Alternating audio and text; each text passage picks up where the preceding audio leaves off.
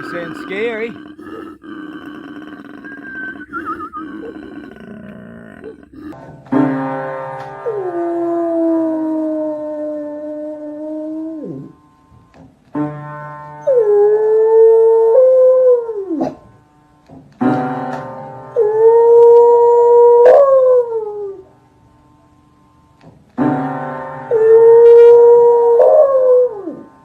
You're supposed to be wearing your mask.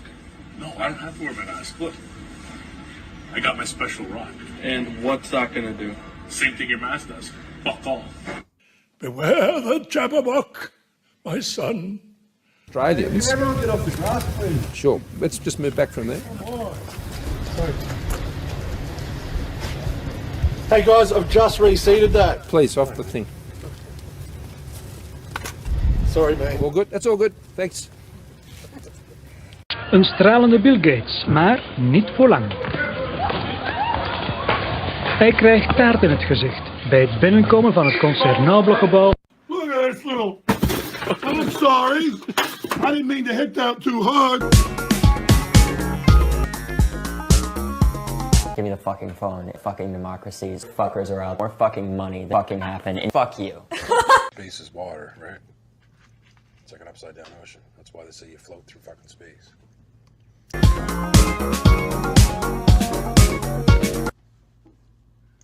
That's because there's no gravity and no air. There's no air, man. No gravity. They're floating. Yeah. Where do you float, guys? Every man in America at birth gets his balls and cock cut off. Lied about the moon, didn't they? No one ever fucking went on the moon.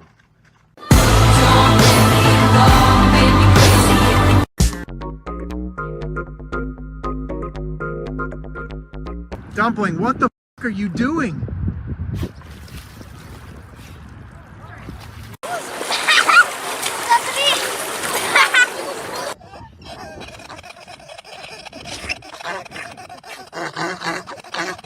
Take a look at what happened.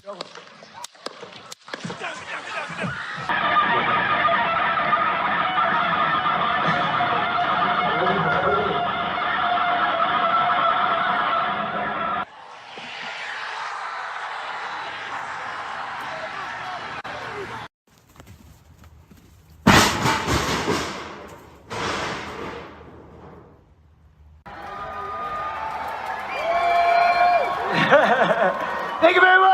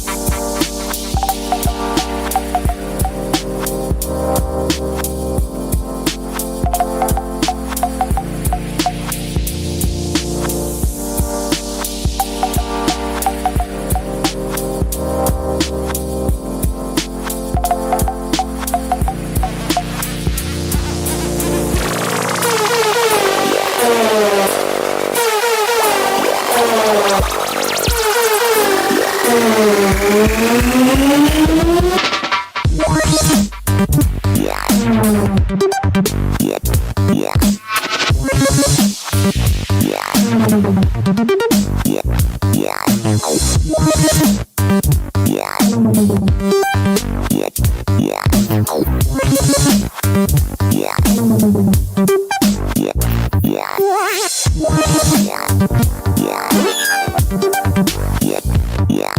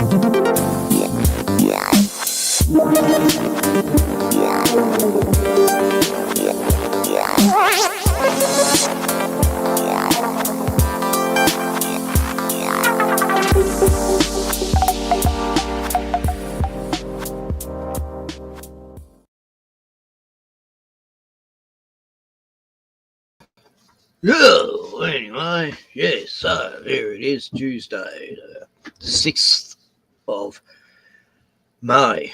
God, it's going quick this year. This year is flying. Anyway, I thought I'd just go live and just show what I was going to watch anyway, and a few things I want to watch and have a laugh. And, yeah, wattle birds making a bit of noise out there. So, I just realised Mitchie from Boston, Jailbreak Overlander's got a new video. I'll just look at a couple of minutes of it. Oh, God. I'm sure he's used these two before, and it's the same clip. What? He gets these poor local girls. Could you go in front of a car and... We're from California, and this is Jailbreak. Nice. Thank you, ladies. You're welcome. Over the years, I've spent a lot of time in the deserts out in the western. Yeah, he's got about 6 of them where they're different chicks in front of a car or his car or truck. But I don't think he's got any new ones. Maybe not many women want to do it. Right, this place has a curse that has reached the 4 corners of Earth. Oh my God, what's Richie uncovered? Part of the United States of America. It is a very unforgiving landscape. And it's arid, it's hot, and it appears that everything that lives out there, plants and animals included, are harmless, venomous, and trying to kill you. And that's what attracts me for whatever reason. I also love the fact that if you search hard enough, you can literally find messages carved in stone known as petroglyphs that were carved by the indigenous people that came before we did. And I find that incredibly amazing. Also, there's caves all over the place. Some of them going down way further than my skill set will allow. But I have found myself with a flashlight strapped to my forehead, a GoPro in my hand, way underground. Nobody knows where I am, poking around, looking for ancient burial sites and ancient sacrifices. You're a legend, Richie.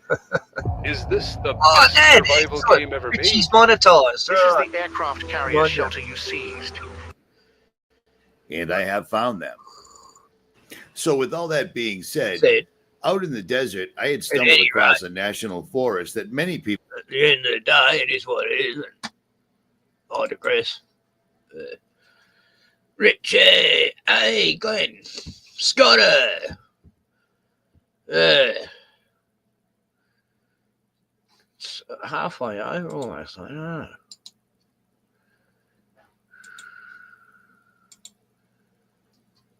Oh, hang on, that's not what I meant to put in. I was talking to someone called Blue Pack 13. That's present, invite, right, invite. Yes, copy. Right, this is what I'm going to put. What was Blue Pack? Blue Pack was, we were talking about, he's saying about Mandela effects in the Bible, yeah, that Noah never sent a dove out, he sent ravens out, you know. I mean, no, he sent 2 ravens out, each separately, And then he sent the dove out last. It's not a Mandela effect. Anyway. But anyway. So, Richie Buckton. Yes,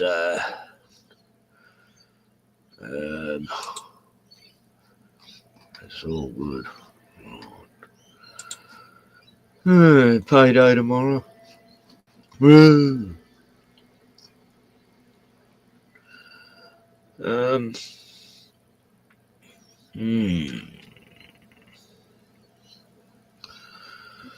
Oh, the mushroom lady. Yeah, she's murdering thing. Let's see what's happened in the mushroom. Good afternoon. The sole survivor of the deadly mushroom meal is right now taking to the witness stand in Erin Patterson's murder trial. Our reporter Estelle Grey-Pink is live with us with all the details from Morwell in Victoria. Estelle, good afternoon. Take us through Ian Wilkinson's evidence. Good morning, Tash. Well, it has been a fascinating hour or so here at the Morwell Law Courts. Ian Wilkinson, of course, is the sole survivor from this lunch event that was held at accused mushroom killer Erin Patterson's home. Morwell. Now, the prosecution have taken him through his evidence chronologically. So he started off speaking about his relationship with his wife, Heather, and also his relationship with Erin. Is this guy? Oh, no. And laughed at times, fondly remembering Heather, who... Damn it. I thought it was Sky News. Fucking hell. Get bloody striked for playing this shit. Unless it's sped up. But, yeah, so when this case first happened last year, I knew straight away. I knew she was guilty. When someone cries and there's no tears, that's a giveaway. Who died.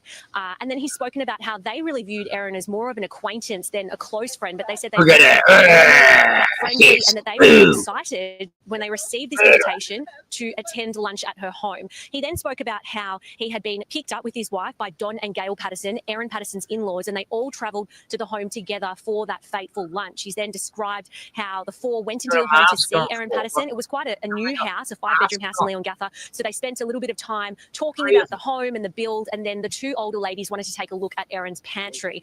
Ian Wilkinson was quite fondly remembering that his wife was very into pantries at the time and she wanted to take a look at one whenever she went to someone's house. But he noted that Erin Patterson seemed reluctant to show it at first. So when the women all went in to have a look at the pantry, Ian Wilkinson stayed back and spoke to his brother-in-law, John.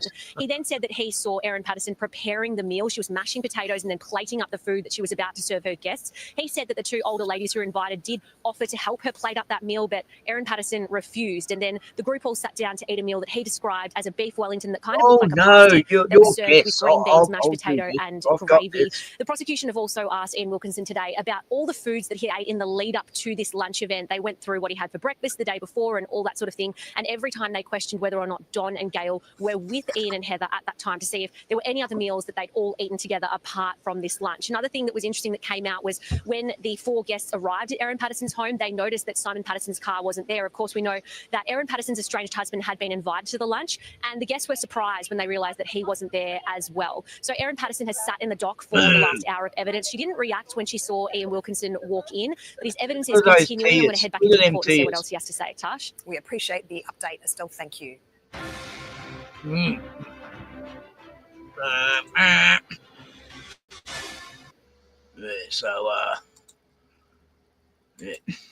This is, what is it, day 4, I think, of this trial.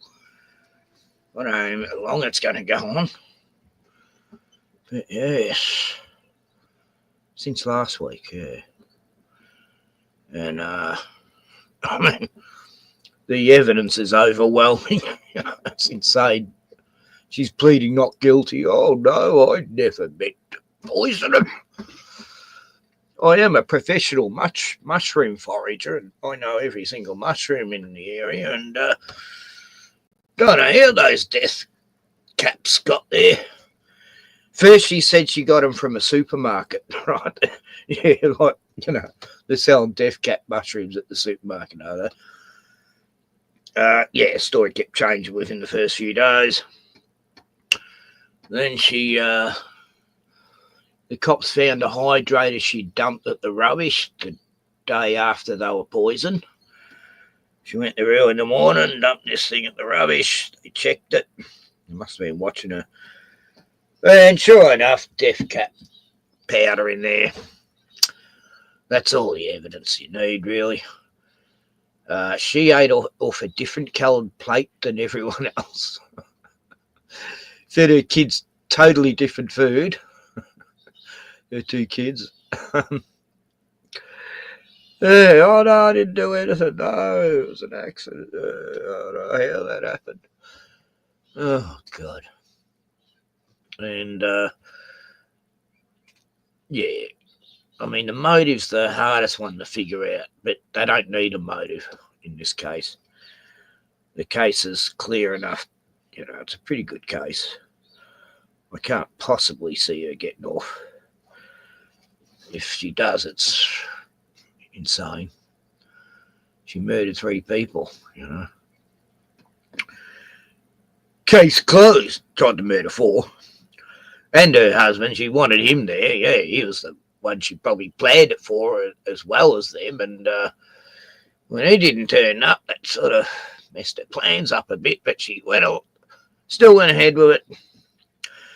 You know, kill his parents. That'll get back at him. And according to her husband, she won all this money. I've forgotten how. A couple of million. I think 3 million. And so it wasn't about money. Like even the husband said she didn't really care about money that much. I'd say simple old revenge. You know, that's from what I take from it, is it's just straight out revenge. But I don't know how she thought she could get away with it. God. Crackers. Anyway. Mushroom. Deaf cat lady. She's a monster. I mean. God. What is it with women killing people? Favourite method is poison. It's either poison or stabbing. You know, stabby stab. Not allowed to say stab. Stabby stab. Yeah. But it's normally them 2 methods. Like Lizzie Borden, it was an axe, wasn't it? Yeah.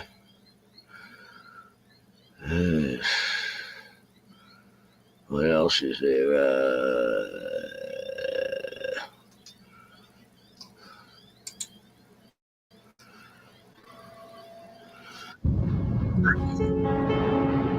When you play the Game of Thrones, you win. So you're saying that this meeting was so important that you're willing to risk your dog's life over? An officer to a call about a dog left inside a sweltering vehicle. They found it trapped in 95-degree heat for over 90 minutes. The animal was visibly distressed, panting heavily as the brutal heat turned the car into an oven, an alarming act of neglect that could have easily become fatal. No, that does not count as cracking it. Oh, you're okay, baby.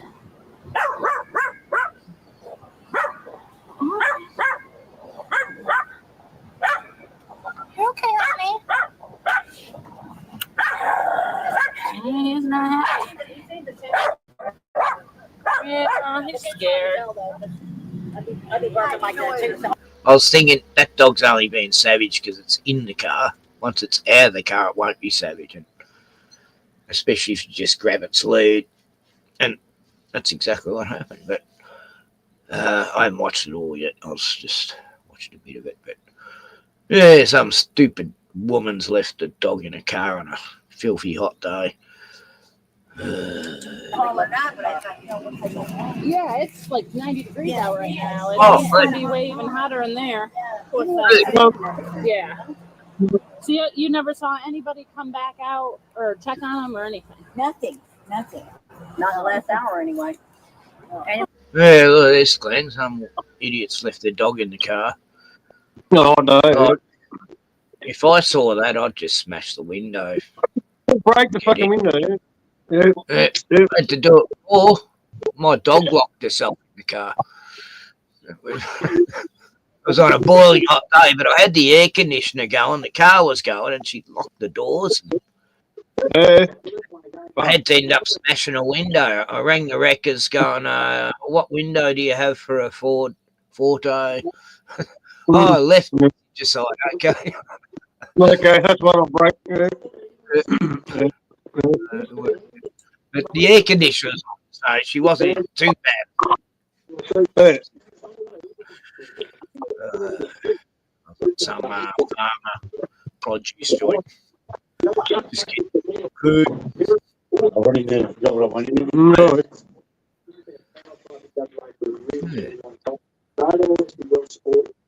So what did Richie have? What did Richie have to say, man? I don't know yet. I haven't watched it yet. No. I can put it back. Hang on. Is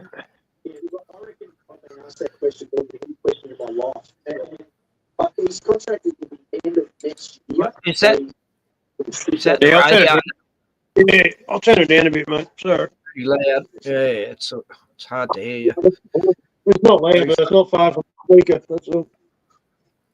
No, it's down there, man. You ain't about to hear it. You ain't about to hear it now. It's pretty loud, man. Yeah. And I never ever understood or realized that this place had a curse. And when you hear the word curse, you think of child's play, wives' tale, so forth, so on. You know, nothing to see here. Keep it moving. But apparently, the curse of the petrified forest is very, very real. And I'm going to explain it to you because I've done a video at the petrified forest, and I've actually, I won't say I've engaged in this curse bringing activity, but I know somebody that has. Let's leave it at that, shall we? At any rate, let's turn tires and head towards the petrified national forest located in Arizona, shall we? So this is the real life curse of the petrified forest national park. So about 3 years ago, I did a video on the petrified forest, and I talked about all the different points of view people had on this particular area. But I had never heard about this particular curse, quote unquote. And after looking through some of the evidence, it seems that people worldwide have been affected by the curse after visiting petrified forest and walking away with a souvenir, we'll call it. Grabbing a small piece that they found on the ground, maybe chipping a piece off of a quote-unquote petrified log. They took these things away, and apparently the curse was activated. So let's start at the beginning. When visiting the Petrified Forest National Park in Arizona, people are enamored by the beauty and uniqueness of the petrified wood. It's been that way for centuries since the first explorers came through the area. The first routes were blazed through the region in Arizona in the mid-1800s and up until today. Travelers have long carried off pieces of the petrified forest as keepsakes, and in the past, wagons and trucks were filled to the brim with petrified rocks, trees, etc., and hauled away to be sold. He's not very good at reading. He's not a very good reader. He's from Boston. Take it or leave it. But since the forest became a national park, it's illegal to remove any of these specimens. Today, theft and petrified wood can result in a fine, but that doesn't stop people from removing a piece of history from the park. However, many who thought no one would notice that one little rock missing or were absolutely sure they hadn't been seen often found out later it wasn't really a good idea. Evidently, they were unaware of the curse of the petrified forest. It's the same thing here. You know, the indigenous say you never dig up a rock and take it. You can take a rock if it's just sitting on the surface, but you... At the end of every video, it says like, share, and subscribe. or not. I don't care. Either way.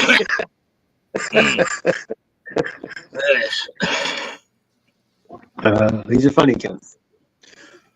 Oh, if you call him Rich with a T, he freaks out, does he?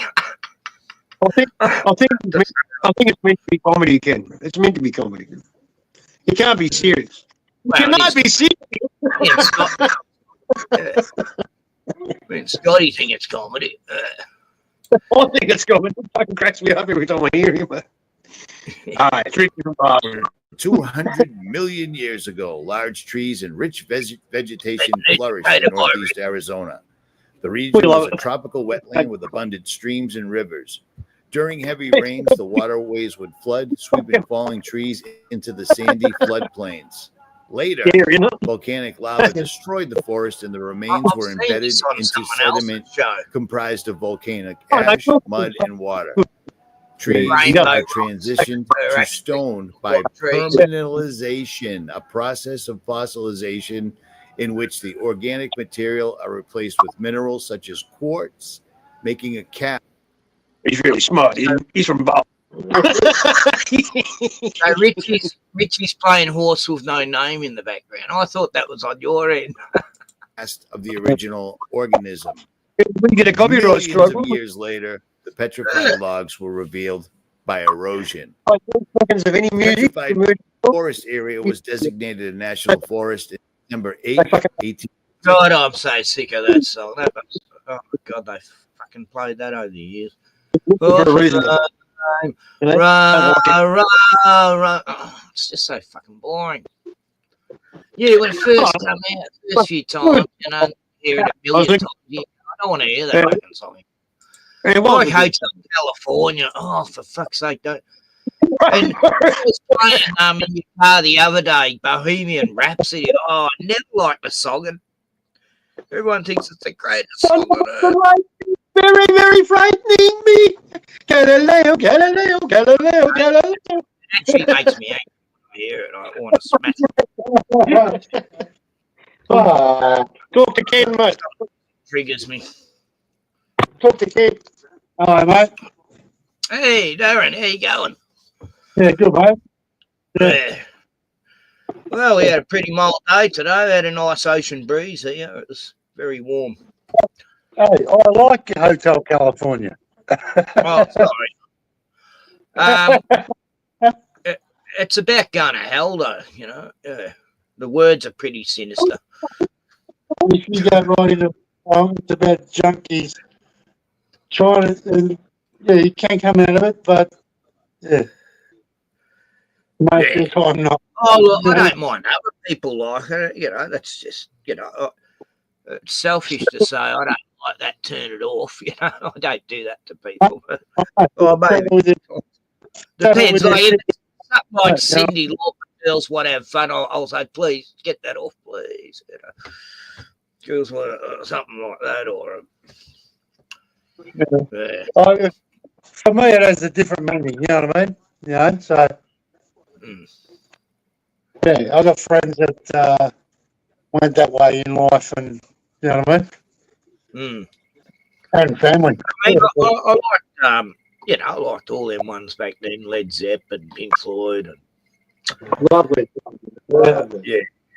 Pink Floyd. Pink Floyd. How many days I sit around Land's room smoking cones and fucking listening to Pink Floyd? Oh, that was stoner music, for sure. Oh,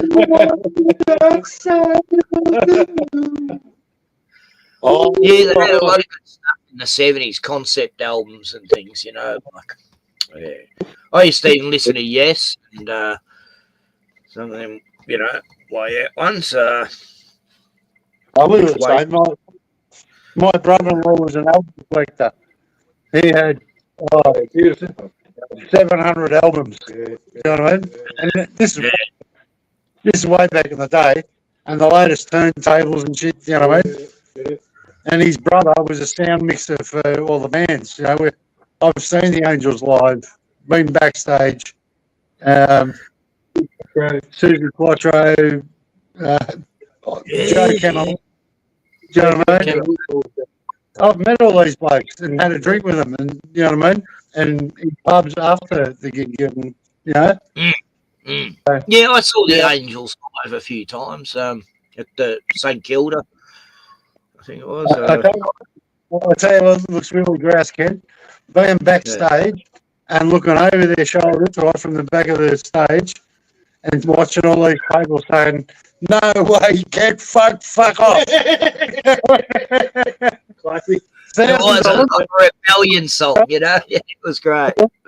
Yeah, but thousands of them, and I'm just standing backstage thinking, how fucking good would these blokes fucking feel? You know what I mean? Mind you, me and them had already had 10 pots. You know what I mean?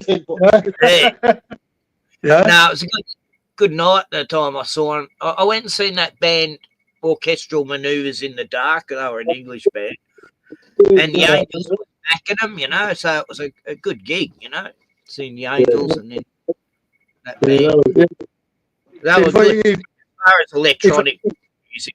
Yeah, electric. If I knew how to use that technology, I'd fucking show you the photos of me and some of them, you know what I mean? Yeah, you can somehow. How do you get Yeah. on? You need a photocopier connected to a computer to copy. Yeah, off. I haven't. Yeah. I've got one here somewhere.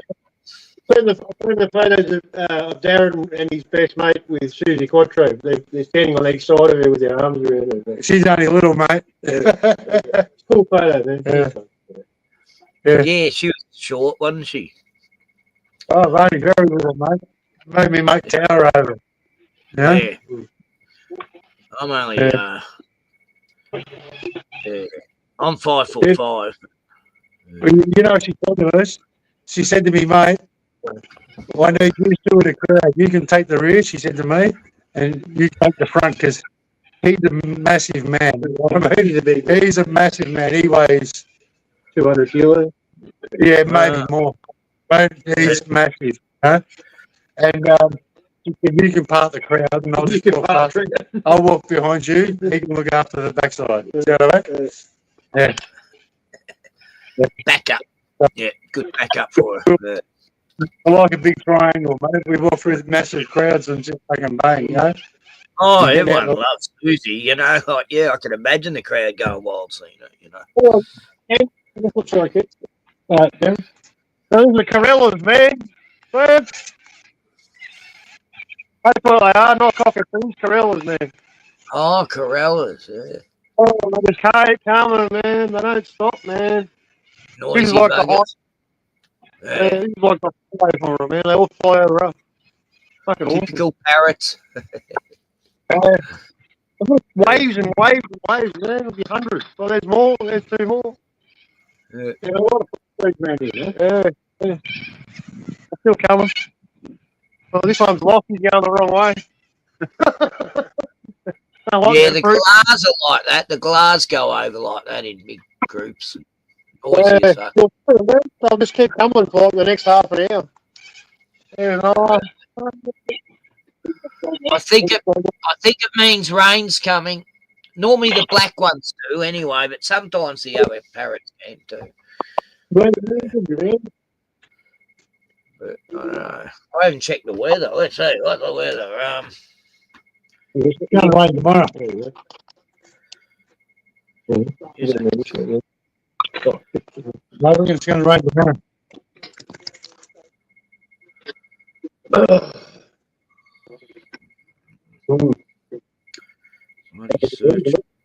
know when I see fucking ants fucking everywhere, you know it's going to rain. Yeah.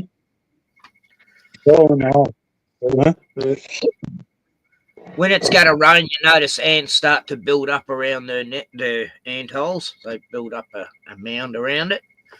Yeah. And they know what sort of soil to put there to stop the moisture from getting in. It's pretty amazing how they do that. Yeah,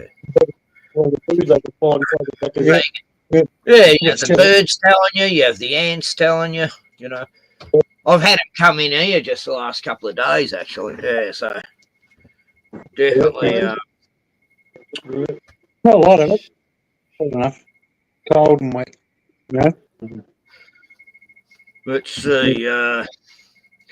Oh, rain tomorrow. Don't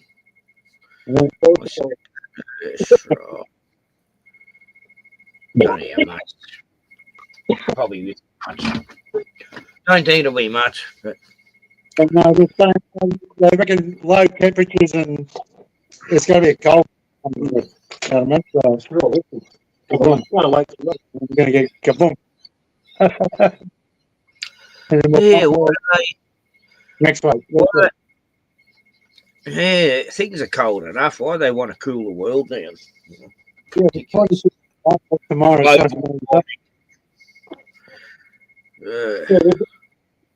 So just a little bit of the country, if I can lower the temperature here to stop global warming. They're doing that in England. yeah, I met Shirley Strawn a few times. My brother was a songwriter, and he won a few songwriting awards. And Shirley Strawn would be there, and he was a good bloke, nice bloke. Carpenter by trade. Yeah. I'll tell you, every single one of them is just a normal bloke. They're just a normal bloke. We've all got different talents. Their talent is singing. That's it. You know what I mean? They're just normal blokes. Yeah. That's what they do for a living. You know? Yeah, a few of my mates had bands, and because they work hard too. Yeah. The singer's always the one with the ego, but you need to have an ego to be the singer, really. You know, every single one of them. That's part of the show. Do you know what I mean? It's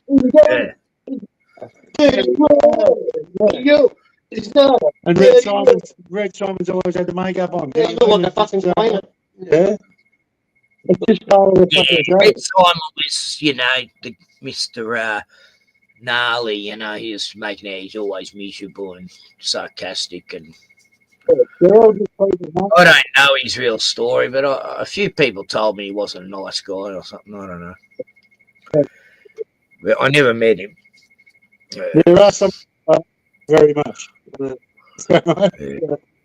I've met a few guys really. You're a fucking contact. You know what? That is all. Yeah. Mate, if I seen him again, I'd punch him in the fucking nose. Right?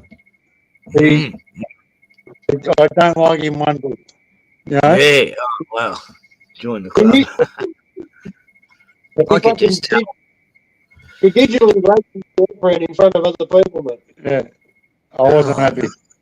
You know? I wasn't happy. Out in the open, mate, and I wasn't happy at all. You know? For her. Do you know what I mean? She can't fucking old. He come to me later on and he said, can you, and I said, go fuck yourself. Fuck off. Can you help me? You know, I'm not helping you, cunt. I said, fuck off. Yeah. You know? Yeah, no, that's terrible. Bastards. That's another world. Yeah, I heard stories about Molly Meldrum too, and yeah. A mate of mine, he married Russell Morrison's daughter, Jamie. No, to me, but this is something I actually saw. You know what I mean? No. No. Yeah. He fucking did. He wouldn't have got on that day. He would have got on that day forever again. This is all backstage. You know what I mean? Yeah. It's a bit choppy there. The sound. Knew it. No? I didn't know I had that many daughters. I would have been in jail for murder if I had a daughter, I reckon, too. God, you fucking fucking daughter. That was good as shit. Yeah, as shit. How many daughters? 5. 5 daughters. And one stepdaughter. Fuck, why? Why, God, why? The stepdaughter's going through it now, but I'm the that side of it. You know what I mean? It's, how many shotguns did you have under the bed? Don't worry, every bloke knew. Every fucking bloke knew. Yeah, you come in my house. It'd be nice, cunt. You come in with my Hands, motherfucker. I don't know how to talk to you. I'll just look at you, and you'll know. When you hear this noise, it's time to leave. No, it's good to be a good judge of character, isn't it? Animals.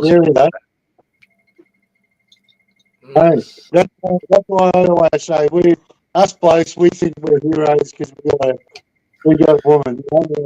You know, fucked the woman last night. No, you didn't. She let you. That's right. That's our words, in other words, the other ones. You didn't get a fuck. She got a fuck. She got a fuck. You just happened to be there. Yeah. You just along for the ride. You just happened to pick up the boat. That's right. You can't even remember it, probably. Well, they want pictures as much as we want. Yeah, they choose, not us. Yeah. Yeah, happened to me a few times. You know, fortunately, I like the women that I wake up not even remember going to bed with them, but they'd be. I wish I had a good last night, I don't know.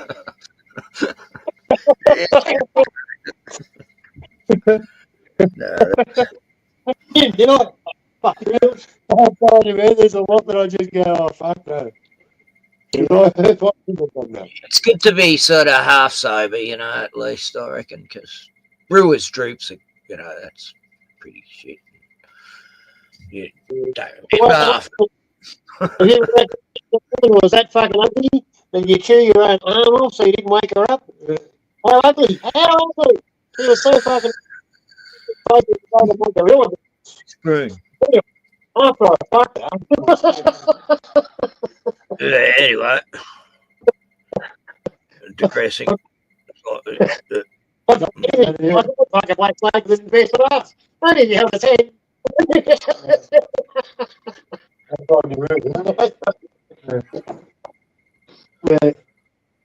She let out a ripper and I said, "Dirty bitch." Anyway, this is YouTube, by the way, Glenn. Yeah, you got to watch what you say to a certain fucking extent. Yeah, sorry. You know, be talking about porn and shit. Fuck. Yeah.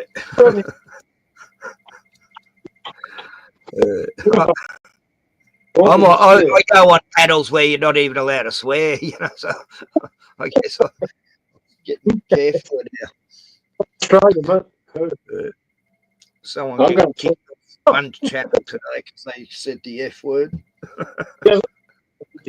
Sorry, mate. Well, sorry, mate, but I swear a lot.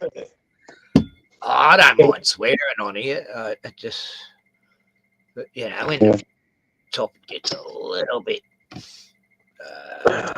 rated, I don't know. Let's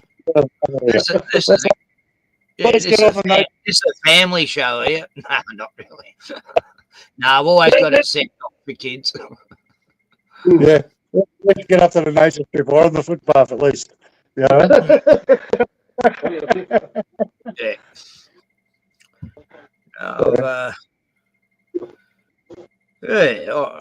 I can. I force myself not to swear sometimes. It's hard. Fucking hard. Same. You really got to plan ahead and think about it. I've even got into it's sort of like Americans don't swear as much as Australians in English, you know. Irish. Them it's offensive. Yeah. It's part of work. I was saying that there's this other Aussie chick in the chat, and she's going, God, you know, we can't help swearing in Australia. We all swear, like. Yeah. And I said, yeah, and it's the same in UK. They all swear too. Americans get a bit sensitive. I don't know if I'm allowed to say this word on your channel, but the C word. Yeah, you can just say the C word. This is the only country in the world where you just said it. I didn't say it. I didn't say it. Yeah, we made that word popular, really. Yeah, but it's the only country in the world where he's a grouse cunt. This cunt. You know? Grouse cunt, bad cunt, shit cunt, funny cunt, Dumb cunt. silly cunt, dumb cunt. He's a smart cunt, you know that one. What a dopey cunt. Yeah, mini. We go, fucking Yeah. grouse. The only country, the only country in the world where that's acceptable. I was working with a Scotsman, and he said that to me. He said the first time I went to a pub when I come to Australia, he said some guy goes, "How you going, cunt?" And I'm like, "You fucking say to me? What did you say to me, mate?" He said, "Why do you call me a cunt?" I call everyone a cunt. I'm a good cunt. You're a good cunt. We're all good cunts. Funny cunts. You're an angry cunt. He goes, "This is how we talk." He couldn't believe it. He was like ready to fight him, you know? Yeah. I'll put you bigger. It depends on the tone that you say it in too, you know. You've got the right tone. Maybe we swear at everybody. You know, That's what it's not what you say, it's how you say it. Yep. Sure. Yeah, because some lingos, it doesn't sound as bad the way they say a word. For some reason. No one yeah, but don't be calling us things, we just don't know what we're talking about. Stupid pikey.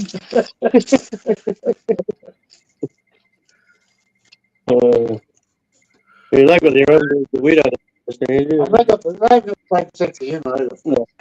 Oh, yeah, I reckon. Most people have. Good people. No, but I get on that guy. Yeah, I know. It's an insult. Yeah, no, we're just good at it. We're just good at it. Yeah. Don't be offended. Yeah, that's not an Yeah.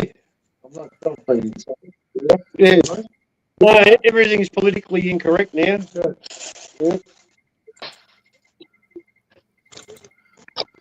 Yeah, we got crickets here. Crickets are noisy tonight. Oh, yeah.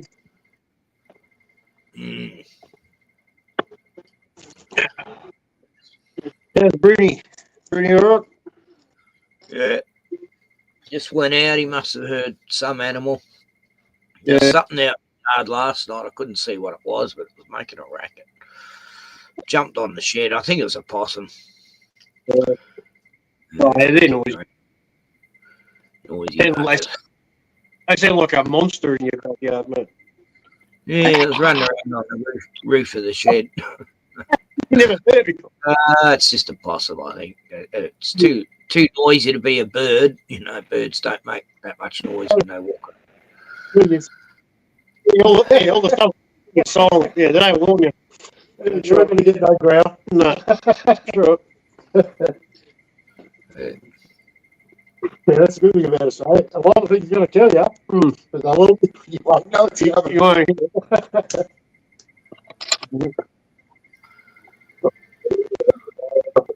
At least you get a warning with a bear or a tiger or a lion. You won't know.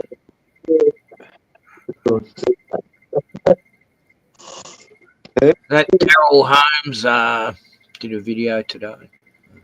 Did you watch that one? Yeah. Today in the shrine. Yeah, what's the yeah. It's the third part of that interview that he had with that woman. She's the one she's the one who's been breaking it all down, man. It's pretty interesting, man, isn't it? Yes, I'll have to watch it. I thought it was all over.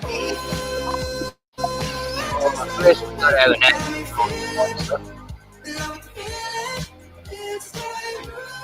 God, get away. God. I want to say that I'm shocked. But I'm not shocked. I'm angry. Yeah, of course you are. Of course you're angry.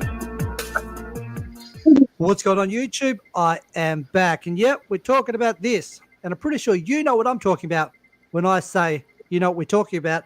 The video. This chick here throwing out N-words like there's no tomorrow. Look, some people may say it's offensive. Well, the jury is out of I'm not saying you should be using it. I'm not saying that.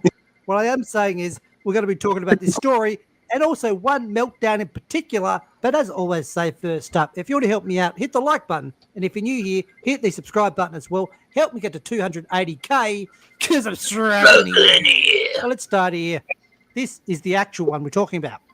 This was the woman who was in the video. I'm sure you've seen it. I'm sure you've heard about it. I'm not going to play it here because I don't want to edit out all the curse words. And also, I don't want to show kids' faces. Minnesota woman rakes in more than $500,000 for calling 5-year-old the N-word. Called the kid out for what he was. Come on. That's harsh. Right? That is very harsh. But that is the headline. That's an article I want to click on. So if you haven't seen the footage, what went down was you have this woman here at a park with her son. But there's also another kid there, a kid of color, allegedly about 5 years old, but other people are saying probably closer to 10 years old, okay, with autism, allegedly. And this kid, allegedly, is caught trying to take something from this woman's bag. And this woman calls him out for it and uses the N-word. And then while she's doing that, a Somali immigrant arguing with this woman here in person about what she said, and then she calls him the N-word as well. She's throwing out N-words like there's no tomorrow. What an idiot. And some people are saying that's the wrong thing to do. Whereas other people are saying that's what should be happening. Whereas other people are saying, look, we're sick of it. We're sick of what's going on. We're sick of the crime. We're sick of the bad behavior. We're sick of the being loud in public.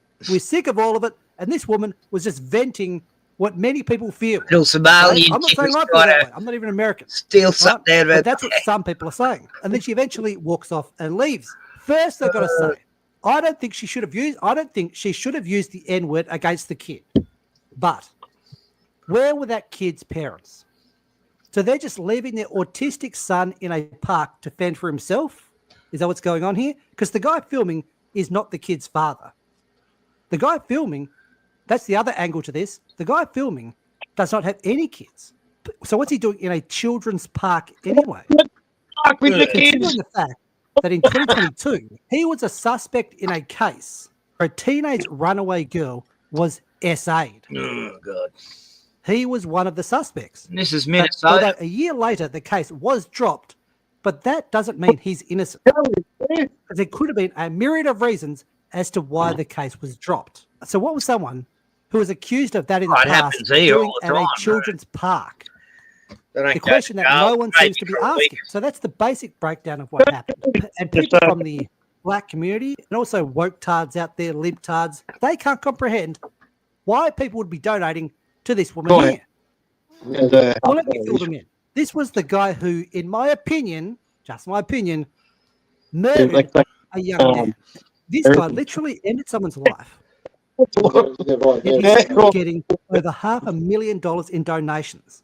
And you guys raised $250,000 for her? I am beyond disturbed. Black fragility is getting pretty tiring. Sometimes to be accurate, you have to use unpleasant speech. You're brown. You're not white advocacy. I want to say that I'm shocked. But I'm not shocked. I'm angry. Can't even. Well, you is angry. She's a sad Anthony got over $500,000. Could be in Gaza. Could be worse. Were you upset then? We all know the answer. The answer is no. She wasn't. She didn't give a shit. Like anyone with a functioning brain can see how different these two cases are. Yet one gets no pushback from her community, and the other one does. Or camel jockey. Like, what is going on? Just to show you how delusional some people really are. I camel jockey. I pulled over to eat some food before my class, and I just got upset because I pulled over into a white neighborhood. It's just so nice, and it just reminds me that everything is about racism. They have so much shade, so much parking, like just the simple shit. I couldn't even just pull over really and enjoy my lunch because I was like, I haven't seen a person of color walk by me once. They're running around and it's white people. Y'all got a really nice neighborhood. Of course y'all do. Went on. Okay, ma'am, why do you think It's a nice neighborhood. Did she answer her own question? Yeah, Why do you think it's a nice neighborhood? Why? It's not the white people who come in and spray tags and write gang shit all over. It's not the white people's fault. Y'all don't take care of y'all shit. People don't be mowing their lawns. People don't be painting their house or picking up the trash that be all over the place. Why you think there don't be no new stores opening around here? And just to make this person here feel better, right? There's been an update to the fundraising campaign. It's up to 600 grand now. But there's been a bit of controversy in regard to Give, Send, Go and this matter. And this here is the co-founder of Give, Send, Go. And he said, we've recently disabled the comments on the fundraising campaigns of Carmelo Anthony and Shiloh Hendricks, that's the woman, due to the unacceptable volume of racist and derogatory remarks. At the time comments were turned off, both campaigns had raised approximately $500,000 with around 15,000 donors each. And then this person says, in other words, it only became a problem when whites tribalized. Got it. But then people were questioning, well, why did he turn them off now when he let Carmelo Anthony's campaign run for a couple of weeks without turning off the comments when many of the comments, as people have noted, were anti-white, were racist against white people. Yet suddenly, when people are doing it in the other direction for like a day, suddenly it's time to turn the comments off. Really? So he's saying free speech is important and we have to allow that. No, but he only allowed it when people were being anti-white. Allowed to be racist. Anti-white racist. Even Jesse Lee Peterson, who is black, said the N-word doesn't mean a thing to black people except to control white people with it. If they really didn't like it, they'd stop using it themselves and stop reacting to it, and it would disappear. Right. It's like, okay, we'll behave badly. Then when you react to it, we're going to say, oh, yes, there's the racism. That's always been there. What was that guy without kids? He's constantly... I think that's the real question. What was he doing there? On the comments, you think, I'm giving a good day as always, and as always say, get the peons the hell out of the stinking house. And the more but LC agrees to kid.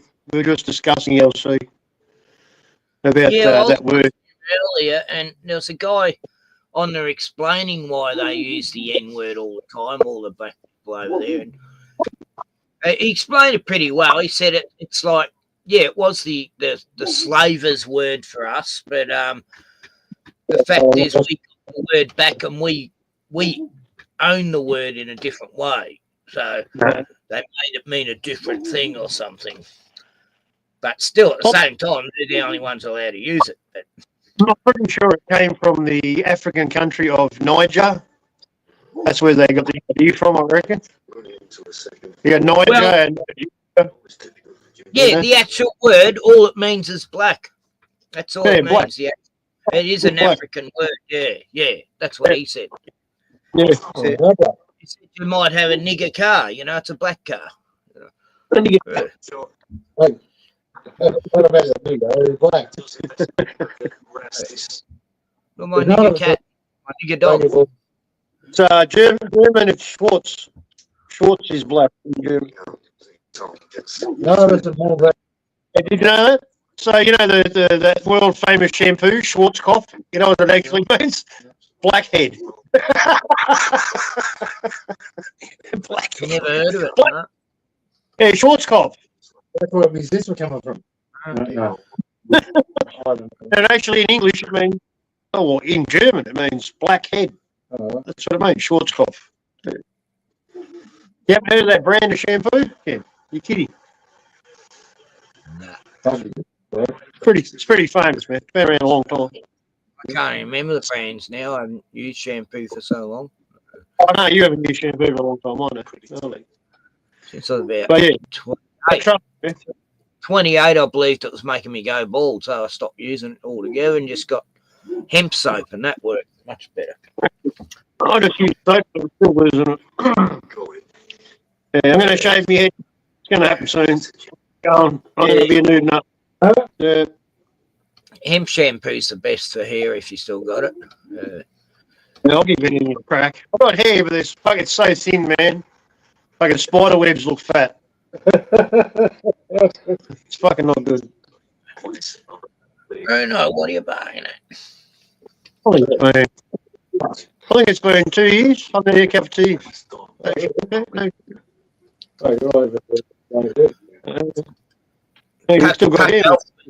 Puck Elf was in the background a while before. But I'm still on my first beer. I need at least 2 beers before I can talk.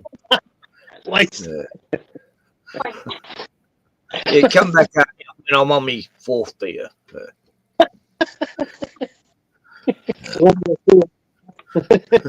Too much.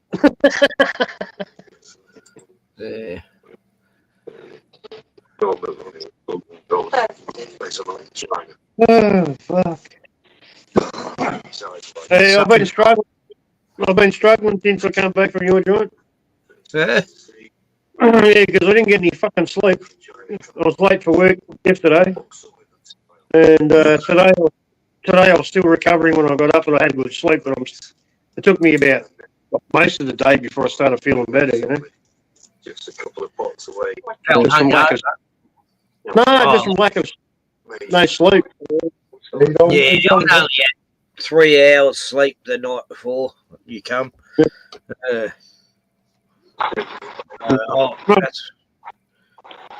It's taken me a few days to catch up with sleep myself. Of course, 2 people rang me at 9 o'clock, so I wasn't allowed to sleep in today. You went into town today, yeah? Nah, tomorrow. Yeah. Oh, No, I was saying someone rang me at 9 o'clock this morning, and then someone rang me at 9:30, so no chance of sleeping. And even one guy said, "Oh, can you ring me back in half an hour? I need at least to have my first cup of tea." Sorry. Fuck off. And they rang back half an hour later. I go, "Yeah, I'm much better now." I feel better now. Yeah, some what is he? Some care worker type person. Good, you got people helping you, mate. Good shit. Yeah, I'm trying to arrange a few other things too today.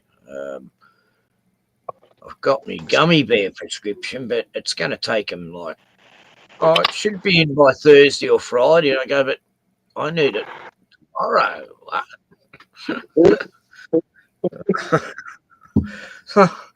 Shit, that means I'm going to have to do without for a day or two. No, I've never done that before.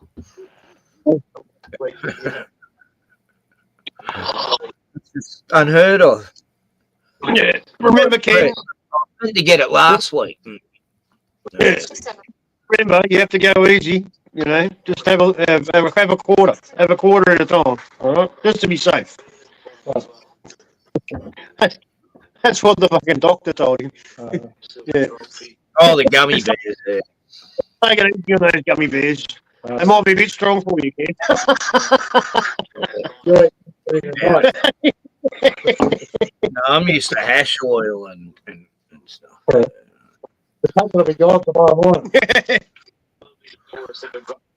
Yeah, I asked a mate about the gummy bears. He goes, "Nah, you'd be right eating about 4 of them, 5 of them at once, Ken. I wouldn't eat a quarter. That's silly." I go, "No, it sounds ridiculous." I don't think I'm going to be off my tits on quarter of a gummy bear. Not the whole gummy bear, Ken. Think about it. You're smoking, white rhino, and that's all I got left. You've been going hard. Not really. No.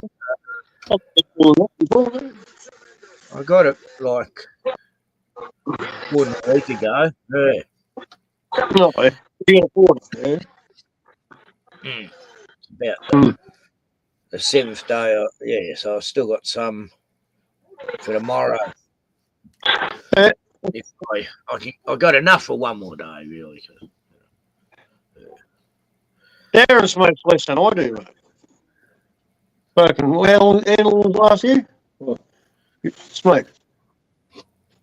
3 for a last him a fortnight. I do 3 a week. I could go harder than that, but I don't. Yeah.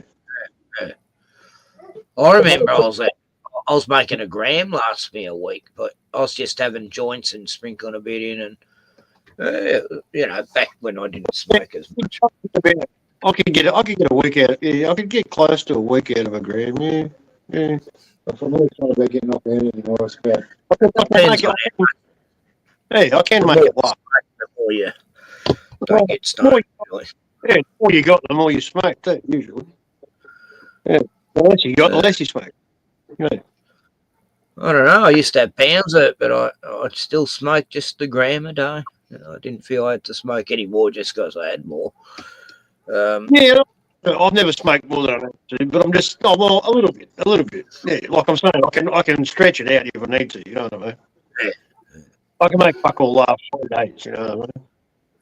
God, I didn't have to pay for it for like years. It really breaks your heads when you have to pay for it. It's like sacrilege to me, But it was a lot of hard work, I can't do that shit now. Cart water and you got to carry on.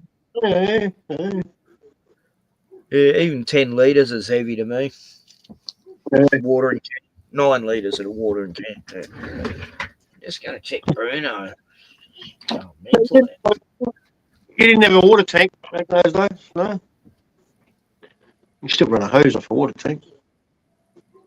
Yeah. You fucking fit a hose off a water tank. Yeah. I don't know why you're carrying water. I'm sure about a fucking water tank. Maybe you didn't have one. Might be collecting water in fucking something. Off grid, you know what I mean? Couple of fucking big drums, whatever. You want stainless steel, though. But you don't want fucking rusty iron fucking drums. You're only watering the garden. Yeah, you're only watering the garden, true. Yeah, you're not drinking it. Yeah, that's right. I've got a water tank at work. It fucking collects all the rainwater off all the gutters. So it's fucking, it fucking fills up and overflows whenever it's fucking raining hard. That's sort of tap on it. Yeah. But it's a fucking, there's no filter. So you get sticks and fucking pigeon shit and fucking everything. Everything's going in the water tank, you know what I mean?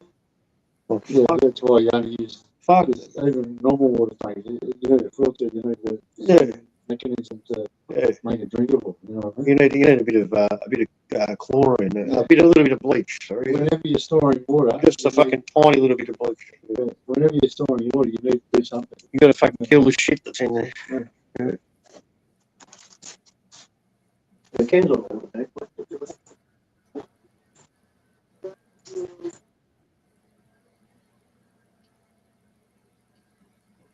I got electricity, but no water. I got sewage. Yeah. Drains and all that shit. They used to just have what do you call it? Won't be a long stream tonight because I've only got 4 stubbies. This is me second. Oh, man, I can't. My brain. What's it called? What's it called, Ken? Stubbies. No, What's that? What do you call the pit you have in the shit pit you have in the ground if you haven't got septic? Yeah. It's what we call septic tanks. Yeah. Yeah. You used to have one before, but you got connected to the town fucking sewer. Yeah. Years ago, like probably. When was it? It was about 6-7 years ago they did that. Oh, before I shifted here, it was about 2-3 years before I shifted here. Oh, yeah. We had 2 septic tanks in the backyard, and Ryan organised this guy to come and some reason he didn't realise we were connected, and I'll say, no, we're connected to sewage here, Ryan. You don't. Them sewage tanks will be empty. And he got this guy out to empty them, and they were empty anyway. And that cost $500 just to get the guy out. And anyway, he ended up selling the tanks to the guy who, so he come even. But everything must go. Everything. Sometimes it's like, oh no, he doesn't know what he's talking about, but I did. And I could have saved all the money. And same with my landlady. She had a bore down at this dam, and she got these people in to do a bore. And I'm saying, there's already a bore here. It's down the bottom of the hill. You just need a pump. And I was trying to tell my landlady, and she wouldn't listen to me. 15 grand, I think it was, or something. Yeah. To dig a new one. Yeah. It was like 165 meters down. That's a long way to drill. It took them weeks, yeah. There's already a board down at the dam, and no one will let me. Same as a smart meter. Don't get that smart meter in the letter. You'll get sick. You'll get cancer. And yeah, he's had stomach cancer the last few years. Anyway, what do I know? I'm not a doctor. Ben, you fucking experienced old cunt. Well, I want to, can't you get doctor certificates online for $20? I don't know. I know you can get pastor's licenses. You can get all different prices. There's I remember looking at it one time. I ordered a $20 one. Just for a laugh. I am a fully qualified pastor. I was going to use it so I didn't have to vote. Oh, it's against my religious belief.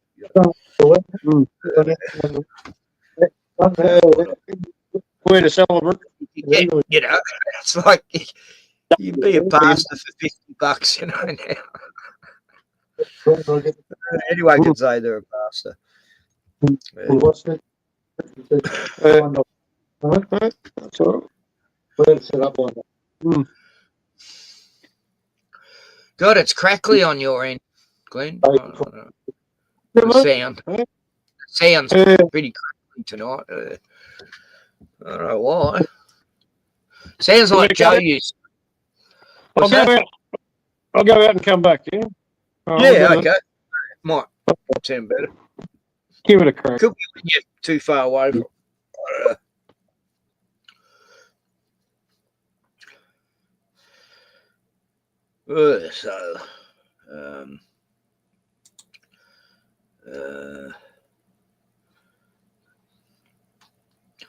I should put a link in case you can't see it. Sometimes you can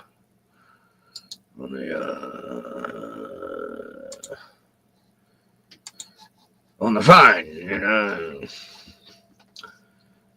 Hey, so where was I? Oh yeah, that's right.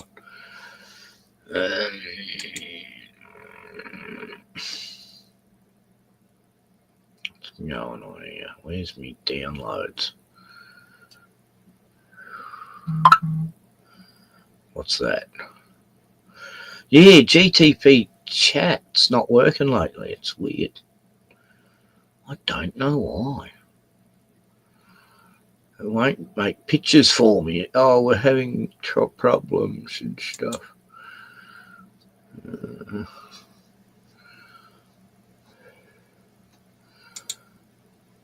There. Where is it? Downloads. Right, okay.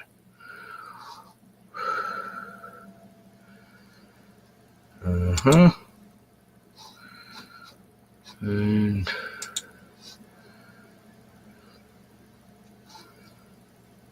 oh, there. One night I'm going to tell you tomorrow night. So. Yeah.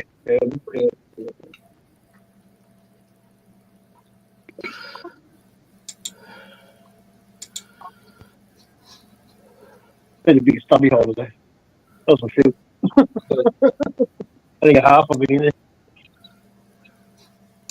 Any better, Ken? Will sound any better? Yeah, it does a bit. Yeah.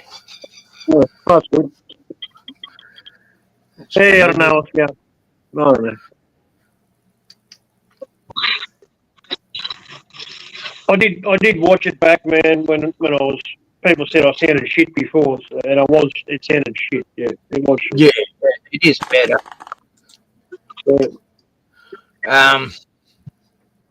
It might be because we're in a garage, man. Maybe when I open the garage door it works better, or if I go in the backyard, or, you know, could be the garage. Yeah, on French Island, I used to have to be outside the caravan to get a signal. And even then, Actually, yeah,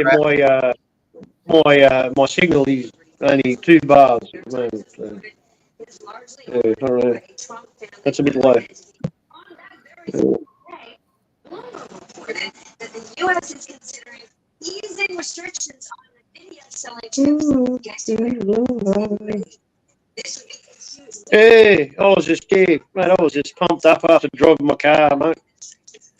Yeah. Coming back was, cruising all the way. But just loving it, man. I'm flying high. Every time I drive my car, I'm like, I feel like I don't know, like a P-plater in his first car, you know what I mean? Yeah. Loving it, man.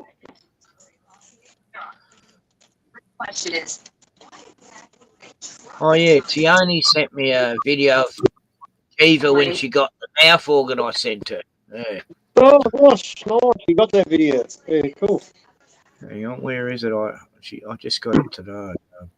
She's forgotten how to play, but she'll learn quick. Tiani said today she's picked it up again, so she'll send me more vids. But yeah, it's been like 4 months since I've seen her.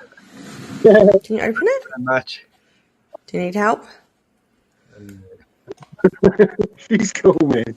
Mummy help? And it was her birthday too. She got it around her birthday. Oh, nice. Oh, nice. She recognises. Look, Mum, I got a harmonica like Remember that. blow?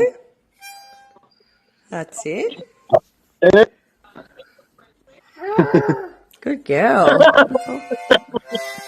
You know who gave you that? That present was for your birthday from Kenny. Yeah. Can you play it? Play Kenneth's song. Look. Come on. Hey, Riders. Good girl. Yeah. Flip. Blow. Like this. Lips. Has to learn all over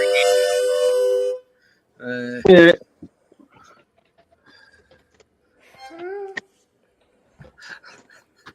It's like that when she's here that took her a day before she got You blow. Go. Yeah. But she's sort of forgotten. Go. Yeah, she'll get it. But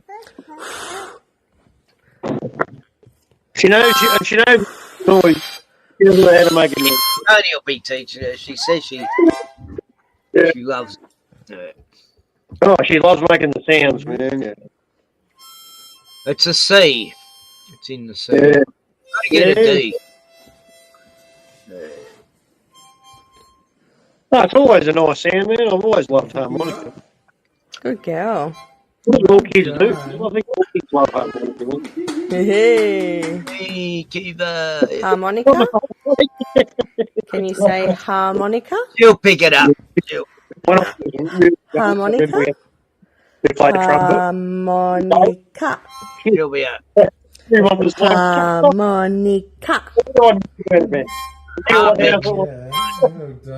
Woohoo! She's getting better. Listen, I've tried to encourage talent. Oh, you want your buggy to play? You're funny. Yeah, so that's what an unjabbed kid looks like. Healthy, mate. Bright as, mate. Beautiful. Yeah. Oh, she eats good food. Yeah. Healthy. She loves veggies. So always a good thing. Oh, yeah, I do, mate. That's good. Well, she's anything like her mum, she'll be all right, mate. Yeah. And the other one's cute. I got a video of the other baby too. Oh, yeah. And Marnie. Yeah. Yeah, she's beautiful. But still tiny. She's only about 3 months old. Yeah. They keep you young, Ken. You know, Yeah. it rubs off on you, mate. You get, you know, put a bit of sunshine in your life, you know. Yeah, it is sunshine, mate. Yeah, it's beautiful. Yeah. It's beautiful to see them grow too, man. When you see them, you know, getting older, starting to achieve, you know, become more of a real person, a big person. You know what I mean? They get bigger and bigger. Yeah. That's beautiful. Then they get to teenagers and become brats. Yeah, why can you stay a kid? Yeah, what can you say?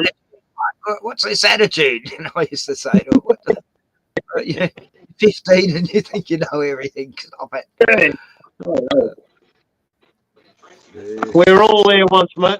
We were all Even Tio's like that when she got to the teach, she started to be a bit of a brat, you know. Yeah. Not really, no. Compared to other kids, she was great, but yeah, I guess right attitude, what is.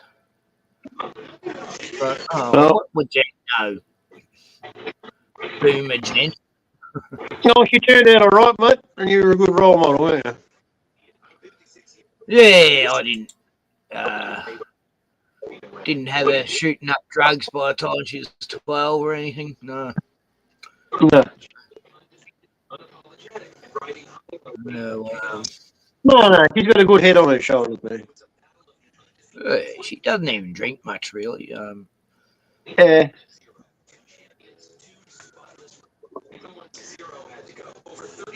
I'm just trying to find something. Hey, so did you watch all that Dale? Did you watch all that Dale Holmes video? No. Which one? So the one they put out today. No, I haven't watched it yet. No. Oh, right. No, it's good. The Shrine one. Yeah. Right. It's the third part. So there's two other interviews they had previously about it. I've been talking about it for ages, man. Yeah, they're Masonic temples in a way. Yeah, well, they're actually saying that it looks a lot like Australia's the true Jerusalem, mate, you know, like the Red Sea, like we were talking about Lake Eyre before, yeah. And in the middle of Australia, like there's actually a whole big inland ocean in the middle of Australia. Inland ocean, yeah, that's right. And it could have been it could have been red because of the soil. You know what I'm saying? So it was like a Red Sea, and they were talking about ley lines and maybe the Garden of Eden was in Australia originally. Yeah, they were saying that too. They were saying history you just don't know anymore. Like there's a lot about it. A lot about history so much.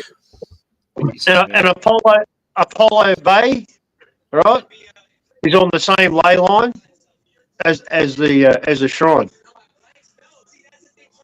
So they're connected, man. They line up.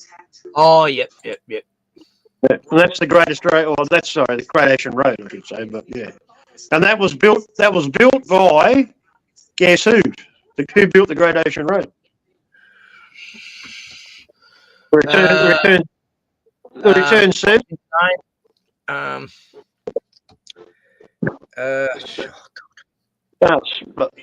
who was in charge. I'm saying who built it. They were return servicemen from Gallipoli. After the Great War, they built it by hand. Man.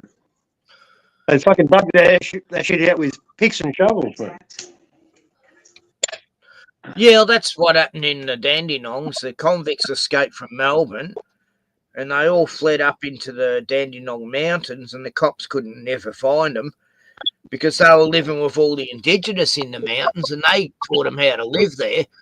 And then, like 30 years later, the government's asking them if they can build the roads for them, and they'll pay them. You know, they got total reprieve, and they were building the roads in the Dandenongs. You know, these big, giant, bloody, Scottish people, and they're all tall up there. Like all my mates who'd been there forever, generations, they're all like 6 foot, 6'8", 7 foot.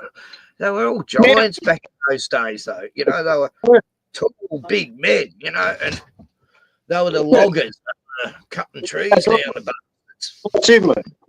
Mate, no, it's no place for little fellas, mate. You got to be a big fella.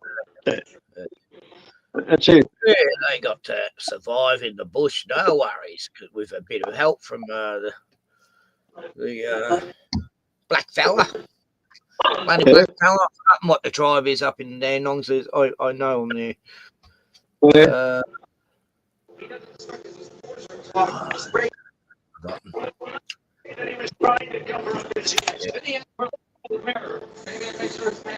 I love the Dandenongs. Dandenongs are magic, man.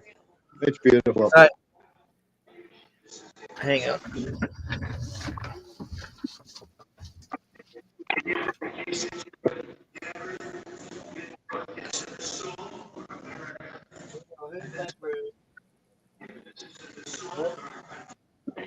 Yeah, you got that crazy thing screeching in the bush across the road. Okay. Fox. It's a fox, I think. They go,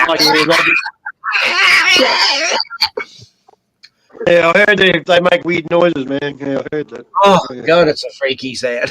I was following in the bush one time. No. It always keeps ahead of you. What's that? Which town is it in the Dandenongs, man, that's known for black magic and witchcraft, man? What, the whole place is? No, there's one town in particular, man. There's Alinda, there's Ferny Creek, there's all these dark places up there. There's there's one Emerald. There's one that's actually got spell in the name of the fucking town. I can't remember what it is, but that Jesus Street Talk, he went up there, man. He checked it out. I can't remember what it is. My brain's not working. Lack of sleep, man. I can't remember, man. I know every bit of the Dandenongs and the Yarra Valley, but it is a place that attracts magic. Like the Children of God cult, they've got a compound up there, in just out of Calista, Ferny Creek. Then there's all these I met a lot of witches. I was actually friends. He was one of them, actually, and I used to try to warn her about stuff, and sure enough, the stuff happened, and she ended up saying she wished she listened to me because her and her hubby and this other guy, he was a big warlock, big, tall, weird guy. He looked like Christopher Lee a bit, and amazing artist. But God, that guy had some weird power, and you should check. Yeah. You want to have a look at that video, man. Jesus Street Dog. And I want to see what place you're talking about.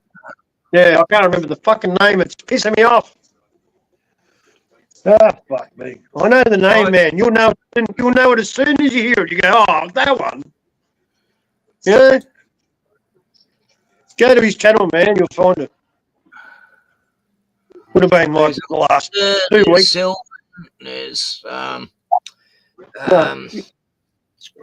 There's a place between Ferny Creek and Alinda. What is it? Is it Belgrade? Is it Belgrade, man? Belgrade. I think it's Belgrade. Well, Belgrade's the biggest town in I think it is. I think it is Belgrade, man. I think it is Belgrade. Belgrade's the first town you come to when you go into the Dandenongs. Yeah, I think it's Belgrade, man. I think it's that one. Yeah, all these mystics that used to hang out there, and Kerry Culkin, this witch who used to try to find bodies for the cops and things, you know. Yeah, I think that's it, man. I think that's Kerry. it. She was into some dark shit. Her daughter went through satanic ritual abuse, so I didn't think she was a nice person. Everyone looked up to her, and these other white bitches I knew said, "Oh no, we keep right away from her." And I go, "I thought so, you know, because she's fucked up a friend of mine's brain. She's got mental illness, you know." Yeah, I got to see a lot of that stuff when I lived there, but. You know, you want to check out his video, man. I think it's I think you'll see it, man. Just if you go to his channel, just have a look, man. A lot of people from Melbourne used to go up to Dandenongs and kill themselves up there. You know, oh thanks, people. You know, yeah, it used to happen every week. You know, happened outside a girlfriend of mine's place. You know, she heard this car go. This guy had put a hose through his window. He was dead by the time the cops got there. Another couple, oh God, terrible, you know. I witnessed I witnessed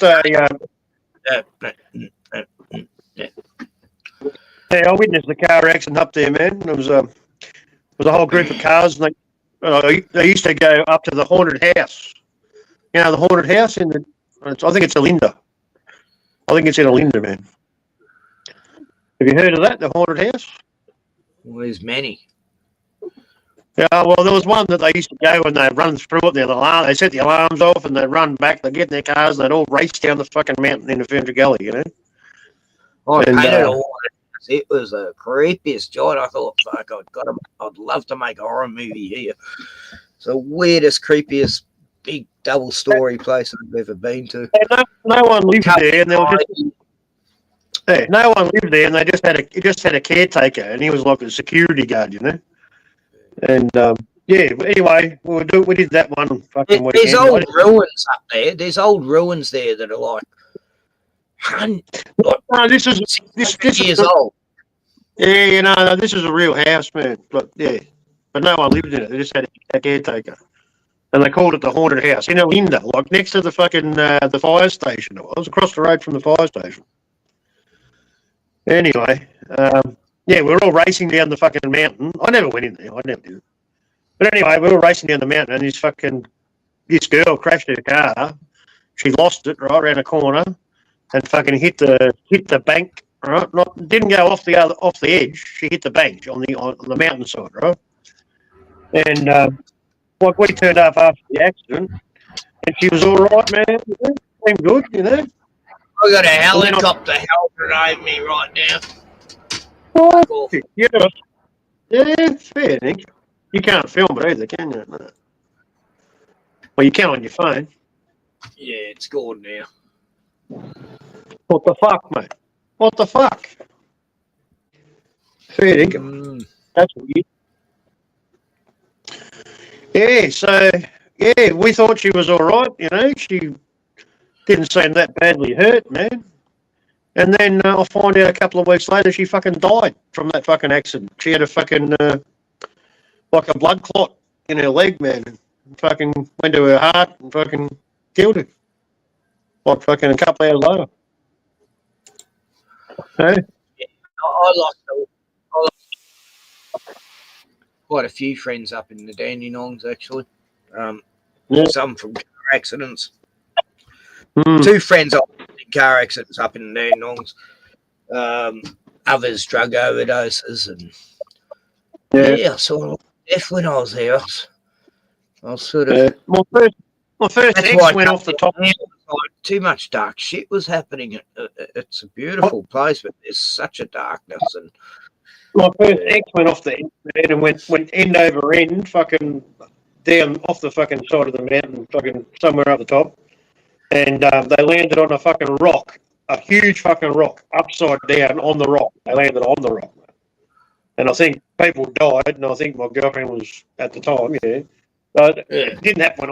It happened before I met her, right? But it used to happen every week in the Dandenongs. There's always an accident up there from mainly tourists. But a lot of locals would die too. You know, slippery roads. What happens when it rains? All this oil from the gum trees and that melt. It's a slick on the road. It makes you it's slippery. You know, but if you. I'd made that mistake. The first week I lived there, I did a 360 on it. Ended up just landing against this embankment going, oh, wow, I didn't realise the roads were this slippery. And then a week later, this girl had done the exact same thing as I had a week before. And she crashed into the embankment. And I'm going, I did the exact same thing on this exact same spot, a 360. I said, this is cursed, you know. And she was shaking, and I happened to I just bought a coffee, so I gave her this coffee and calmed her down. Nah, you're right. Your car looks fine, actually. And, you know, he says, the ones who are lucky as well. So, another one, you know, the guy got decapitated. That, you know, I could see the blood. Oh, God, it was horrible. But enough of car accidents. I've seen enough to last a lifetime. I don't need to see anymore. That's the worst. What do you guys think of Israel bombing Syria? Is it going to lead to more escalation around in the wars? No, what it is, this is what I said right during all the Gaza shit. You know, a year ago, I was saying this is how they're going to get the rest of the Middle East. They go for Gaza, then they go for Syria and what's the other one with Iran is the one they want, mate. Iran's the last one they can get, yeah. They just got to get Turkey, Syria, and Lebanon. It's all about Iran, man, because that used to be Persia, right? Yemen. Yeah, they got to get Yemen. There's 3 countries they got to conquer first before they can get to Iran really safely. It's working just how I said it would. This is what's happening. They were doing it. Like they just took out the Iranian president last year and no one blinked, you know. Helicopters bombing, you know. That's a target, man. Because that's where all the truth about history is. You know? And they want to destroy it so no one can fucking work out what's really going on. You know? Plus artifacts that they want. Oh yeah, all the histories. I remember when they blew up the city of Chad, you know. That was one of the most ancient cities on earth, and it was turned to absolute rubble. You know, the bastards. That was in the early 2000s, I think. I had a mate who was over there. Happened. He reckons it was to cover up ruins and to take stuff. You know. Yes, hidden treasures, artifacts, and destroy history. The history that's the true history of the world. Because it's all there, mate. That's where it all is. Yep. I mean, Chad is so old. You know, one of the tribes of Israel was named Chad, wasn't it? Yeah, I think so. But there's definitely important shit in Iran, but they're not giving up on that. World War 1 and 2, going in the Middle East all the time. What's the Middle East got to do with the rest of Europe and West? Yeah. They were getting the treasures. They were finding the technology of ancient times and covering up history. What was going on in fucking Turkey, mate? Why did we go to Gallipoli? About that, but I reckon World War 1 and 2 definitely was about raising history. What was Gallipoli all about? Does anybody know what Gallipoli was all about? All we know is the fucking English centers there, mate. That's all we know. Yeah, we had to find the Turks all of a sudden. They were suddenly our enemies, even though we had Turks living in Australia for many years. You know? I don't get it. Cannon fodder, man. Human sacrifice. That's all it was. Had nothing to do with fucking anything. There must have been a reason that they wanted. It was mental. We had the low ground. How can you ever win on the low ground? Why did they send us all in while the British were on the ships going, oh, tell you, look at them all go. Look at them all wiped out. We don't have to get worried about that. You You remember the Monty Python? You remember the Monty Python skit, right? In Africa, when the English were fighting the Zulus. Remember that one? And they're like the general, right? The general or whatever he is, the fucking head of the fucking army. He's just sitting in a tent. There's people getting fucking cut to pieces, fucking all around him. You know, people dying on him. He's just pushing them off. Keeps drinking his fucking, drinking his cognac and he's smoking his cigar. You know, and just fucking dead fucking cunts screaming, asking for help, and he's like, "Fuck off! I'm very important. Leave me alone." He's like, "What's going on out here?" You know, it's like, you remember that? No. That's Monty Python. What, the series, the movies? Oh fuck! I don't know. It might have been from a movie, man. Might have been from one of the episodes that you could hire on video. Remember, the Monty Python shit. Yeah, now for something completely different. Yeah, one of them. Yeah. But, it wasn't even funny, man, because it was just that's the truth. These cunts never fight. They just send everybody else to fucking get slaughtered, mate. Yeah, that movie Paths of Glory by Stanley Kubrick. That shows how it worked back in before World War One. Yeah. That's why everything's red. Because red is blood, man. Blood sacrifice. Red carpet, red shoes, red fucking red poppies, fucking red everything, man. It's all blood. Blood symbolism for blood sacrifice. Yeah. That's all it is, man, because they feed off our negative energy, you know what I mean? And you can't get any more negative energy than slaughter in a war, you know what I mean? Yeah. Mm-hmm. Well, calicody's been around, yeah. Poppies grow where dead bodies are and shit like that. Yeah. But there's a reason. There's a reason everything's red, man. That's why I shake my head when I see people wearing red wearing red runners. I think that's cool. I don't know where it came from, though. We know where it came from. It doesn't come from a good place, man.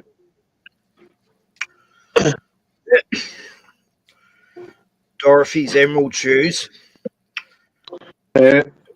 Funny thing is, in the book, they weren't emerald; they were crystal. Yeah. No, weren't they ruby red slippers? Hollywood say they made them red.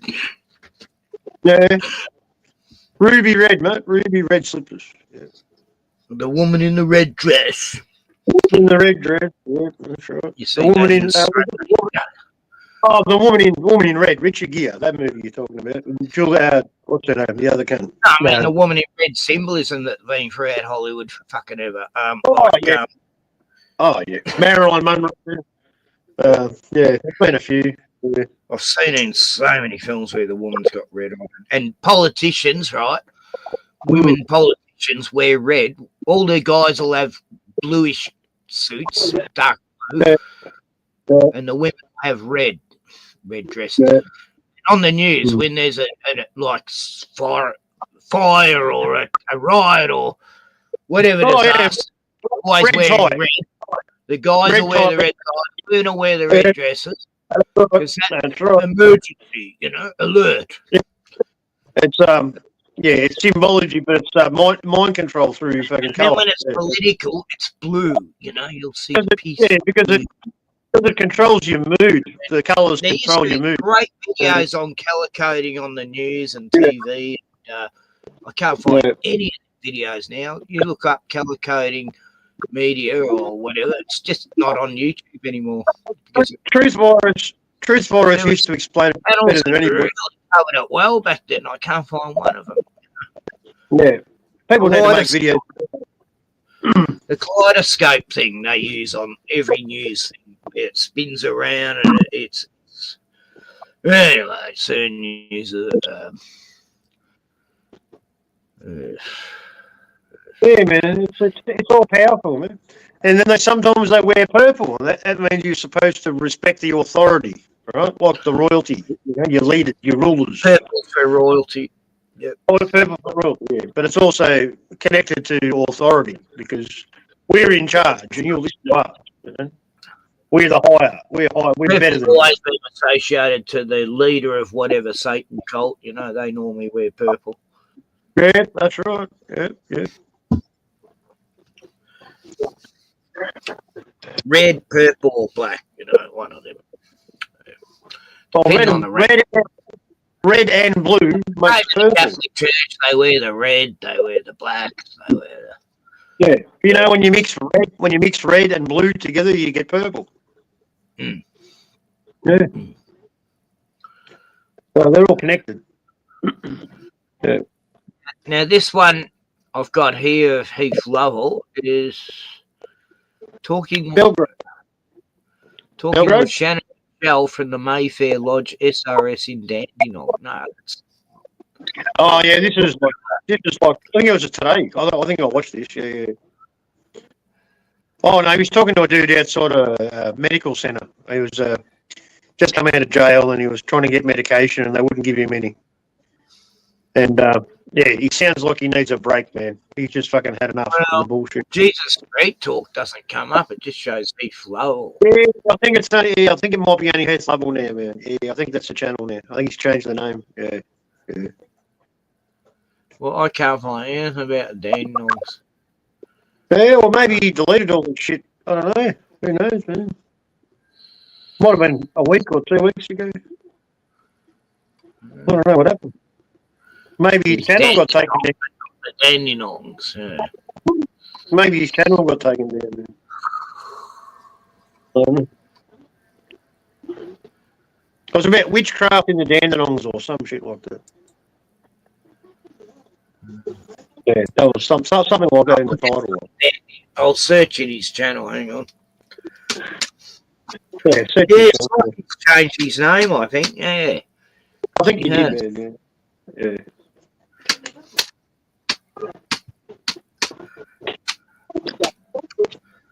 Oh no, I can verify all that about the witches there. I got to know some.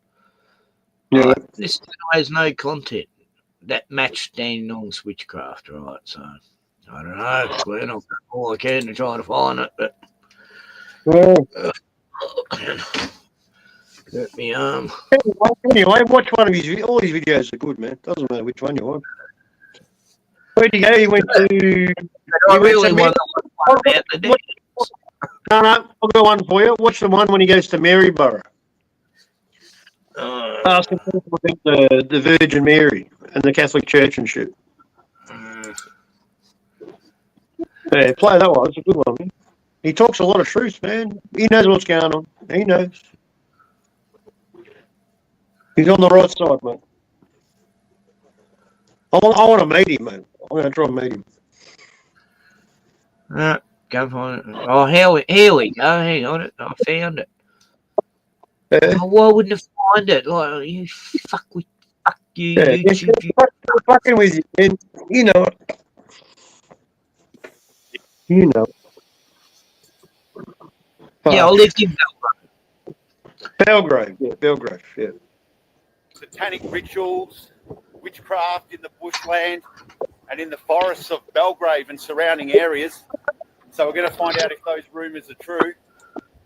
And so I had many, I lived up there for like 7 years, and I got to know everyone. It was sort of like living in a community in a way.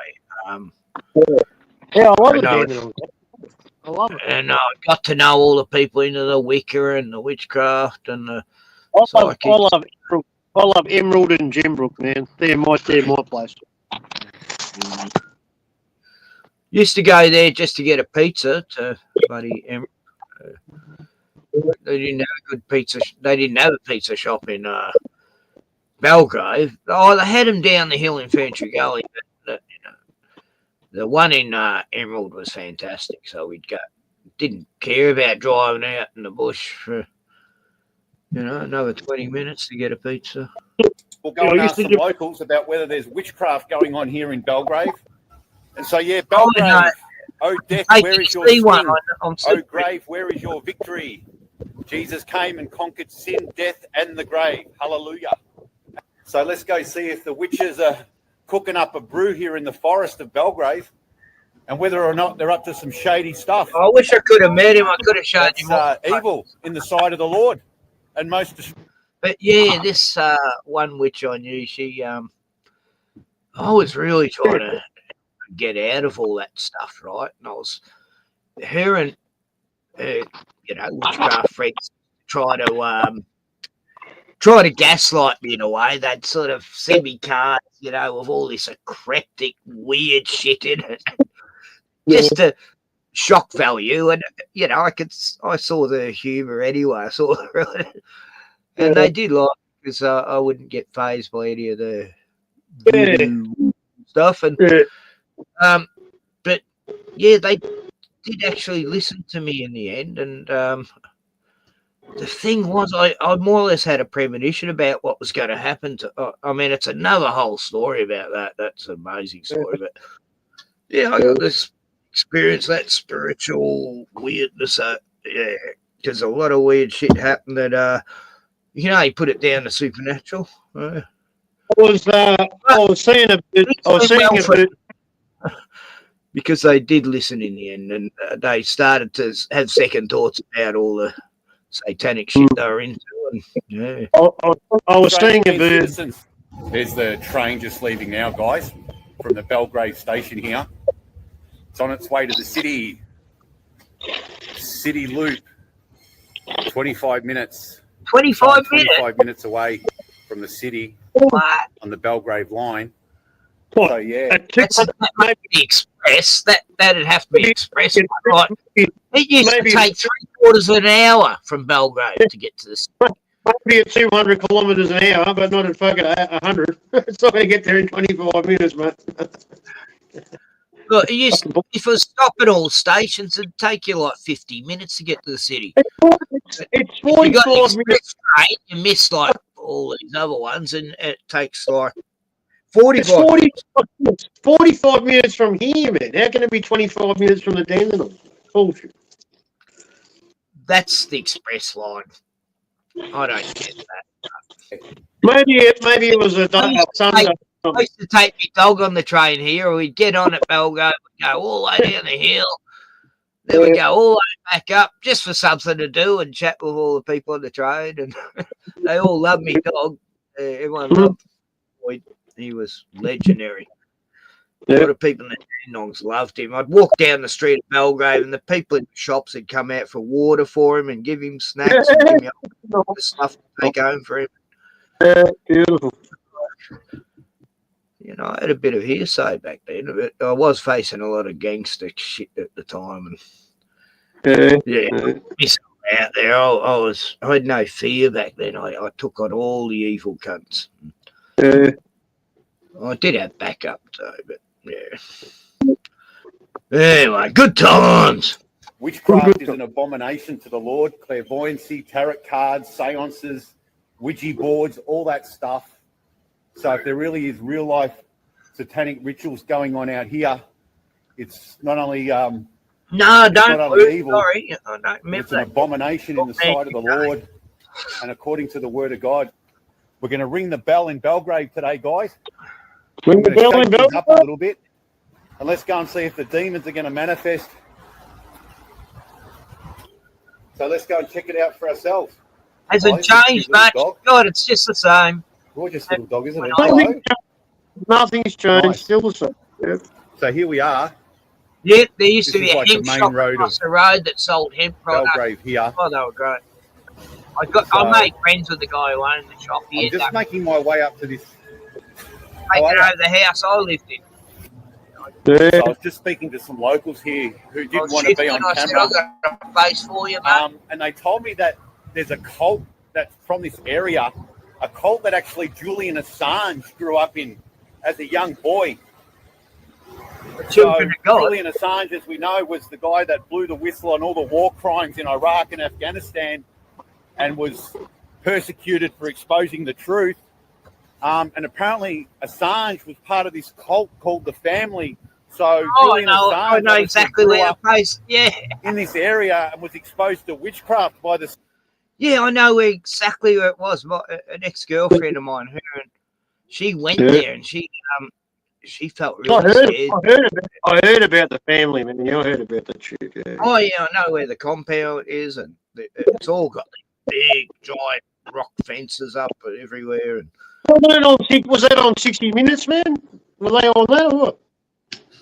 a lot of the family, the Children of God, has been on 60 Minutes. Like there's the main headquarters is up at Warburton. No one knows that, but up Warburton.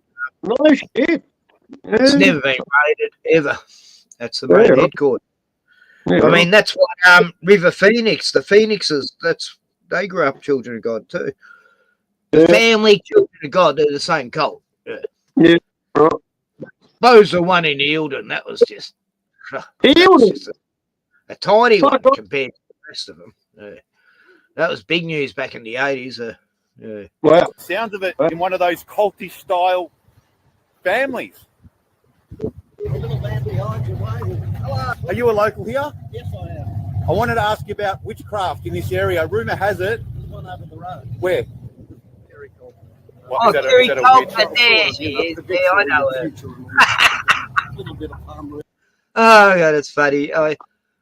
She's dead. She died. She died that year. She died, but is her daughter taking over or something? Her daughter took it over. Yeah. Stepped on a bit when I was living up there, but she did not like me. She didn't like me coming in her shop or anything because she felt she could feel a presence, and it was because of angels beside me. That's what it was. Keep watching. Keep watching. Because I believe in Jesus. She goes, "Oh yeah, I just feel I can't have you in here." No. He talks all about it. And that's all witchcraft. Well, yeah. Slightly. Okay. There's so many different variations of witchcraft. So, do you believe in that stuff, like getting your palm read and all that? Not at all. Okay. Do you believe in the Lord Jesus? No, not at all. Who do you believe in? Science. My family, the vegetables I grow in my garden, the birds in the sky. That's what I believe in. The real things. Okay. Not things that you've got to put money into the collection plate. Yeah. Well, you don't have to put any money in to find Jesus. You don't That's have free. But you don't. Oh, well. Salvation is a free gift from God. And when there's a crowd around you, you sort of join. Stop baptism, and the church will be empty in 3 decades. Yeah. So you believe, like, when the Catholics and the Orthodox baptise babies, and also when the Baptist Church and Pentecostal churches baptise adults, or what sort of baptism do you mean? Just baptism in all the baptism? All baptism, all religion. It's all about power and money, greed. That's why Jesus came, to expose all that in the church. Jesus I don't believe Jesus is... Now, what he says there, that's exactly what Jesus was doing, exposing the Jesus hated religion. power among us. Money makers, making the temple into a marketplace. What he said was 100% correct, man. Yeah, true. I've been saying that for years. Jesus was the one who turned the tables on all that shit. You don't know what you're talking about. That's right. They hated Jesus because he didn't accept the power system. Hey, Pete isn't in a church. Part of the kingdom of earth. His kingdom was in heaven, and they try to get him on that. You claim to be king, What about paying taxes to Caesar? Yeah. What Caesar's is Caesar's. Pay Caesar. He's pay back Caesar his money. It's not God's money. It's not God's money. That's right. Store up treasures in heaven rather than treasures on earth. Spiritual things. That's right, brother. With you. No, this head guy's good. No, there's not. Yeah, there was the proof, absolute proof. There were eyewitness accounts from those that were around him at the time, and it was spread through history, and then it came down through history about his presence on earth. No. It was written, oral tradition. There was oral tradition. You belong to a Pentecostal church? I don't belong to any denomination. So why are you supporting all this? Because I support Jesus, because I love Jesus and I believe Jesus is real and God is love, and he came to represent God on earth in the flesh. Jesus is love, brother. You believe in love? Yep. Absolutely. Love of my family. Yeah, amen. And where do you believe that love comes from? Who gives us that love? It's born into us. But who? Not from some supernatural But how did we get to this earth? We didn't come here ourselves. Somebody brought us here. No. So how were you created? You didn't create yourself. There's a siren. What's going on? Maybe they've found some witches over there. I've got to go. I'm sorry. I agree to disagree. Yeah. You have a lovely day. One. God bless you, sir. Good on you. Take care. Thank you for that. See you later. You just lucky. Well, it's all happening, guys. There's some siren going off over here. Not sure what's happening. The alarm bells are ringing at Belgrave. The sirens are on. It's all happening. The witches have been exposed. Hallelujah. Okay, so this is that place where the guy said the witch lives.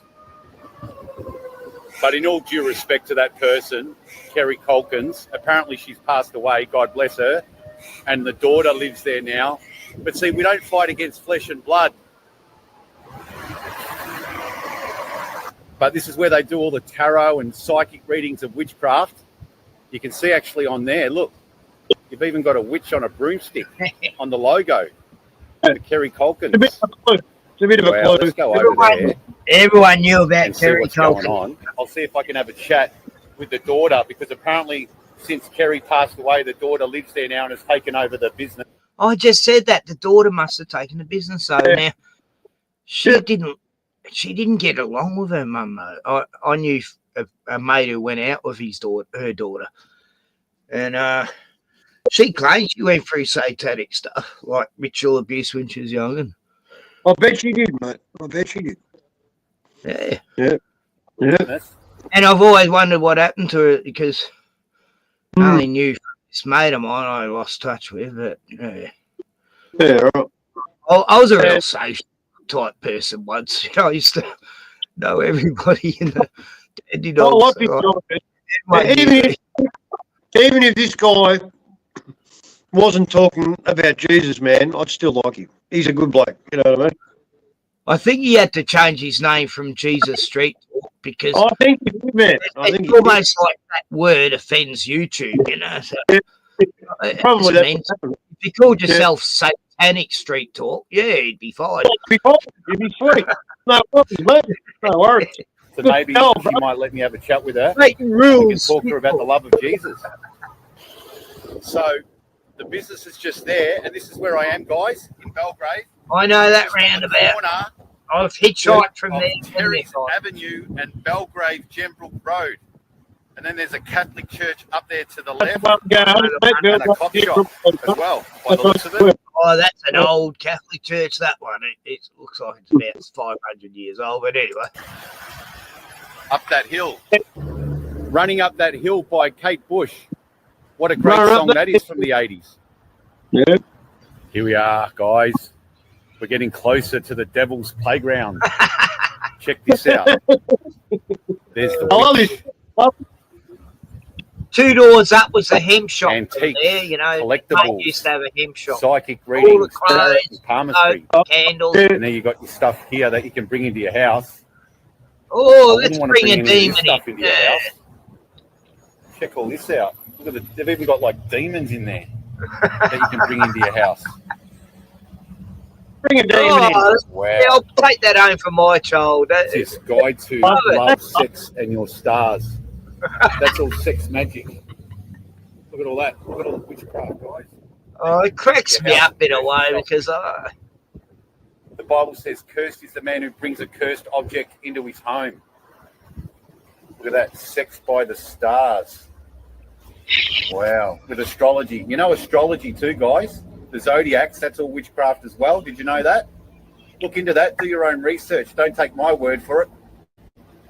So don't believe in the star signs. Believe in Jesus. And you got some more tarot there. Look at that. Check that out. I don't know. There is something to star signs, though, and the Chinese horoscope. Like, I'm in the Chinese horoscope, I'm a dog, you know what I mean? Yeah. I'm a dog too. I actually I'm a dog. prefer, Did you know that, Ken? I'm a dog as well. We're both dogs. Right? I'm not surprised. I'm not surprised, Ken. I knew you were a dog. Fioni's mum's a ram. You know. You were always a dog, Ken. You were born. Yeah, it makes a lot of sense, doesn't it? You fucking had so many dogs and you love dogs and you're a dog. And Me too, Fiona's man. a I think I need a dog, man. I need a dog. Fuck. And according to, astrologists, My sister I was born under the dog star Sirius. my sister's a rat. Yeah, so is My- me brother and Cameron do rats. my- And my yeah, dad- rats, they're not very. Oh, how can I explain rats?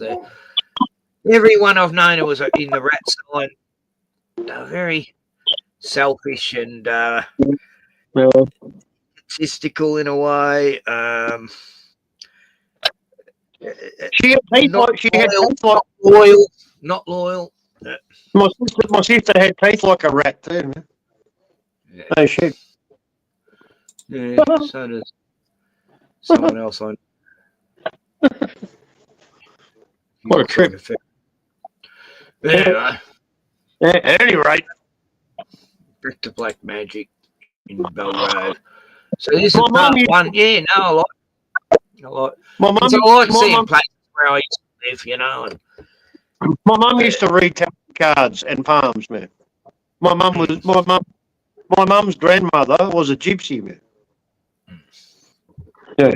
Oh, Tioni's grandmother does it. She does readings for a living, and Yeah, my mum did too, man. She did it as a second job. She did it right, man. Yeah, she did it a right. couple of years back, I said, "Oh, you're But my mum, satanic." I called her a satanic witch, She thought my mum wasn't. She wasn't evil, man. She was the fucking best fucking woman ever. The best ever. neither's Uma. She's not evil, but I've called her a witch and said, you're going down a dark path, Drew. I had one photo of my mum, right? This is no bullshit, Ken, right? She always wore dresses, right? She was a real woman, you know what I mean? She's old, just understood that, you know. She would have fucking gone insane about all the fucking, the fucking shit that's going on there, you know. Anyway, so she's wearing this white dress, right, in this photograph, sitting on a, like a, what do you call it, the picnic furniture, the table and the benches, all, one piece, in a courtyard in the middle of the backyard, right? And she's just in the photograph, man, like old school fucking 80s photos, right? Kodak, she's just glowing, man, like she's fucking an angel, man.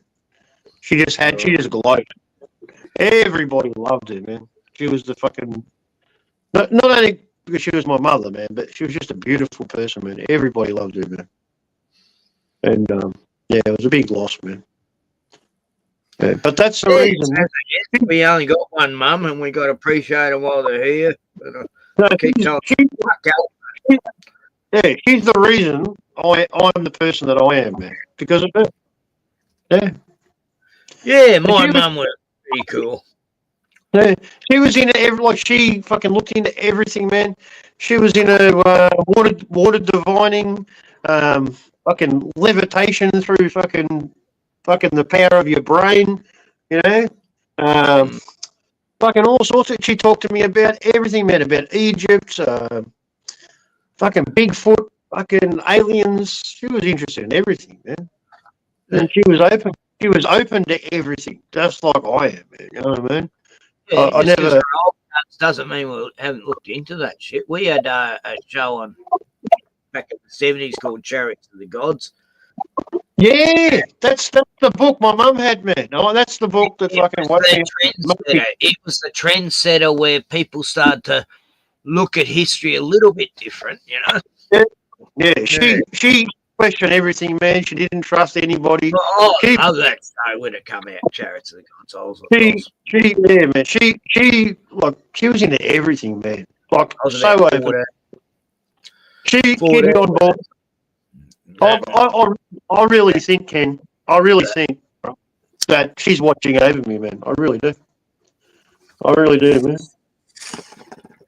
You know? Yeah, man.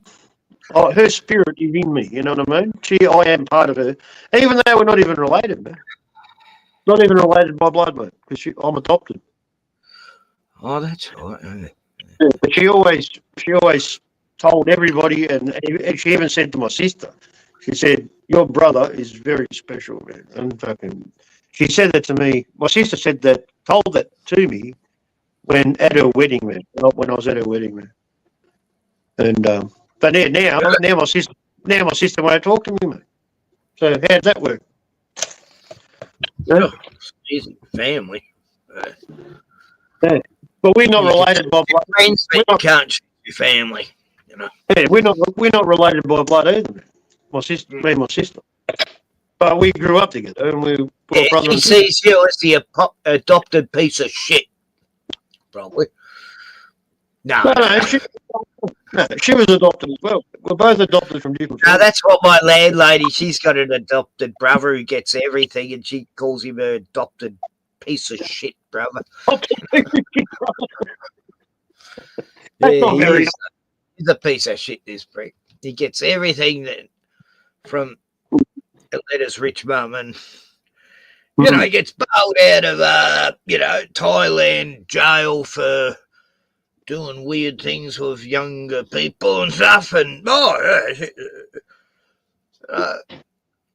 this adopted piece of shit gets bailed out by mummy over in Australia every time, and keeps going back there.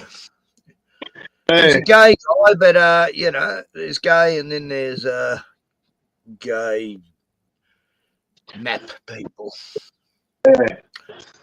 Yeah, I might get going soon. I want to go get something to eat, man. But otherwise I'll talk to you all night, man. I'll eat and get. But I don't have to go to bed yet. But I'll get to the shop before it shuts. Yeah. Probably soon. So next another 15 minutes, I reckon. Yeah. Should be. Yeah. What is it? 7:24. Yeah. It only takes me 5 minutes to go to the shop, man. But, I just got to get there before they shut. But just seeing Belgrave then that brings back memories, because I. You watched it all. You watched it. That was the old stomping ground, and. Did you play the video to the end? Monbolt. No, I haven't played it all yet. I'm halfway through. Well, you got to play it all, man, because he finishes real strong. I am. I will. I'll do it now. Yeah. Cool. He finishes really strong. Yeah. Carrot sales. He gets better up. Wow, it's all happening here today. You got a fire engine. Praise God. Fire of the Holy Spirit. So, getting back to these things. Tarot of Marseilles. What's that? Some sort of French Revolution witchcraft tarot pack? What's that? Set of tarot cards from the French Revolution, the wwitchcraft from the Enlightenment period, the Freemasonry witchcraft of the French Revolution. Because that French Revolution in the late 1700s was all orchestrated by the Freemasons. Splatter, hey, g'day. We're talking about, we're showing about witchcraft in the town I used to live in. My old stomping ground for 7 years. I lived in Dandenong. I got to know a lot of Wicca and witch people. Oh, fuck. I had 4 slices of the loaf of bread. It's probably fucking purple, boy. I'm not eating that shit. So you're going to watch this, or you probably want to get something to eat now? Oh, no, keep going, man. I was just talking to Darren. It's all real witchcraft and all that. It's been around since Bale time. Freemasons. Did you know that? Look it up. It's all satanic. That Enlightenment period is all from the devil. Wow. There you go. There's a spirit board. You don't want to bring any of this stuff. See that pentagram there, guys? Oh, yeah. That 5-pointed star. That witchcraft symbol. You don't want that. Don't fuck around with that shit. You've got a skull, death. Jesus conquered death. I'd buy that and then burn That's what it says in the Bible. Jesus was crucified at the place of the skull, which is also known as Golgotha, the place of the skull. And that is where he conquered sin and death and the grave at the place of the skull. No, you don't want to. Be encouraged, guys. Jesus defeated death, and you have authority to step on snakes and scorpions and over all power of the enemy, and by no means anything shall hurt you, and you shall not fear death or fear. Splatter, come on. Pieman's going to go soon, so yeah, come on. Man, but only fear God. I know. Yeah, in Jesus' mighty name. Here we go. So I've just come from down there where that witchcraft shop is. I know. There's the other side of the road over there. You can see all the hills up. Every second car, it's a the mountains. He's in Belgrade. In the end of And it's full of. I'll just walk up this way. Oh, it's a long hill, that one. That's a big hill to walk up there. Puffing Billy Cafe. I believe this is where the Puffing Billy runs from, Belgrade. So they've named. That never used to be there when I lived there, Puffin Billy Cafe. Puffin Billy, yeah, man. Yeah. It goes from Gembrook to. Billy's been there forever, but not this cafe. It goes from Belgrade to Gembrook. News agency. Yeah. The local cafe after the famous Puffing Billy train. Yeah, that was a news agency, I'm sure. Get on that Puffing Billy train, guys, and go for the ride of your life. Oh, it is. It's a nice. But today we're on a ride to find out about witchcraft I've been in on Belgrade Puffin Billy and what really goes on in the hills. So yeah, praise God. Hallelujah to the Lamb. God is good all the time. Amen. I've just found this alleyway. Oh, I know. Yeah, let's go see if we can find some alley cats. So the car park at the There might back be some Woolworths. alley cats and feral cats. There has been a lot of feral cats jump on Instagram. So if you want to check out all the feral comments, you'll find them more on Instagram. Yeah. Just go to Heath Lovell Oz. So I'm just making my way back now down towards the guts of Belgrave, the main area of Belgrave. There you got the Puffing Billy Cafe. Yeah, you showed us that. Just there where I was earlier. Oh, that goes to a train station. So there was nothing in the alley to find today. Oh, no, the news agents was on the other side. So let's go back down to Witchcraft Central and see what we can find and what the cat dragged in. I'm sure it's going to be a black cat that's going to drag anything in today. Belgrave's got the. That butcher was good. I used to go to that butcher. Belgrave's got that pub, man, that all the fucking Aussie bands, the national bands play at, man. 12 p.m. They got like a chalkboard. Before. They got all the fucking bands. When the government bought Belgrave, when the government, I don't know. Anyone gets it. Sorry, Ken. Sorry, mate. Talking to Ken. Darren. I said when the government bought Belgrave, the woman who owned all the land made them sign this thing that said no pub could be built on that land for 100 years. And yeah, I think that just expired like just a couple of years ago. No. For 100 years, they weren't allowed to have a pub in Belgrave. They've got one up in Linda, and well, they don't even have one in Mombolk where I used to live. No, there's like a pub that bands play at, man. It's in Belgrave, man. It's famous, mate. Well, it can't be famous because that law's only just been abolished recently, so it can only have been around for a couple of years. So it could be thinking of the wrong. Maybe I'm thinking of the wrong town, man. Maybe Linda was the place everyone went to see the bands. And, no, definitely Belgrave. A Linda pub. There was never a pub in Belgrave. Okay. Yeah. Research it. Because I've been there, man. When? Yeah. Oh, fuck. 2003? No pub in Belgrave, 2003. Well, what town am I thinking of, mate? Mombolk. Mombolk. No, not Mombolk. Alinda. No, not Alinda. No. That's the only pub that was in the Dandenongs, right? No, Lilydale had plenty of pubs. No, it's a really tiny little place, man. Like a bar, not a pub. It's I knew a bar. every fucking place up there. I know there was never only pub up there was Alinda. Every one of us. That's where I met all my friends every fucking Friday. Well, I must be thinking of the wrong town, but I'm pretty sure. There was never a pub allowed until I think it was 10 years ago. No.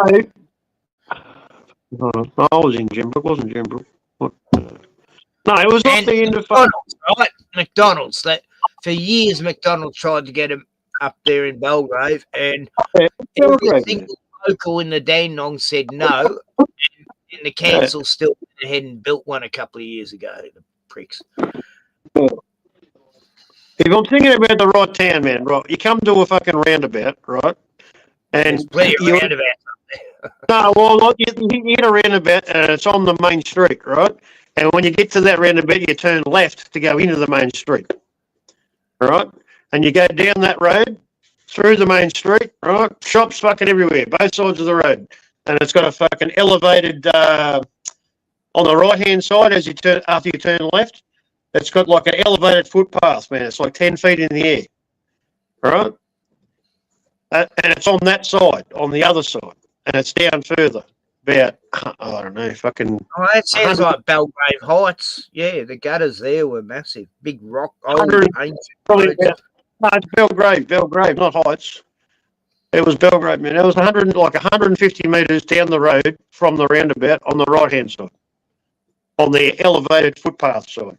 Yeah, that's going into Belgrave Heights, just like that's your way out of Belgrave, right?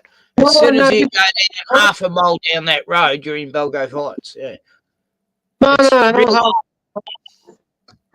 As soon as there's no heights, man. This is the main street, man. Nothing but shops, like heaps of shops, man. Heaps of shops. Yeah, it's but the biggest. Nothing billiards. When you get to that roundabout at the end, just before you go to Callisto, you go right, and then you go left. That's the Puffin Billy, right? But if you keep going straight ahead, like just 500 metres up the road, that's classed as Belgrave Heights. It's still Belgrave. They call it Belgrave Heights. Oh, right. Well, that's what I'm talking about, man. That's what I'm talking about. Yeah, I know the area. You know, I know that area like back of me. There's like 3 roundabouts there, man. There's like one, and then one, and then another one. Oh, there's roundabouts everywhere. Yeah. Lister, Bombog. You can go in any direction from there. You can go anywhere in the Dandenong from that point. Yeah. Roundabouts do work well, though. I will admit that. Yeah. Well, that's what I'm talking about, man. That's where that band is. That band bar. It's a bar. And they have bands there all the time, man. Midnight Oil, AC/DC, Cold Chisel, fucking Skyhooks, fucking, you name it, man. They've all played there. Everyone's played there.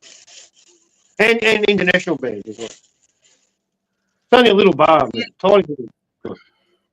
Are you talking about it's like a hall? It's like a shop. It looks like a shop front, man. It's fucking tiny, man. It's not a big pub. It's I'm like going to do a Google Earth on it anyway. Yeah, check it out. Man. Yeah, you'll find it. This Snapchat app sending me messages. I don't know anyone on Snapchat. Yeah. All these strangers that want to be friends with me. I don't want to know you. Yeah. I don't know how to get rid of it off my phone. There was a message, do you want to get rid of Snapchat? And I said yes. And then suddenly someone rang when I was halfway through doing it. And then that hasn't come back. And God, I was nearly dead. Be careful you don't download a virus and it's some cunt trying to fuck you up, mate. You know what I mean? What is it when people ring you and it goes to voice message, but it won't tell you who rang you, what number? Yeah, no, don't ring that number again, man. And delete it. No, it's someone I know, but it didn't leave the number. I've been trying to find them for ages, and they rang me today. And, okay. Splatter's backstage. Oh.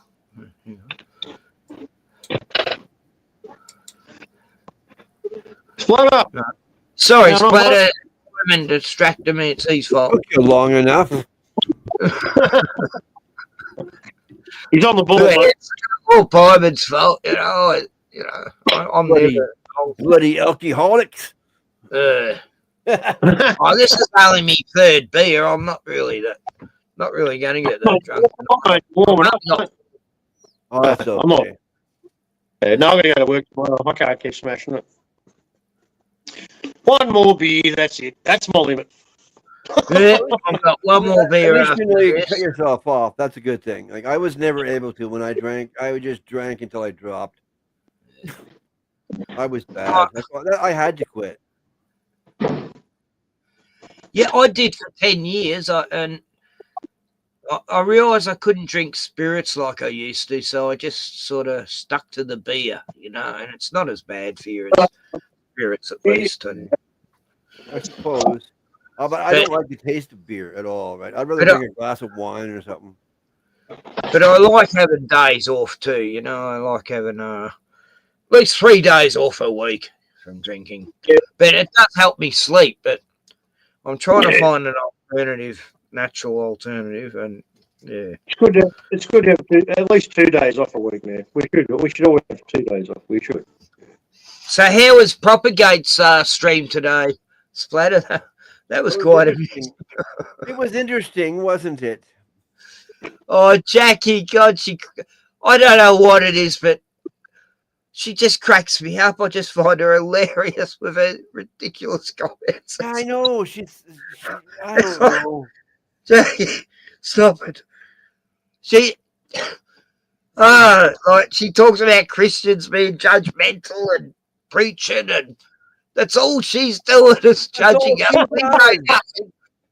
She assumes none of us know anything. Yous haven't learned anything yet. Oh yeah, men need to learn stuff. Men are stupid. Men. She's a man hater, Glenn. Men need education, she says. Yeah. Oh, we need education, do we? I'm one of the lucky guys she doesn't actually hate, because I was making a joke about her being a man hater, and she goes, I don't hate you, Ken. I go, oh, wow, thank you. You hear me? I said, look, Jackie, I like you. I think you're fucking hilarious. Did you hear me call her a man hater? Being a man, you should be. Oh, Splatty, you're funny. I wanted you to have a big debate yesterday. Well, we got into it a little bit. Yeah, not enough, though. I like it. I'm not a fighter. I don't care. I just sometimes she just gets on my case just enough to I gotta say something. You don't know how many times I bite my tongue with Jackie. Yeah, I know. No, I'm not going to say that. I told her I'd be she was saying, Ken, will you be my sugar daddy? Are you rich? And I said, no, I'm broke ass, but I'll be your godfather, your goddaddy. And like that, yeah. I thought that was a good comeback. I'll be a godfather. She's ever watched your stream. Look at that mansion you live in, there. Oh yeah, you're so rich. Yeah, rich. You can tell straight away how rich I am. Let's go, wow, he must be living like Donald Trump. Nobody's living in a caravan.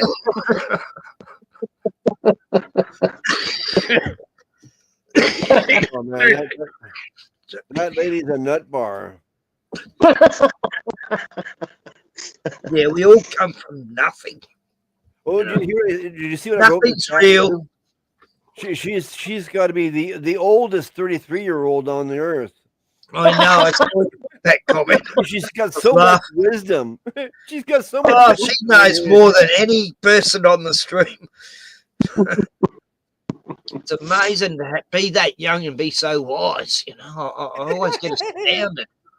It's like Puck Up used to say. He's a 4-year-old virgin who knows much more than anyone else.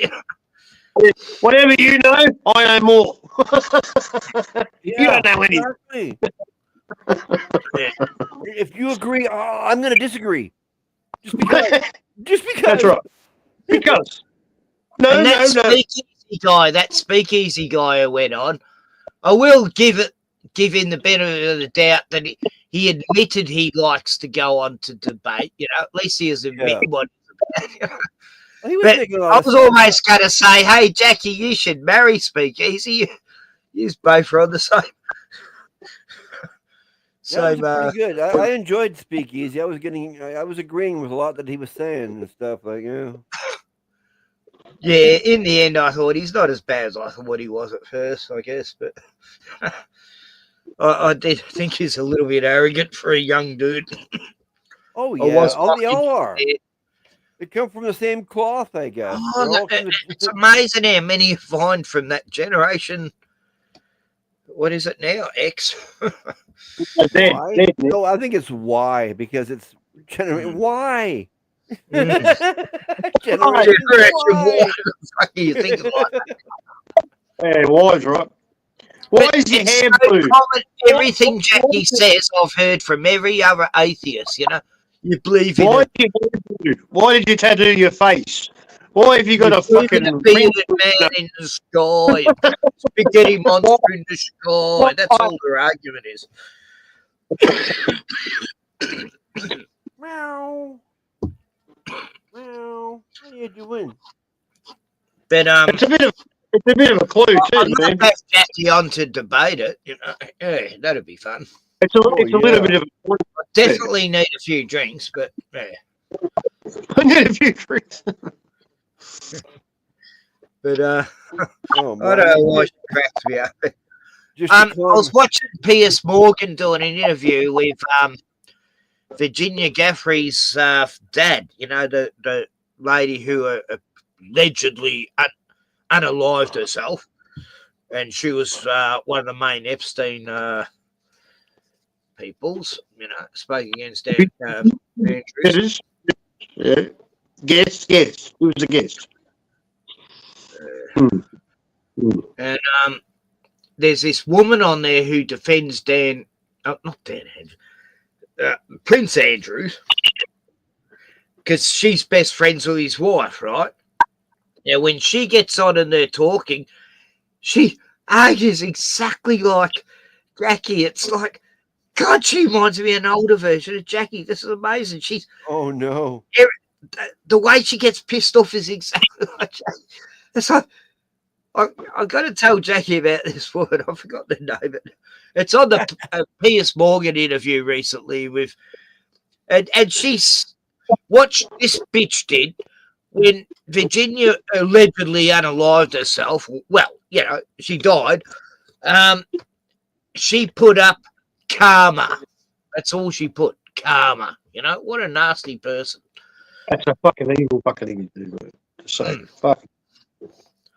And she was against her, saying she made up everything. The photos, the photo of her with Andrew was photocopied, and it looks like a typical snapshot. CGI. It's a CGI photo, you know. Nothing is real. Yeah. That poor girl. I was following her case for a while, and then the last few weeks before she died, I was really, you know, worried about her in a way. I was going, something's going down here. She's going to be taken out. Yeah, that one. Yeah, okay, that. Suddenly I'm streaming, I find out she's gone, you know, and I'm going, what? I was in shock almost because I was literally worried for this girl's life, you know. And then they fucking do it, you know. Same happened with, you know, I had the same vibe as I did when Lady Di died, you know. I kept telling everyone they're going to. He was taken.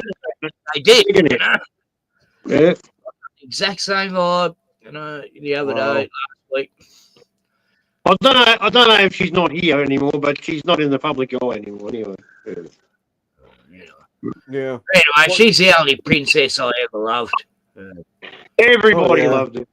Everybody. She was a princess. I mean, like in all forms of the word. Yeah. Yeah, she's flawed, you know. She come from royalty in a way, rich family and shit. But I think she genuinely hated what they were doing. You know? She did. Oh yeah. She had to meet people like Jimmy Savile, you know, for God's sake. God. Yeah. David Icke exposed the whole thing, man, with David Icke. Yeah. Anyway. Yeah. Just think, she would have been a queen now. Yeah. Yeah. Yeah.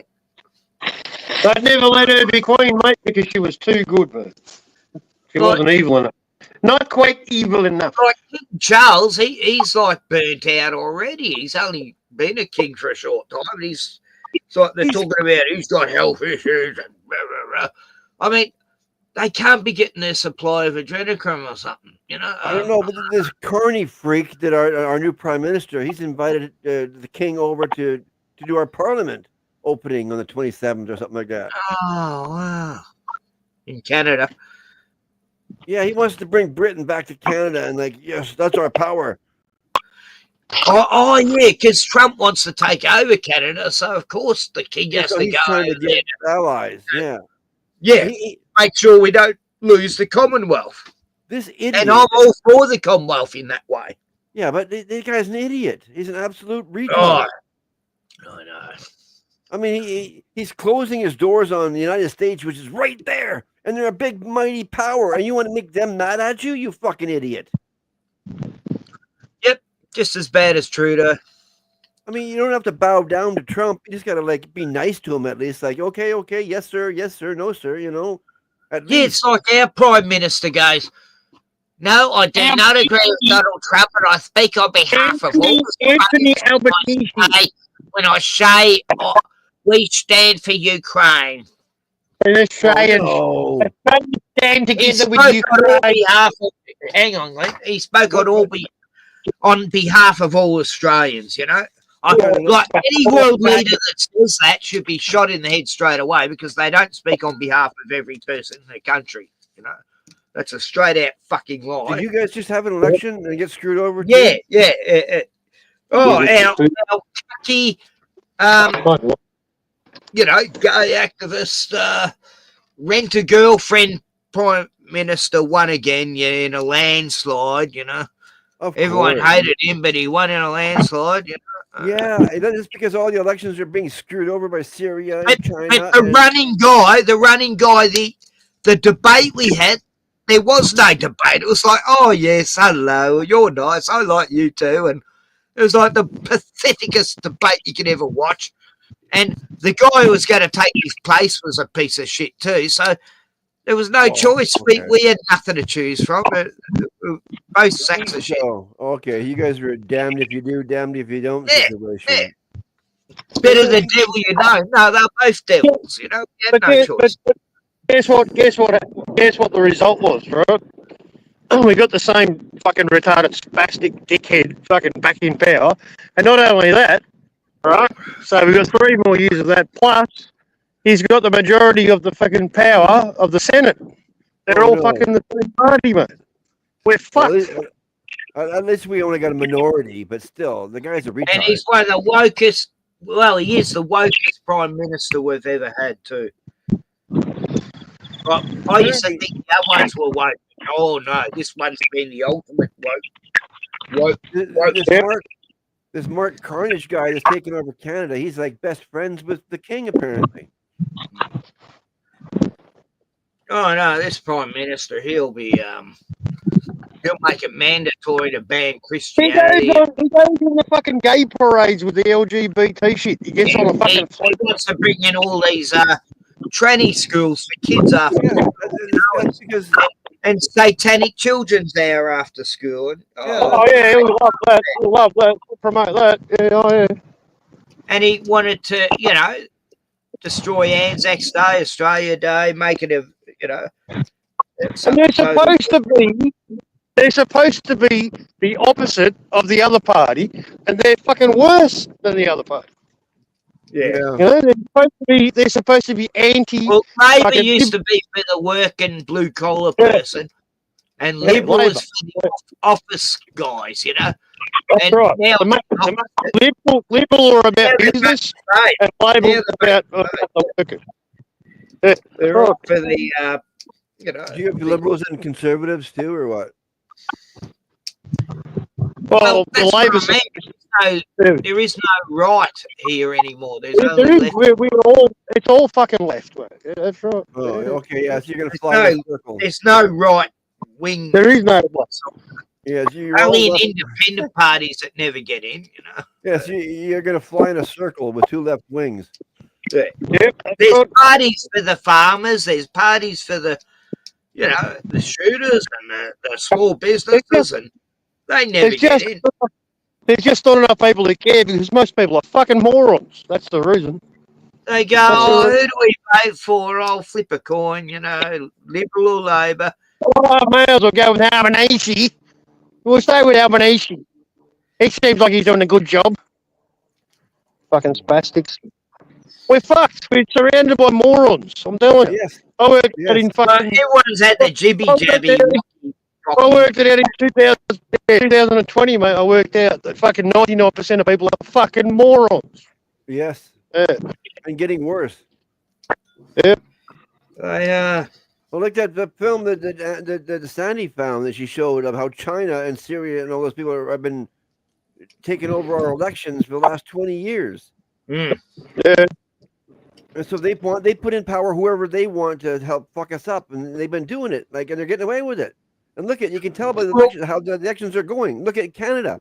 We got fucked over this Mark Carney guy. Australia's more or less owned by China, like China runs it. They don't know all their fucking minerals. Yes, we do. Yeah, okay, we'll do that.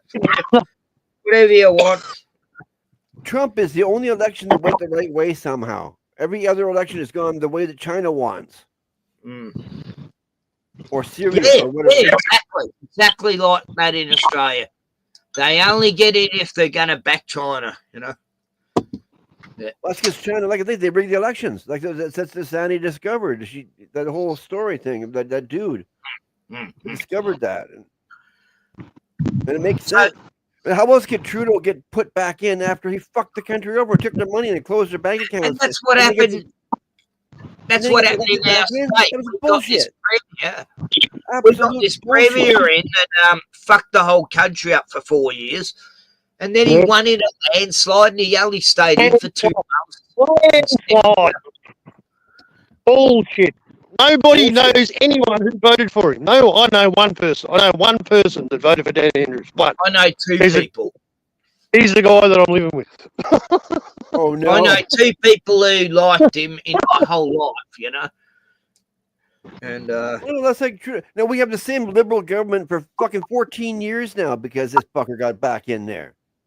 And it's the same people that were working with Trudeau. So I mean, we got the same fucking idiots all around for 14 years now. We have to put up with these. Exactly. It seems to be that way in all the Commonwealth countries, England and like UK. Yeah. General, Germany. That Merkel horrible woman for a while. She said there was like 12 different ways they can cheat with the elections, and they do whatever it takes to get the election won. You think a person's vote counts now? Oh God! I don't know. People go, "You never voted. How dare you? You never tried to help this country because you didn't vote." It does me make vote wouldn't have counted. Me vote wouldn't have counted, idiot. They have to start having live votes where people put their hands up and they get counted on camera, and then move to the next one and they count them, and all just live. You stick your hand up to vote. Face recognition number, all numbers come up. Yep. Well, that would be even better than what they're doing. It'd be a lot harder to cheat that way, wouldn't it? Because you can see the majority of hands going up or don't go up, whichever, Nah, then they'll just put pretend people in who are actually robots, and they'll put them in the crowd, make the robots put their hand up, and in the future. Did you see the guy with the red shoes on? I just filmed him. The Pope? The guy just walked past me. Is he wearing Crocs? No, they were like fucking Nikes or Reeboks or fucking whatever. I don't know.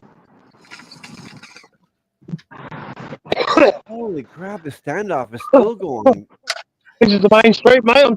I'm taking you shopping. Be grateful. Oh, where am I? I'm looking for my chicken shop. All right. I was watching the standoff on YouTube in Bakersfield, California, and it's still going for like 6-7 hours now. They're just watching this house and shooting tear gas every once in a while in the windows. It's the most boring show ever. 7-hour standoff. That's a long time. Oh. It sounds like they should storm that place, Splatter. That's what I'm thinking. I'm like, what are they waiting for? I mean, that's been 7 hours now. They've been hanging around outside the house shooting tear gas in. Maybe I don't even think the guy's in there. Anyway, this is where Glenn lives. He's in Melbourne. Well, east of Melbourne. Oh, he's walked to a store. He's walked to a store. At least no one will hit you with their car with that bright fluoro yellow. No,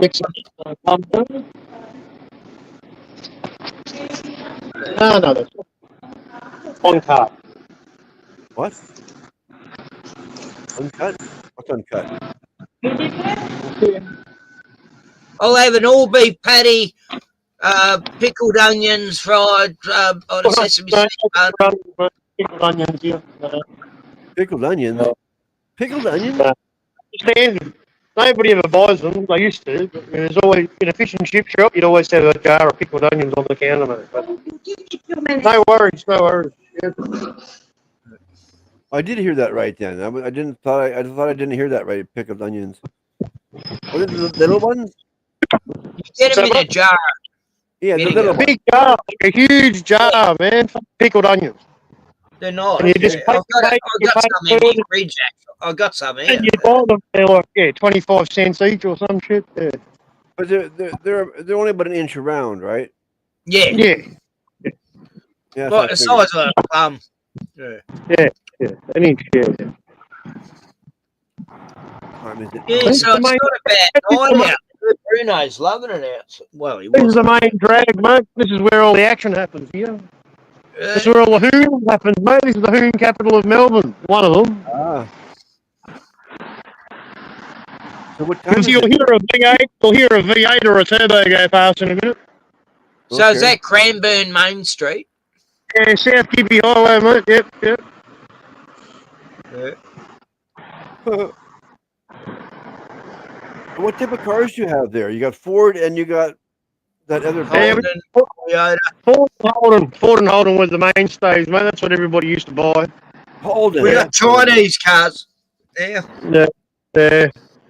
Yeah, I just bought a Ford, mate. I bought a fucking magnificent Ford, mate.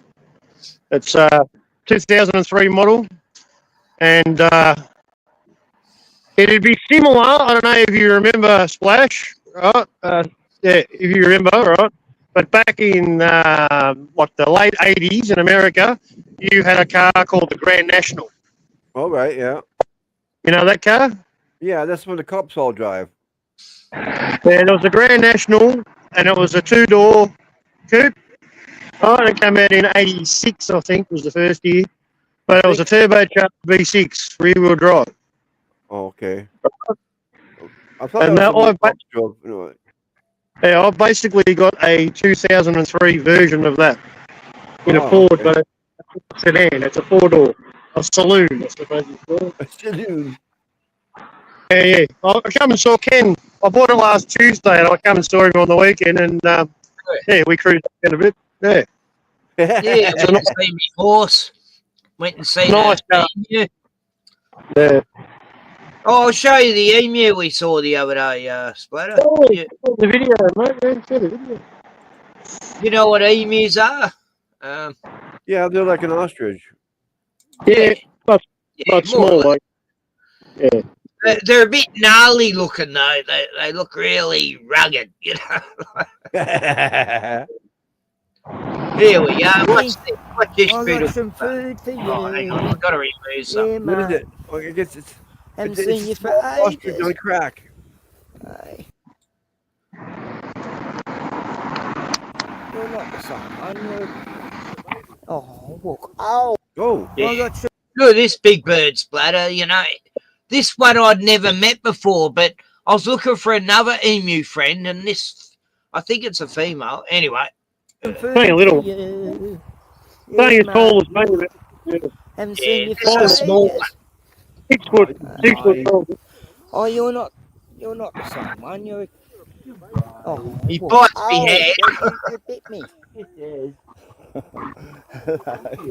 Hello, mate. You're so beautiful. Yeah, gnarly they Where's look. some I of your love other, that. your other I mate? love that roughness of them. Hey, look at that beautiful hairstyle. Well, look, he you combed got. his hair. Yeah, look at that.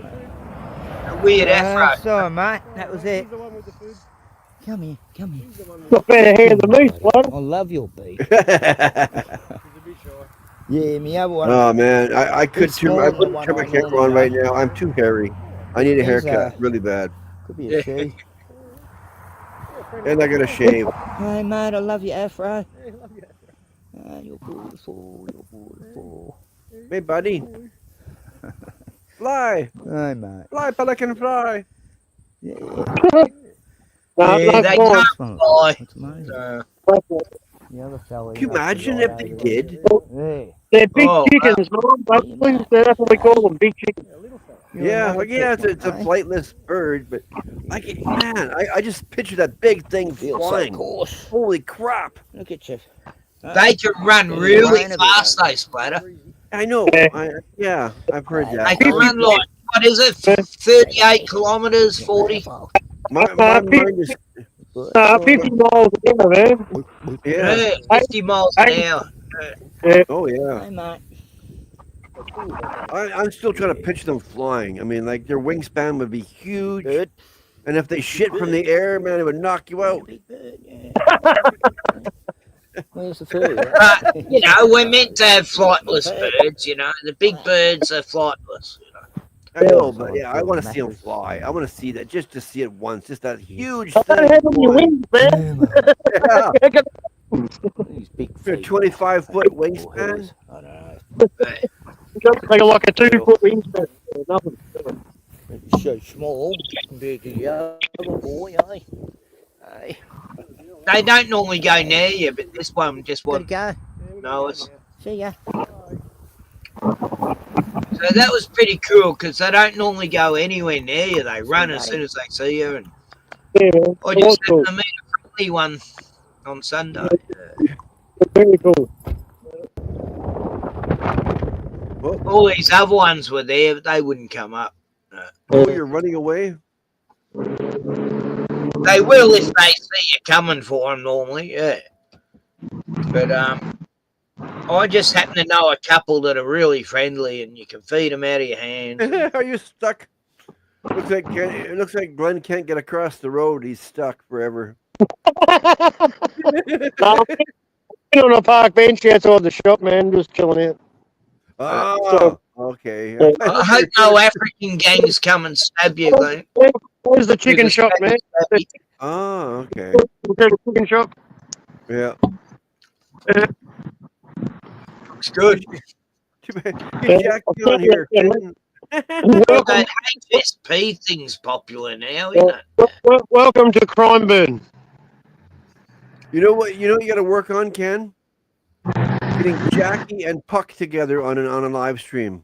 Oh, I'd love it. I would. Yeah. I want that to happen, Splatter. You know, I'm going to try and make it happen.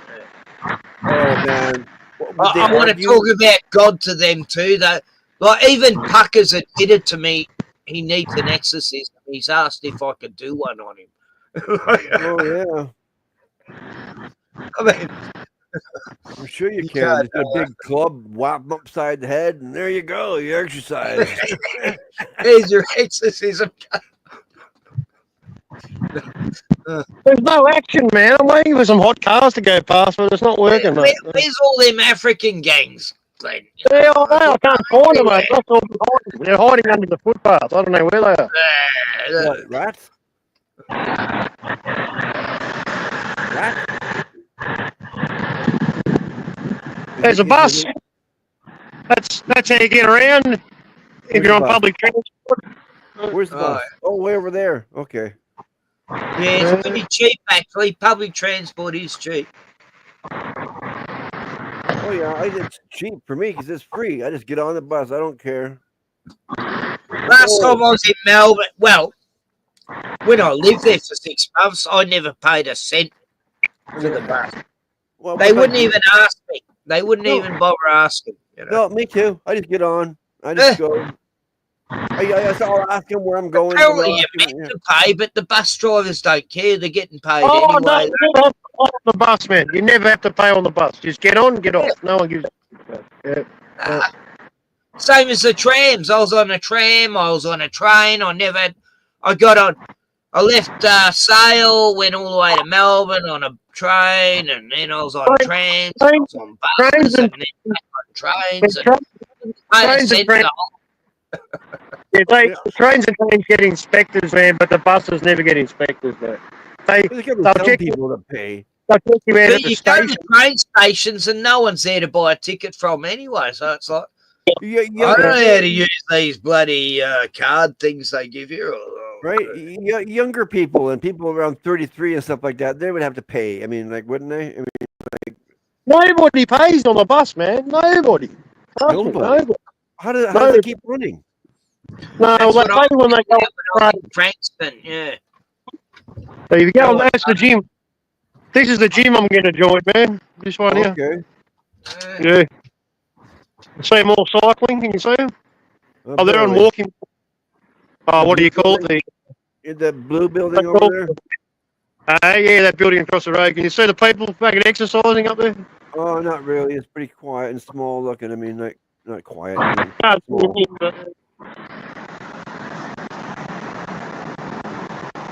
only less than 5 minute walk, man, to the main street. Man.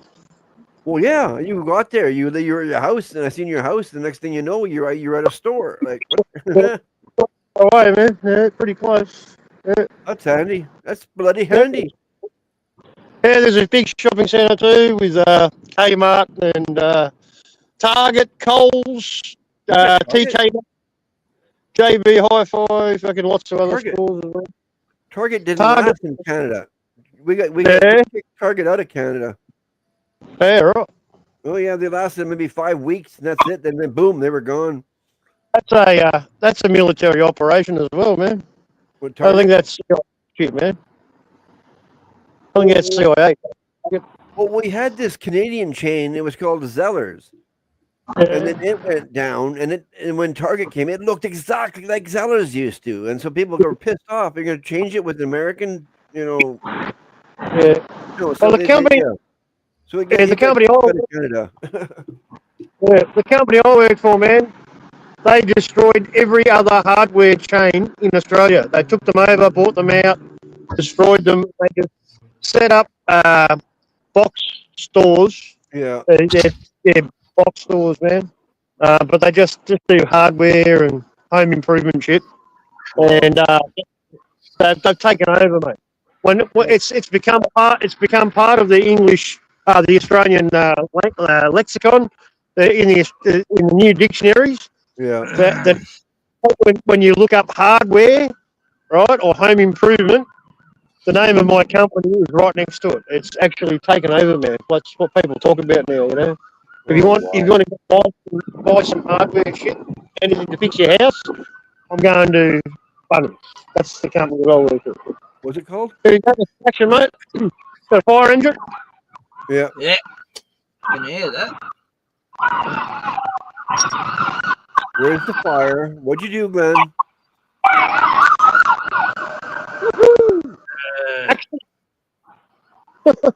Probably a car accident. There's no fire. Yeah. They're probably going for Jackie. She's causing a commotion at this Christian rally in the street. Yeah, no doubt.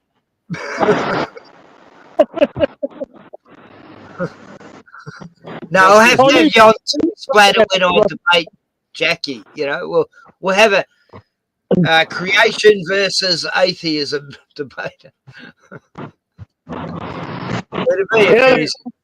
You know the problem with atheists, man? They don't believe in themselves. No, that's true. They don't believe in anything. I've got a few ex-Jehovah's Witness long-time friends that become atheists when they left. They started off being Christians, then they went atheists, and now one of my best friends, he's starting to question it all now, like because he's had life knowledge. Glenn, you know what it was last night? She was talking about the swastika. Oh God, that was driving me nuts. Yeah, and I told her Germany did not invent the damn thing. The thing has been around for centuries. That's And right. they had it on an angle, and they had it straight at different. Oh, no. She says no. It's not like no. I lived back then. I know more than you. On TV. I've studied the Nazis. The Nazis. Oh, I was doing my head in, but I was going, this has hurt my brain a bit, you know. Like I couldn't believe it. Jackie's probably never seen a black and white World War II movie or anything, and how would she remember how anything looked back then? Because she doesn't. I've seen the symbol on a Hindu's front door, and they use it. Yeah, I know. It's been around for thousands of years. Yeah. That's what they use. Oh, but It means prosperity and yeah, peace and prosperity. Peace and prosperity. Yeah. Peace and prosperity. Yeah, well, no, the Nazis invented it. No one ever used it before the Nazis. No. You know the History Channel. Oh man, she's fucked in the head. I tell you. I saw it on TV, Splatter. All right. Now, I never remember that because even though I'm only 32 or something, yeah, she's almost. Man, I don't remember them times, you know. Oh, yeah, that's because you're 32. That's because you're 32. There's no way you can tell me the swastika was around before the Nazis.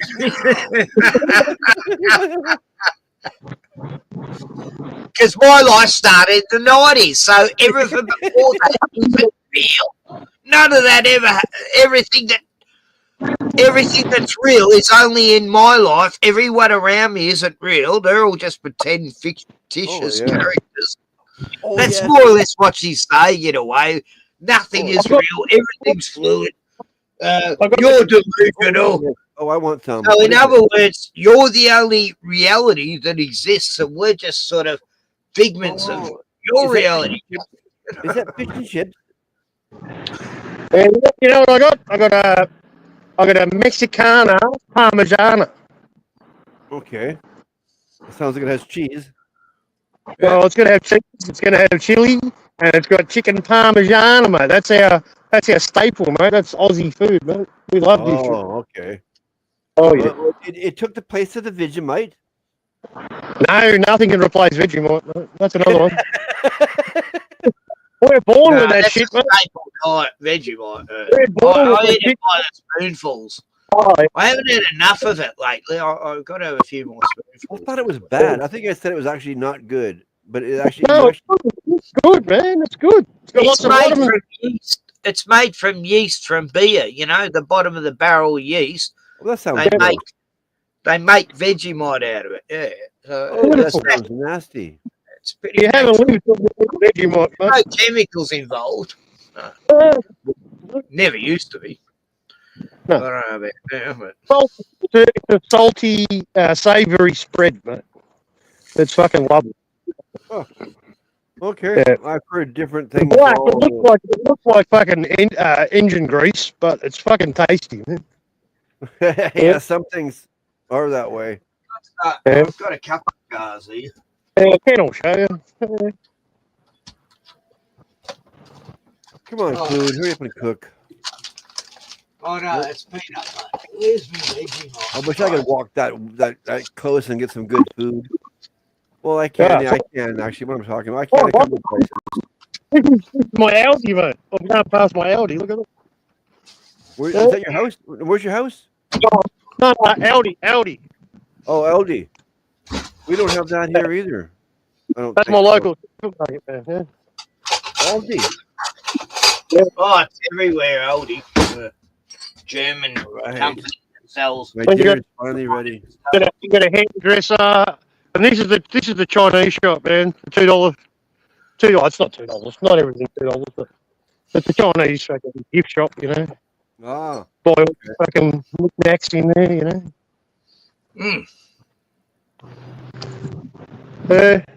You can buy a fucking Hindu statue if you want. Get some demons in your house. Yeah. I got it all, mate. Whatever you want. You should go in Where's there. the Papusu statue and Yeah, see if you can find a Buddha with a swastika on it and show that to Jackie. That never happened, Splatter. It never happened. You it just never making it happened up. because I wasn't born back then. This Splatter, Vegemite. Oh, hang on. I'm not looking. Hang on. What? Look at Show that. him the There's colour. nothing right there. You got to see the colour. Show him the colour. Come on. Oh yeah. Put it. Okay, show it again. Get a goop. Get a scoop. It's black, right? Let me have a see. It's like black goo. Okay. Wow. And it's good. It's good. Mosquitoes off you. It's just salty. It's salty and savoury, man. It's a fucking lovely fucking spread, man. Only It's there. You guys it's the don't best thing you can put on bread. The best thing you can put on bread. It's the best. You don't export it. I don't see it anywhere but in Australia. They've got their own versions. They've got mum. Look, watch my dog. My dog loves it. Bruno. Yeah, but send some to Canada, eh? No, watch. My dog loves it. Every dog loves Vegemite. Yeah. Well, dogs love almost everything. Dogs will eat cat poop. Bruno, Bruno. I rest my case.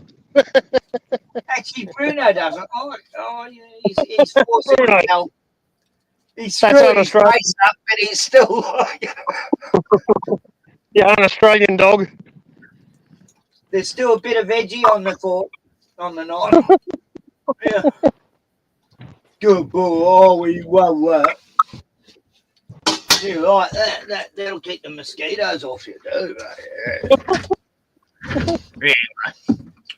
Enough about Vegemite. Yeah. It takes over the whole bloody show, the bloody Mike. We have another thing. This is famous in Australia. This is a cereal. Wheat Bix. Wheat Bix. Wheat Bix. Yeah, Wheat Bix. Oh, weird. Yeah, man. We have something here called Weetabix. Oh, dogs love that. Sheep love it. I feed my sheep this. They Is say it the run health? up when I have It's wheat the healthiest cereal you can get, man. Yeah, Just that's like no a whole- GMO. It's made by Sanitarium. Sanitarian. Sanitarium. Oh, great.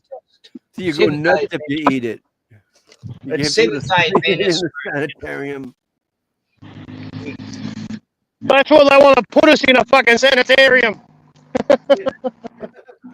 I remember the Sanitarium factory. It was up there, up at Warburton, and God, that was a weird place. It was the oldest building I've ever known.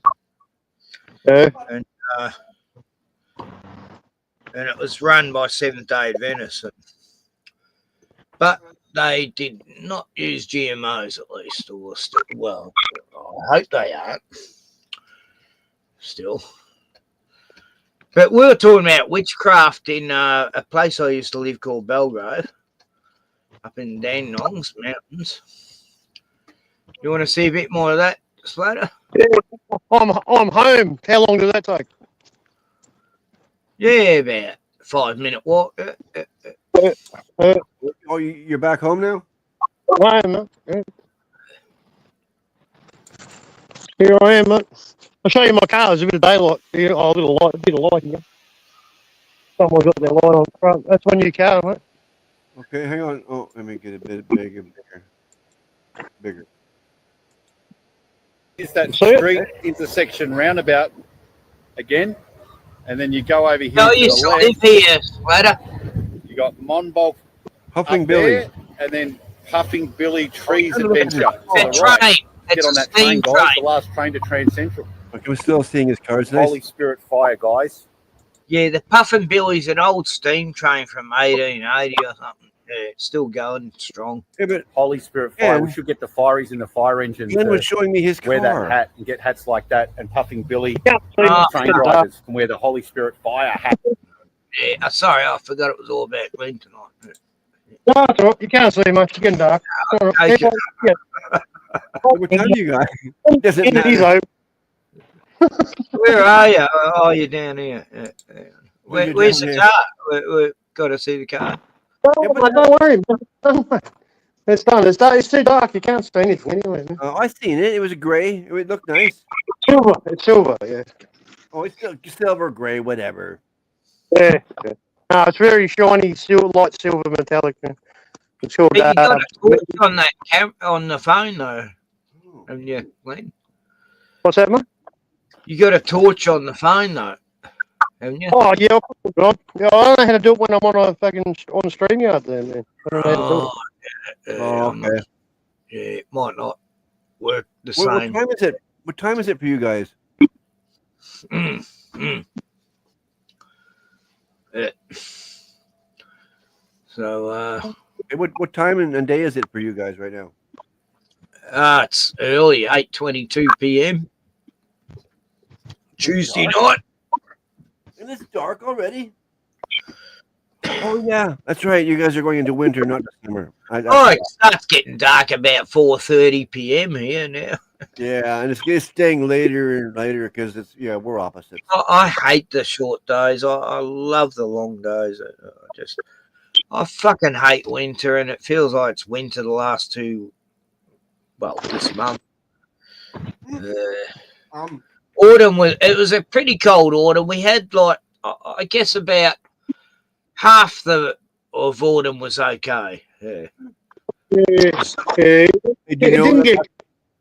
You starting to start to get cold now. Yeah.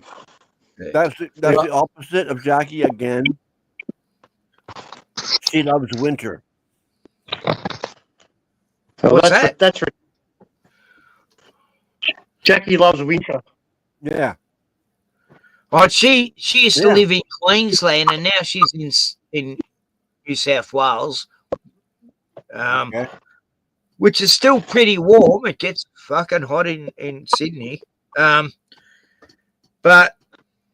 yeah, nothing compared to how cold it gets down this way. Like as soon as you get up to where my mate Lee is, he's only like halfway to New South Wales.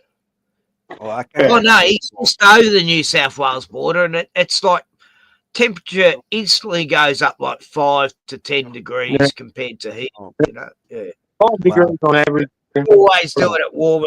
I wanted to live like in New South Wales during winter and then come back to Victoria in summer. Yeah. So it's always summer, right? Yeah. It's only Tasmania that's colder than where we live, mate. And then next to Antarctica. They can still grow the best weed you could ever imagine because for some reason the climate's perfect for it there. It's probably the soil too. It's could be like the best weed grow. That's where all the medical marijuana comes from, is Tasmania, by these long-time growers, and it's guaranteed to be no chemicals whatsoever. It's all natural. Hey, that's a good thing. I heard about that today, actually.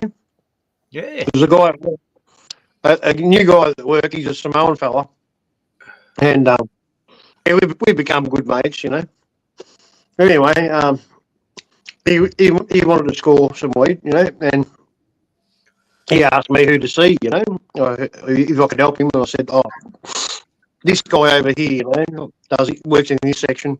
Talk to him, mate. He'll look after you. Anyway, he told me today that he got some good weed, man, from him. And he said, it's no chemicals. He said, it's outdoor. I asked him, outdoor? And he goes, yeah, no chemicals, beautiful. I love it. The best. Nice. Probably that one, man. It's probably coming from there, does he? It is. It says on my prescription, they don't call it weed, they call it flower. Yeah, cannabis flower. It's a flower. Don't they call it cannabis? It's the bud of the plant. Yeah. Yeah, you hear that's what I buy from the stores. The cannabis flowers. Yeah, that's what it spun me out because I've never heard it called that. But on the prescription it says flower. Then I got another one that says gummy bears. That's what I bought, man. Yeah, I was going to ask you to show me. In the next few days. Like, I've waited 2 weeks. Was there French fries underneath there? And what's I'm underneath there? getting Is it ready French for fries? I guess. marijuana in it. They said either Thursday or Friday, and I go, wow, but I'll be out of weed by tomorrow. Yeah, okay. Yeah. You had the steak type thing, and with French fries underneath it. I seen, right? Glenn? No, it's chips underneath, man. Chips on the bottom. Yeah, that's what I thought. Yeah. French fries. Yeah. Yeah, French fries, chips, whatever you want to fucking call them. Yeah. Do you guys use? What do you use to cook them in? Are you guys using that stupid vegetable oil too, or? Oh no, coconut oil I use. I only ever fry anything in coconut oil. Yeah, but restaurants and stuff, are they allowed to use I don't like use that beef bloody fat, canola or they all use switched over to seed oils like everybody else? vegetable oils. No, I don't trust any of them. No, this one advertises that doesn't use any canola oil or any of that shit. They use good oil, man. Yeah. Canola's the worst. Oh, yeah. It's so GMO'd, all the canola oil. Because it's got to a point I cannot eat French fries anymore because all I taste is the oil. It tastes like they're cooked in fucking motor oil. Yeah. Anything that's deep fried, I cannot eat anymore because all I taste is the oil. No, this is crisp, man. You got to cook your own chips now, Splatter. That's what I've been finding out. I can't find proper chips anymore. Fucking taste is crispness and salt, man. No oil. It's good. Oh, coconut oil's good, although it will make it taste sweeter.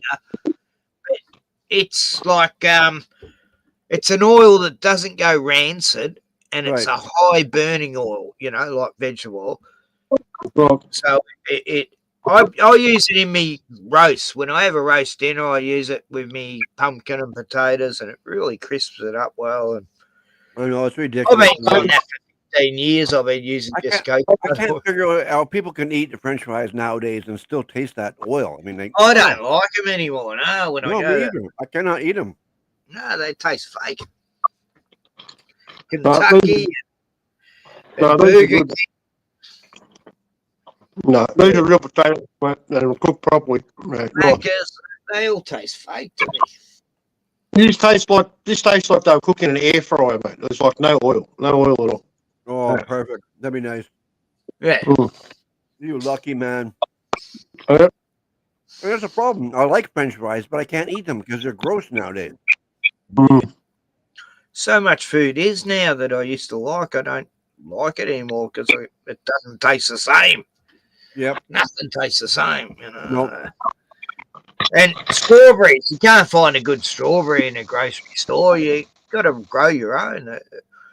Like the strawberries, I grew this strawberry plant. I had it for 15 years until I took it to my sister's place, and suddenly it died there. Well, that. I don't get that, but anyway, they were the best strawberries ever. You know, every year produce, and I'd have to stop the birds and the dogs getting them. And but the sweetness, you just won't find it in any grocery store. Same as tomatoes. You know, I've got a friend who drops off vegetables to me, and she dropped these tomatoes off, and they were so sweet and juicy. It was like, God, I didn't even bother putting them on a sandwich. That was just so nice. It was like, wow. I did put one on a sandwich, yeah. But, you know, when you grow your own stuff compared to what you buy, they're really fucking everyone up. They're fucking us. There's still a problem with that, Ken, because all the chemtrails are going to come down to the ground and they're going to pollute the ground. Exactly. And everything in the ground. That's what I found when I was growing. When I was growing marijuana, I'd grow 90 plants a year. I just had like 5 different sections in the bush where I had them, and they grew beautiful. And then suddenly things changed, and I'd grow sunflowers, and they get to like 7 foot tall. Suddenly I grow, all the stuff I grew wasn't growing the same, and a third of what I used to grow would grow. You know, like out of 22 fruit and vegetables, you know, I'd have 7 that would manage to survive, and I knew it was the chemtrails. That's because that's when it was happening. It was like, this stuff above me is fucking up me vegetables, you know. Yep. I know it. And then I bumped into farmers, you know, and they were talking about green drought, and I met this woman and her daughter on their horse, and they're going, "Oh yeah, our fields are full of grass, and the horses won't eat it because there's no nutrition in it. We have to order hay." You know, like this. You know, you learn this shit when you're with around the farmers. They tell you what's going on. You know, they're more awake than any city person. They see the environment and how it changes, like I did. I lived on this property for 16 years, and I saw how suddenly weeds were growing bigger. Like every winter, weeds would thin out. Suddenly they weren't. They just keep going bigger and bigger and bigger in the bush until you couldn't even walk through the bush. Weeds like trees growing in my garden before, man. This bracken and these tea tree, you know, they just grow. I showed you, Glenn, when we were at my property I used to live. These tea trees were like 10 foot tall. They used to only grow like 4 foot tall, you know, taking over the whole road.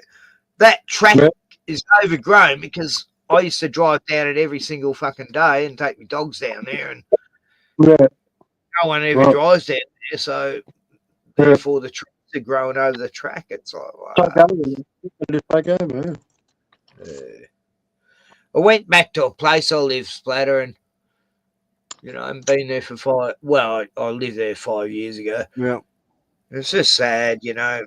The sheep that I raised and roll the videotape. All these dogs I knew are dead now, and roll the video, Ken. What's that? Video? Roll the video, Ken. What video? Of the place that Ken used to live at. He filmed it.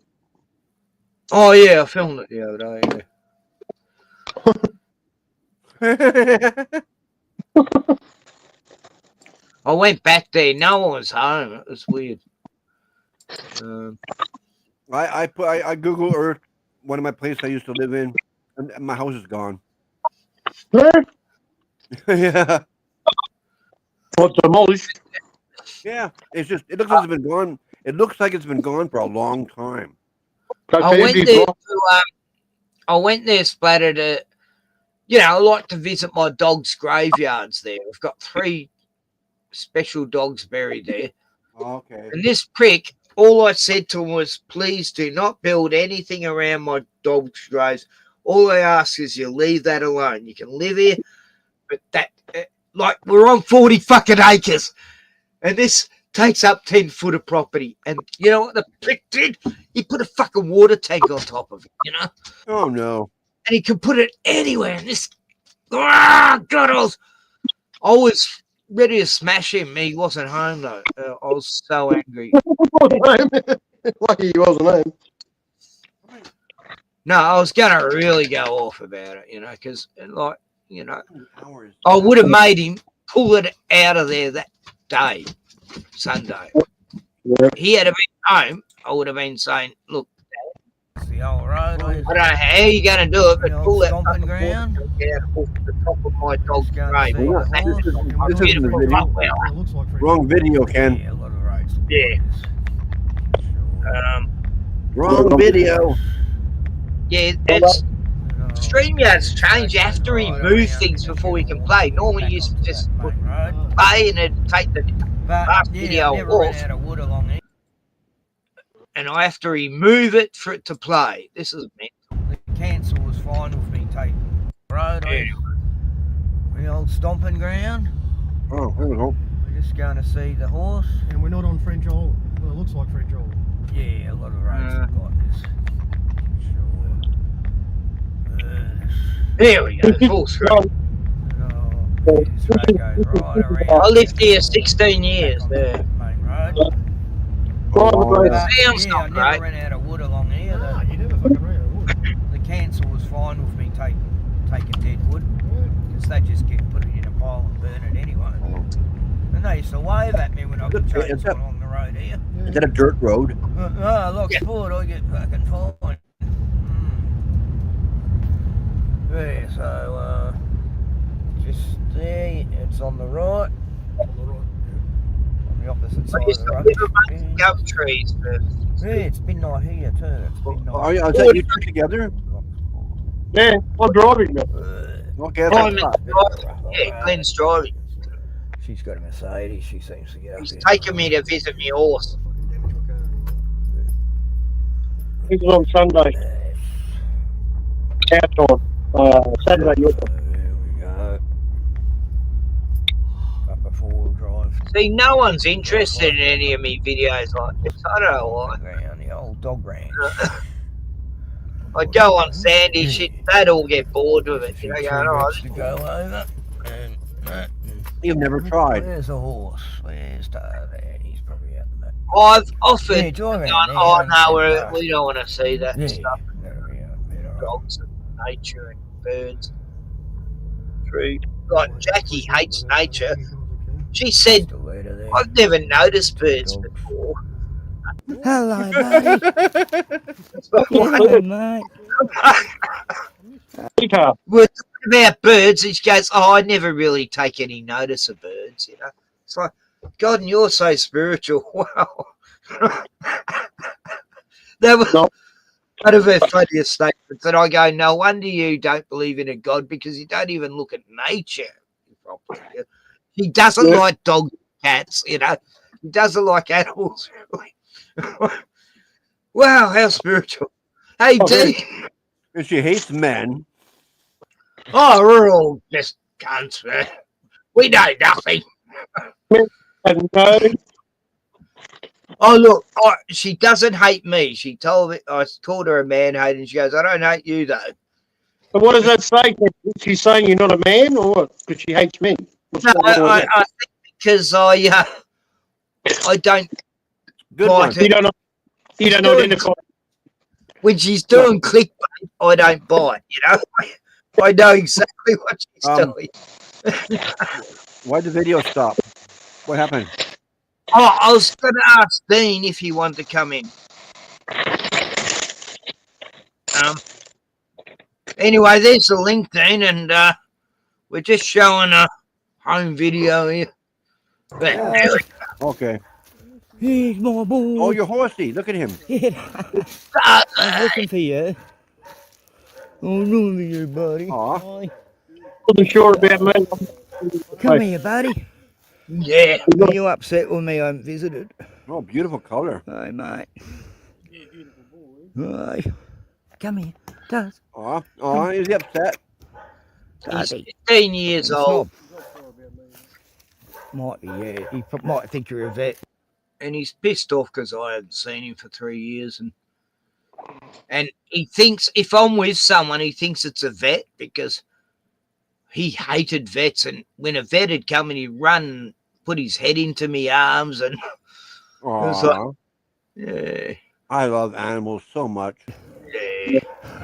All animals, all of them. My landlady said he has missed me so much. You know, he hasn't forgotten you, you know. Oh, no. When I went there the other week and he was calling out for me. You know, he could hear me. Oh, they cry too and stuff, right? You know that, right? Yeah. His mum died in my arms after getting bitten by a snake. Oh, no. And he fainted. And I thought he was dying. And no, he just fainted in shock of seeing his mum die. You know, it was terrible. Hey. We go back. Hey, buddy. You got the whole backyard, mate, huh? Aw. Hey, buddy. Yeah, she might be having a nap, I think. His mum was a beautiful white horse. Oh, he's got a nice pile of wood there. Gigantic horse. I still can't get over the coincidence of you knowing Pieman after me talking to Pieman like 6 years ago on an interview. Wow, yeah. That's funny. And then I meet you and you know him. I mean, the odds of that are phenomenal. Here's my dog scrape. 3 dogs are buried. Okay. Had all these beautiful river rocks there, you know, laying out every single grave, you know, with crosses in rocks. And I had this gigantic rock as a headstone to the 3 graves. Well, we can't see it now? It's all gone. I don't even know how he lifted that fucking giant rock that what about those trees? Did you plant those trees or what? Yeah, I agree. They were tiny when I first grew them. The yuccas. Yuccas? That's what they're called, yuccas. Yeah. Very popular in Logan Gardens. I was very upset when I saw this. Well, I believe, yeah. The condition he lived there was leave my fucking dog's grave alone. Yeah, there's 40 acres. There's no excuse for that. Yeah. Water tank on top of my Rottweiler. Dog's grave. Putting that there. Wow. I was very angry. Lucky he wasn't home that day because I was sort of going to lose it a bit. Oh, yeah. And I'll be going back tomorrow anyway. I'm going to fucking have it out with him tomorrow. Was that the outside of your caravan? Yeah, this is all, everything here I built. You know? Is mine. This is mine. He took over the whole place when I went away for a few weeks and Wonder what happened. took over my caravan, the cunt. That used to be a truck yard. I wonder where Dan is. I've got 3 caravans there. Oh wow. Repainted. I started collecting caravans. I built that shed. I built that city on rock and rolls. Oh, he's actually got some plants growing. He pulled all the plants I had out there. I had beautiful plants there and he ripped them all out, the cunt. And suddenly he's growing plants again. I was very amazed, actually. Some people just don't care. Oh, he doesn't give a fuck about animals. He's a nut. I mean, he should marry Jackie, mate. He cut that tree. Oh, no. Yeah, this fucking shocked me. How would you do that? Hang on. Oh, where are we? Hang on.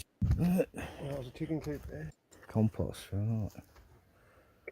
Oh, it looks pretty good, but yeah, he cut that tree. He cut this tree down. This tree was healthy as my koala used to go in the hen house and climb up that tree because koalas have their favourite trees, right? There's certain trees that taste better to them than other trees. And this fucker cut it down. It's like, which one? Both of them? This one here that I'm showing in the tall one or the short one? This short one. It used to be as tall as this one in the background, you know. Yeah. It's just like, oh, it's getting hard. I see 2 tree stumps there. One's tall and one's small, right? So yeah. Yeah, that's another one he cut. Yeah, I didn't even notice that. Shit, that's 2 trees he cut. And he used to be terrified of chainsaws. He must have got someone there to do this, you know, because he was scared of chainsaws. Oh, no, I don't want to know about that. Oh, scary chainsaw loud. Yeah. What, the chainsaw going to come and attack him? Turn and run across the floor at him? Managed to get these trees cut down, cunt. I bet you... There's me, Donnie. The chainsaw growled too loud at me. My koala used to visit me every 3 months, and I bet it would not turn up nowadays, you know. This cunt's desecrated its favourite trees, you know. He probably chased it away anyway, but started to show up. Oh, yeah. You know, one time my beagle was having a fit, and she was on the ground. She'd fallen off the couch next to him. I don't know if he pushed her off or something. I just caught her. And she's on the ground. She couldn't get up, and she's like, having like a spasm. He just gets up going, oh, I don't want to know about this, and walks out, leaves me to it, you know. That's the sort of guy he was, you know. Yeah. Wouldn't even help. I managed to get her back on her feet and you know, it's like she'd put her back out and I managed to click it back in and oh yeah, this cunt just freaked out. Oh no, I don't want to know about this, and walks out, you know. What sort of person does that? He is retarded. He's autistic. Used to start me plants off. It looked so much beautiful when I had it. Used to be a veranda there. I guess so. Did you sell it or? No, I was renting there. I built this property there, and then he comes in, pays the landlady an extra $100, and suddenly he makes out that I left, and she believes him, and I go back there, and suddenly I don't have a home. The rats got to it. Oh no! It was fucked. I lost everything. And then the cunt threw everything to the tip that I owned. You know. He's playing pool. Still got me pool table there. Put it in there. What a mess. Yeah. So you need to build something like this. Yeah. I saw all the old videos when I used to Everything I built it with was from the rubbish tip. Yeah, so I got have a some look in here, massive feds of my life here. I've still got heaps of stuff in here. Dogs. I've missed you, buddy. Hi. I'll visit you more often, but bring you some They carrots. finally turned the power off in the house. Yeah. You're a good boy. The standoff house. Remember I told you about, yeah. How big the tea trees have gotten. The chat is asking the same thing, though. Why don't the cops just go in the fucking place? Yeah. The foxes. Yeah, you could go for a walk down to the dam, but that's a... Sorry, Dean. What were you saying? Splatter. I mean, Splatter. No, that's my real name. How'd you know my real name? That's funny. Forget. I don't know. I am a bit sorry. All of a sudden you pop up with Dean, like that came out of nowhere. Like, what the hell? I know. I just suddenly thought your name was Dean. It for is. A second. Wow. It See is. that? That's what I'm laughing about. It is Dean, and that is my real name. This stuff happens to me a lot lately. Like when Virginia Gaffrey died, I thought she died the day before, and then I suddenly realised I dreamt it the night before, and then suddenly I'm watching it while I'm streaming, going, "What the hell's happened?"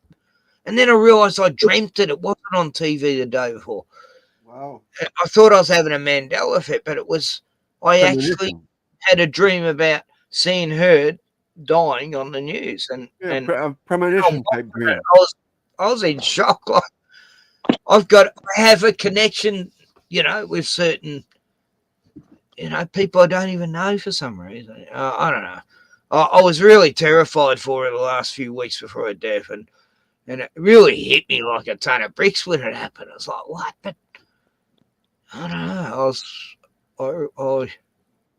I saw it was going to happen, you know. I knew it was going to happen when she had the supposed bus accident.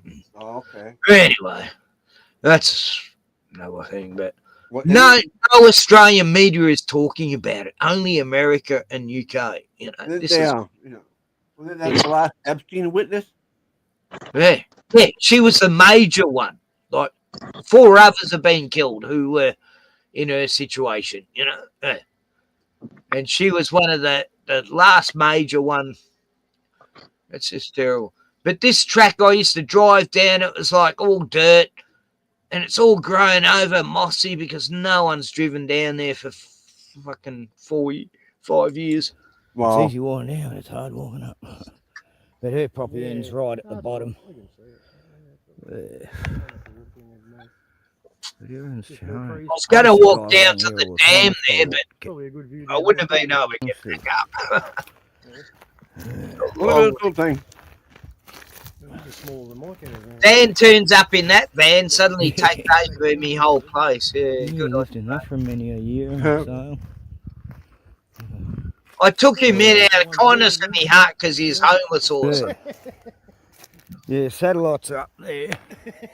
But it's going sideways. Yeah, look at the disc sideways. Oh, wow, Sasha, Rolly, Ivy, Dottie, all buried around It just there. goes to the nearest tower. And a few other hens. Yep, that's sure. 500 metres away. Yeah. I lived here for 16 years. The actual satellite, the way people picture them, the way they're supposed to be, that's impossible. No. That's what I just proved to you. You know, it's going sideways and it should be going up into space, shouldn't it? You know? And it still works. I said that to the guy who put it in. I go, how come it's going that angle? Like, our satellite's straight up. And he goes, I don't know. That's just the way they tell us to put it, you know. Yeah, you pointed toward the nearest tower, right? Yeah. I was awake back then. This was like when, oh God, 2005 or 6. something like that would help wake you up if you weren't awake. And I was going, that doesn't make sense.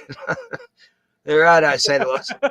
For the internet, I was getting cable, like, what do you call it? Satellite TV. I met it. I was lucky. The first time I got cable, I had this special gold card. Actually, I could get any channel. Oh, no. Yeah, it was totally illegal. And I plugged it into me Star Fox box, and I could get everything. And I was watching the Twin Towers go down in real time. And I'm going to my younger brother, yeah, this isn't sus at all, is it? And he's going, what? I'm going, this isn't inside. Oh, the poor New Yorkers, they don't even have any clue that this is actually a setup. And I was saying it right at the start. I was shocked. I was really upset for him, because no one would ever think the government would go to that extent. I know, it's amazing. And that's horrific, to think that. And that's what horrified me, is that, wow, this is how they will go to this extent. They don't care. Pricks. And, people would visit me and, how you going, Ken? I go, I'm a bit upset about 9/11 shit. And they go, why? That's America. The United States blew the United States up. Yeah, it's America, but this is when the world changes. From this moment on, what just happened is going to affect the whole fucking world. The world's and that never guy that just took out the insurance. We have never had anything like this ever, and this is when the world changes, motherfucker. Oh, exactly. And how about that? Like I said, the guy that owns them or whatever that took out terrorist insurance on both of them like 2 weeks before it actually happened or something like that. Yeah. Hey, man, fuck. Lucky Larry Silverstein. Larry Fink, was it, or Larry Silverstein? Whatever you want to say. A Jew name, of course. It has to have a Jew name. Some Jew. Yeah, one of them Jews, but they're all in the same club. Lucky Larry. He just happened to be having what was it? The building was full of asbestos, and to remove the asbestos would have cost billions of dollars in demolition. So why not make out it's a terrorist attack and just destroy it? Well, yeah, a couple airplane proof. Better do it. Hey, we'll do it a few weeks before it happens. Airplane proof buildings get destroyed by airplanes. Big giant girders in the forward girders in the impossible. It can't go through, but they managed to. And that footage, the noise of the airplane poking out the other side of the building, get the fuck out of here. News. All right, it was on the news. What are you talking about, you crazy cunts? It was on the news. I saw it. It was real. Oh, yeah. The people that were actually there filming it for themselves didn't see one damn airplane. They're all saying, there's no airplanes. There's no airplanes. I hear that all over. Everybody showed up. I was up for 24 hours watching it, and there was a story that come in that some gas come on the plane, and I heard the audio, and they're going, "Oh, there's this gas coming in," and people are coughing, and then that story vanished completely. It was like, hang on, we better not go with that script. It sounds a little bit silly, and we'll go with box cutters instead. Like. Totally a psyop. As soon as I heard this gas story changed to box cutters, I go, oh wow, this is definitely. And guess what? Alex Jones said something was gonna big happen in September, 4 months before it happened. In New York. He said, oh, I don't know what time, maybe 17th, 18th of September. Like, wow, even he had a heads up. Yeah, they're all in on it. Yep. They all the upper salons know what's going to happen. No, it was a very sad day when you realize he's lucky to be in that club because he's not actually part of that club. They probably told him ahead of time to shut him up. Yep. probably paid him off too, I bet. Yeah, he works for Time Warner. Time Warner is the employer. He's the employer. Well, he boasts about being a Freemason. Yeah, Warner Right. Brothers, man. Yeah. That's his employer. Yeah. All these That's on people his that are so naive and don't know nothing about the Freemasons. Like, so what? He's a Freemason. Big deal. My uncle was a Freemason. Here, isn't it? Wasn't his grandfather and his grandfather. I don't see it as a privilege thing. I think it's, God damn it, no wonder we were cursed. Yeah. Cursed to a spirit of poverty. Yeah. I'll never be rich. Oh, come on, you idiots. Just burn the house down or something.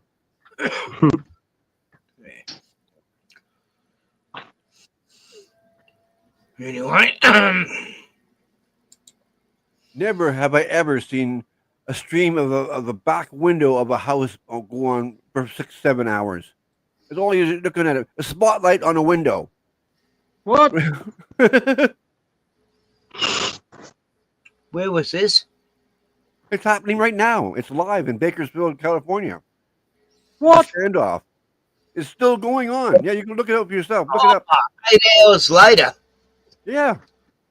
Oh, that sounds like some Sydney siege bullshit. I remember this Russian incident where this school was taken over by terrorists, and it went on for like days, this siege. And it was might like go there on for was days. I don't know. There's no reason for the military or whatever to go in and get them. They just had this standoff for 3 days, and the terrorists kept trying to give up, and they wouldn't let them. And there's witnesses who lived through it, kids and all that. We want the ratings. The kids were saying that the terrorists did not want to hurt anyone. They were treated really well by them, and then the government just kept shooting them and kids, and yeah, it ended up a slaughterhouse in there, you know, and it was the worst siege situation I've ever known of in my entire life. But yeah, I mean, I can't even find stories about that, but I watched it for days, you know, on the news and shit, and it was like, why aren't they? Even the terrorists didn't know why they weren't coming in to get them. You know, like, it was so obviously planned. And this is crazy. This is nuts. This and is crazy.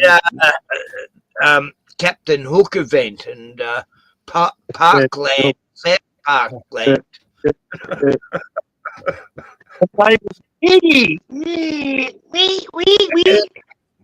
There's 3 different YouTubers filming this here siege. Uncle Arthur event.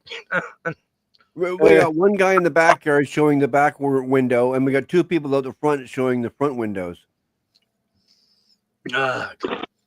Most exciting shows I've watched. I mean, the only thing that's exciting is when you see the flash of the tear gas go into the window every once in a while.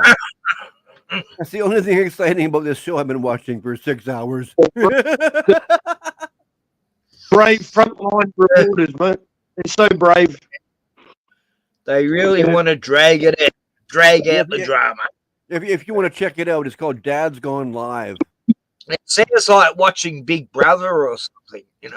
Big Brother. Oh, this is a real life standoff. The cops are having a barbecue outside this guy's house. Where's all them donuts? We ordered 50,000 donuts just before. It started with a car chase. The cops were chasing him all over town, and then he decided to go home. He drove into his parking lot, got out of his car, ran into his house, and they've been there ever since. Oh, God. One guy. Every TV cop show, you know, they get that guy within an hour, you know. Well, they're going to run out of tear gas eventually. I think the guy's in the attic, or he left before they got there. I don't think the house might be empty. I don't know. The back of the police car. Running around pretending someone's in there. No one's in there. That's what the chat's saying too. He's probably gone, or he's up in the attic just sleeping by now. Oh, the cops have got him back at a hotel somewhere. If you're up in the attic and you close the door, yeah, we're gonna reward you well. Tear gas won't go up in the attic if you close the door. Yeah. You're out of a boat, you go to fucking some island to live, and especially because every time they shoot tear gas in, they break another window, so it's going to air it out quicker. No, it all seems sus. Anyway, I'll just watch the end of this Black Magic Belgrave bit. I want to watch part 2. I'm really excited about it, actually. All right.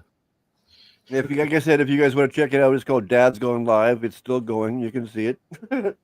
Yeah. Yeah, I was just talking to some guys then, and they were telling me about Julian Assange being part of that cult called The Family, where they had the blonde bobbed hair. This is one of the channels. And the Satanists were in the doctors and all the local professions around this area. Yeah, part 2. Yeah, it's getting good now. Heath Lovell. You gotta love Heath Lovell. Subscribe. Oh, I better put the bell on. You know, I haven't put the bell on. Because I don't get any fucking notifications like that. Meow, meow, meow. I love you, my guy. I don't know what you're doing. Walking around going meow, meow, meow, meow. Monbulk to the right.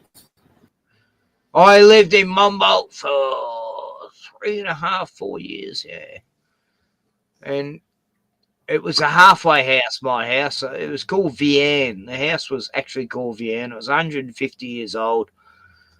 There's actually a ghost there. My dog and me cats used to stare at this certain corner, and they'd be looking, tell me there's something there, and I'd go, yeah, okay.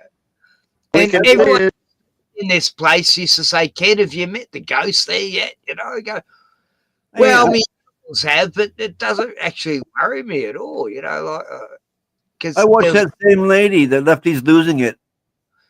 The one in the red shirt, red jacket over here. The Lefty's, yeah, I watched Lefty's losing it too. Oh, yeah, it's, Rita. Yeah, that one. Rita Banshee. I watched that too. It's hilarious. For Israel, those. And yeah, look at her wearing red. You know, they all do that. You know. So anyway, back to witchcraft. Burntree Gully to the left. Monbulk, guys. That's where you go and get your Monbulk jam. What? So here we are, guys. Monbulk jam, but they don't make Monbulk. So we've found gold. Puffing Billy. They hit that car. Welcome to Puffing Billy. This is the main entrance here. Puffing Billy. Welcome to Puffing Billy. What is it, Puffing Billy? Gee, I don't think I've been here since I was a kid. I think maybe I came another time once. Let's go. It's a steam train from 1880 or something. Oh, okay. Going on this old train. It's like a Wild West track. It goes over these big giant bridges, you know, like in the Wild West days. It's about half the size of a real steam train. It's half. Go all the way to a town called Emerald. You know, it's about an hour trip, I guess. It doesn't go very fast, but it's a lovely trip, and it's like you hear that steam engine. It's just beautiful. Okay. It's a part of history that's, thank God, they're still. Okay, what does it have to do with witchcraft or black magic? Right, in that area of that witchcraft black magic stuff, right? That's been happening for many a year up there. And yeah, I used to know a lot of the dudes who used to work on the railroads there. They actually have people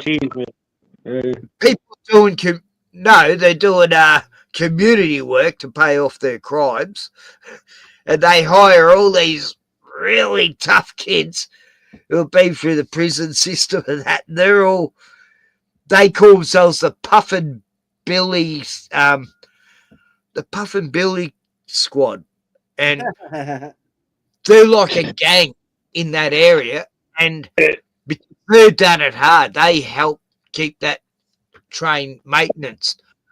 And I knew this dude, his name was Brian. I called him Lion Brian because he's just such a bullshit artist, this idiot. Fucking hate him. He caused the death of one of my friends from heroin. Anyway, he put a tattoo on him, Puffin' Billy,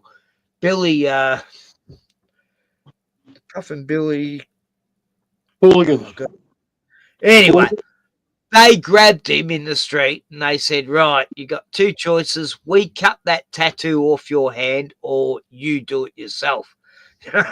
And they made him cut that tattoo off himself. I guess he couldn't afford tattoo removal surgery, whatever they do. No, that was his punishment. You've got a tag on you that's not part of our club, mate. You've never been part of our club, you lying piece of shit. People take the club seriously. Yeah, some people. And I couldn't think of a more deserving guy for it to happen to, because his nickname was Lying Brian. He was just a hammer. Okay, he dug a hole. Heroin addict, fucking meth head, fucking piece of shit that I wanted to actually kill because he caused the death of one of my friends. But yeah, that's another story. Yeah. So that's just, I totally digress like Richie from Boston. Then from yes, YouTube. None of that was said, YouTube. It was all imaginary. Purely for entertainment purposes. It is what it is. My mate Chatty was a bit of a crim, but I can say all the crimes he did now because he's not alive now. Okay, Ken, play the fucking video.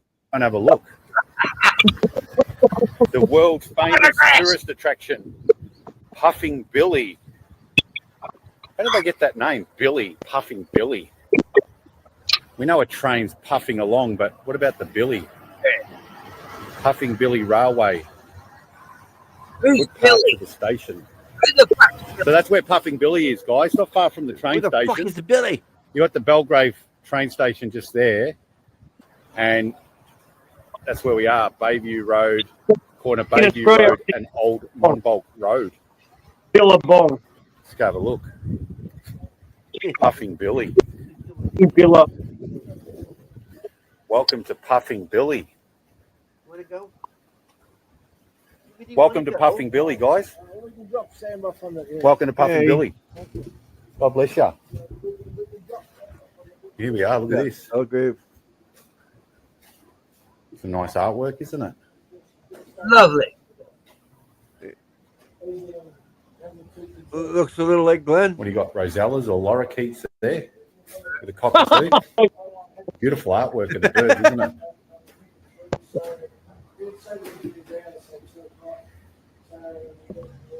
Yeah, they'd be rosellas, wouldn't they? The lorikeets have more green in them.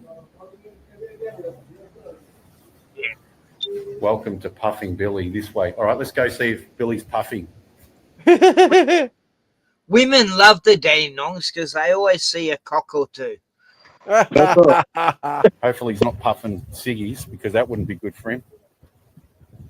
Let's go down this path. There's some dude in the background arguing. My name is William. My name is William. I'm not Bill. This way, we're in the right direction. William. We're going in the right direction, guys. So let's go see if we can find Billy Boy. No, William. Be encouraged, guys. Jesus loves ya. Welcome to Puffing Billy Railway. So I've arrived, guys. I've arrived. Puffing now sounds like a stoner. Belgrave, Menzies Creek, Emerald, Lakeside, Gembrook. That must be all the stops that go. Oh, it's a nice place, Emerald. I've done it. Looks like it. Time. Emerald Lake, man. Emerald Lake is beautiful, man. Beautiful. Goes down. So yeah, there we are, guys. We're at Puffing Billy, the main entrance. Oh, that's got a lot of Asian people here today. Everyone's come from Asia to see Puffing Billy. All the tourists. Say that. Wonder where the biggest attraction of Puffing Billy is the overseas tourists. They're the ones that keep this going. The Japanese, the Chinese tourists, they're there. This is like It must be a big thing over there. Oh, you got it. When you go to Australia, you got to go to Puffin Billy. And Oh yeah, they recommended all the tourist stops, all the tourist traps. It was when I lived on French Island. Like, oh god, there's every race of tourists going over there, and they're all lovely. They're all just there, and I used to pick them up if they're trying to get back to the ferry and they weren't going to make it. I'd pick them up and take them there. And there's some fucking nice ones too, mate. Some fucking real hotties, mate. From fucking all over the world. Oh, yeah. Swedish chicks, English chicks, Canadians, every Japanese. Line them up. Have a smorgasbord. Just this tiny little boring island. I mean, we got koalas everywhere, and that's about it. Where they're from? Japan, South Korea, something like that. China, Hong Kong. Hey guys, where did you come from today? Which country? Hong Kong. Beautiful, Hong Kong. Lovely. Enjoy your stay here in Australia. Thank you so much. Take care. Get away from that nasty man, quick. Yeah, well, I live in Vancouver. So yeah. Vancouver. Like a cafe here. You're right. Souvenirs and gifts. How you going? You're expecting a busy day? You always have a busy day? Yeah, did you get the fuck out? God bless you. Have a great day. Jesus loves you. Bye. I'll even train and toilets. To the train and toilets. Here we go, guys. Yeah, I gotta go. I haven't bought a ticket, but I'm not planning on going on anyway. Oh, here it is. Puffing Billy. There it is. It's like 100 or so years old. Good old Puffing Billy. Belgrave. What's wrong? There's what? Puffing Billy conductor. Well, come see you. There he is there. You got all the tourists here. He's ready to go, is he? Tourists. How you going, sir? How long before takeoff? 15 minutes. That's a fob watch. I haven't seen one of those in ages. 15 minutes. God bless you. Have a great day. Beautiful day for it. Take care. Jesus loves you, mate. Yep. Tomorrow's going to rain. Tomorrow's going to rain, so enjoy the weather while you can. Awesome. Have a great day. How many people do you fit on this train? I've got 216, I think, on the train. 216. What's the capacity for it? That's it. Wow, so you got a full house. And how often does it run, Puffing Billy? Every day. And how many times a day? 3 times. 3 times. And how long's the journey? Is it from Belgrave to Emerald? From here to Lakeside. To where? To Lakeside. Lakeside, right. Now we run 365, 64 days a year. Yeah. What about Okay. You could be Santa at Christmas. Take care, buddy. Have a good day. You're looking forward to the trip? Where are you from? Hong Kong. Everyone's from Hong Kong today. I'm from Australia. I'm straight. Oh, yeah. TikTok, Instagram, Facebook, and YouTube. Heath Lovell. Heath. Oh, yeah. Okay. Heath. Only 800 subs. Lovell. Lovel. Oh, here it is. Oh, it was okay. Okay. Oh, you're not that. Yeah, and then OZ. Sub people. Yeah, you'll see yourselves on there later tonight or tomorrow. Hi. Say hi to everyone. I do love Asia. Have a great trip. Enjoy the train ride. Always at us. Jesus loves you, girls. Have a good day. Bye. So they're all still arriving. They are very you get like people. It's a good place to film. Everyone's got their cameras out. That's why I thought they were from Japan. I know the Japanese love to film and use their cameras. And so, yeah, no one's telling me off for filming for once, which is good. Praise God. I feel at home here. I can just film whatever I want, speak to wherever I want. Yeah. Praise God. Country there. No one wants to kill me when I film them here at Puffing Billy, which is nice for a change. So there you have it, guys. Holy Spirit fire. Hallelujah.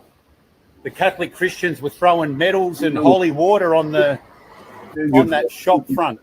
So there have been medals like Saint Benedict, the exorcist saint, maybe some Virgin Mary medals, miraculous medals, things like that. So the Catholics could obviously see the witchcraft going on there. What Catholics also need to be aware of is the witchcraft that's entered the Catholic Church, because rebellion against God is witchcraft. The Bible says rebellion is the sin of witchcraft. So when we're allowing sin into the church, such as same-sex marriage and the blessings of same-sex couples that the Catholic Church does, they haven't formally approved same-sex marriage yet. They still keep the traditional heterosexual marriage between a man and a woman. Yeah, the Black Pope doesn't want any part of that. So I don't know if there'll be a Black Pope, but the one I've been watching, he's a good Pope if he does. But anyway, they're offering the same-sex blessings. It's really just grooming and getting people ready for the next stage that the devil wants to do in the Catholic Church, and that's to bring in same-sex marriage for same-sex couples. And that's all Luciferian doctrine. So there are many good people still in the Catholic Church, beautiful people that hold to the traditions of the Catholic Church. But the worship of the Pope is not right. Like Jesus said, do not call anyone Father, because you only have one Father, and that is your Father in heaven. So the Bible says to honor your mother and father. That's one of the 10 commandments. But to call someone in the church a spiritual father goes against what Jesus taught. So we have to be mindful and fix our eyes on Jesus. He is the author and perfecter of our faith. May the Pope rest in peace, and we pray and hope that he's gone to a good place. But only God really knows if he's in heaven or not. I hope he has, but because the Bible says in Hebrews, it is appointed for a man to die once and then the judgment. So we don't know if God's going to judge him or not for allowing sin in the church. So there's a double judgment for those that are in positions of leadership and do not hold to the truth of Scripture. So there's extra judgment and there's extra punishment. So the Catholics can say as many purgatory prayers as they want for Pope Francis, Papa Frank. But if they and the Pope were living in sin and rebelling against God, it's not going to make a difference. Only God can judge whether one goes to heaven or hell. That's why we have to fear the Lord and keep his commandments. Jesus said, if you love me, you'll keep my commandments. They are the commandments, the 10 commandments, and they are the commandments of the Word of God that we find in the Old and New Testament. So be encouraged, guys. Jesus loves you. Stay away from sin. When you stay away from sin, you stay away from the devil. Don't play with fire. Only play with Holy Spirit fire. Don't play with the fires of hell. And Jesus said, blessed are those who hear the word of God and obey it. And if you love me, you'll keep my commandments. And so until we meet again, stay beautiful, stay fit, stay healthy, and always remember, Jesus loves you. Cool. He makes good videos, man. I like him. He's got no viewers, man. No viewers, no likes, no comments. I'm the only one who's ever commented on his fucking channel, man, I think. Yeah, nah, it's a bit like, that's how it is. No one wants to hear the word of the Lord. It's, the word made flesh, and, No, he speaks truth, and he makes sense, and he's got a good heart, man. And he's doing what he can, man. He's doing good work. Yeah. Oh, look, I used to Belgrave station with all the street kids, and there'd be this lunatic preacher condemning them all to hell and damnation.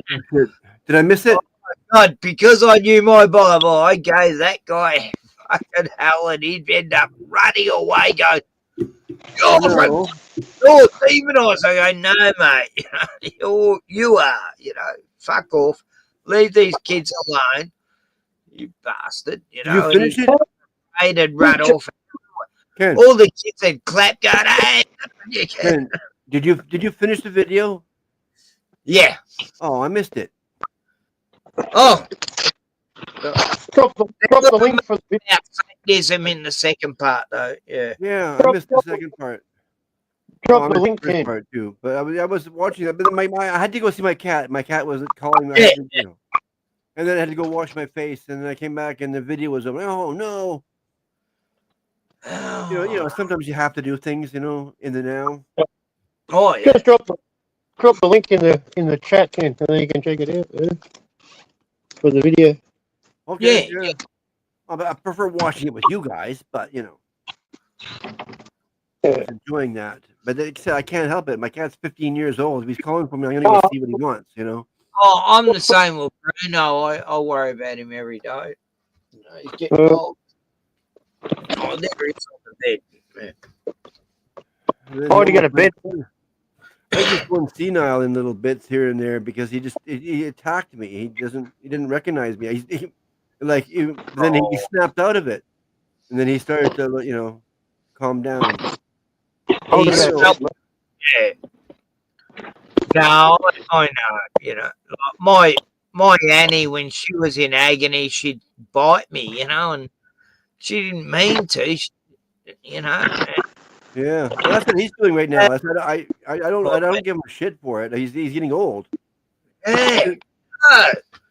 No, if Annie was in pain and she bit me by accident, I knew she didn't mean it. You know.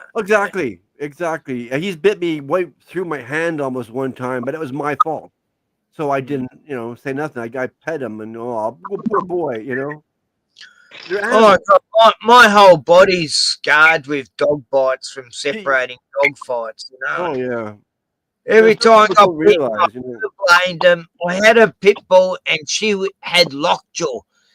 And one time I'm trying to stop her attacking me, Rottweiler, and she's lockjaw onto me hand for over a minute. She could not let go, and I realised she couldn't let go because she had lockjaw.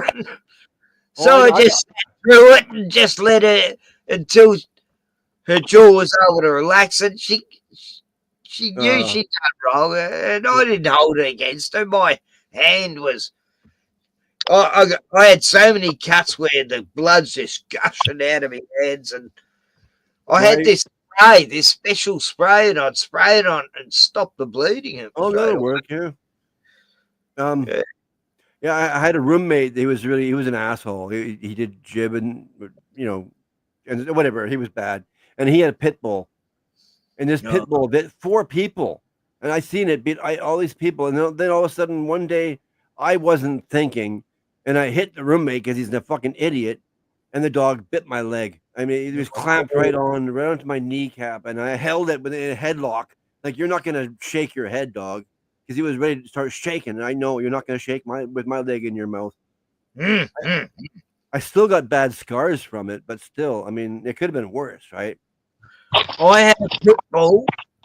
My third last dog, Ivy.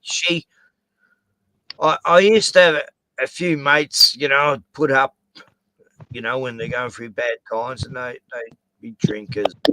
Whenever they get in my face, my Pitbull Ivy would jump off the couch and grab him on the leg, and she wouldn't let go until they calmed down. And no kidding, there were 3 of them that happened to, and each one totally calmed down. The worst thing was, anyone got to be faced unless it was a woman. If it was a woman, no, I want to know about it. And if it was a guy getting in my face, she would attack him. And she'd only leave like an inch or 2 punch her in her leg, but, she didn't tear at her or anything. But she did try to kill a few dogs a few times. Like, there's a few times I had to pull off dogs. And I almost lost my lower leg because of that. And because of my stupid parents, my mother, that is. Like, she's visiting my daughter, which is down the road, and she had to drive right past my house to go see my daughter.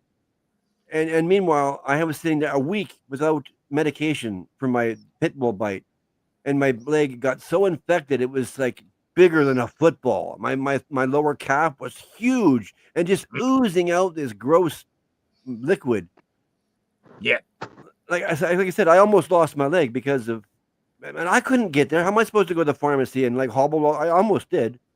I tried hobbling down the road on one leg. Like, it's not easy. I had this vet spray. It's iodine, red iodine.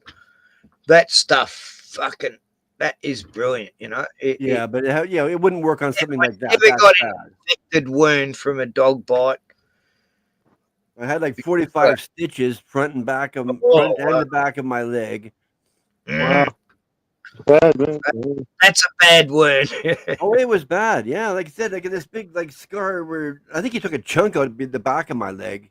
Is this big, almost like half of the size of a baseball, a little bit larger than a golf ball size circle. Well, see this hair lip on me? Yeah, that's from my Rottweiler I saved. Oh yeah, you're playing with them.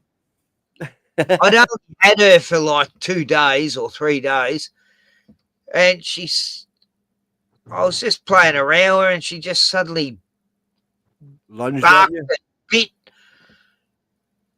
Bit me lip right open. You know, she didn't mean it. Actually, I could. Oh yeah, you can it's see weird. it in the dog's face. She Yeah. snapped at me, and she actually bit me lip, and I belted her a little bit. Yeah. Oh yeah. No, this dog. Like I said, I was the 5th person it bit. So go to hospital, get all these stitches, and I was the last person it bit because the SPCA came and took it away. She never bit me too. She never bit me again because she's learning off my other Rottweiler how to behave because she'd never had any love. She thought when people showed affection to her, they were teasing her or something. She was living in this horrible fucking commish area, and these teenage boys were tormenting her. Yes, that's what'll do it. Yeah, that'll do it. And she didn't know what love was, you know, and it was like, she ended up the most loyal, beautiful dog, you know, because, Well, it's the same as this pit bull. When I walked it, whatever, people thought it was my dog because it was really obedient. It loved me. And I'd come out of the store if I was taking it somewhere, it would wag its whole body. Its whole body would wiggle back and forth, wagging his tail to see me. But just that one time it bit me, but that was it. The SPCA came and took it away and had it killed after that because I was the 5th person, you know. They usually do it up to 3 times. 3 times they said is usually the maximum because the dog will get the taste of blood and then it'll crave it after a while. You can get that out of them. It's just. Yeah, but this dog, like I said, it was sitting in a little room with these people smoking crack, or not crack, but gack, you know, I mean, crystal meth. Yeah. With the dog in the middle of the room. I mean, the dog was high on meth too, you know? Yeah. That's terrible.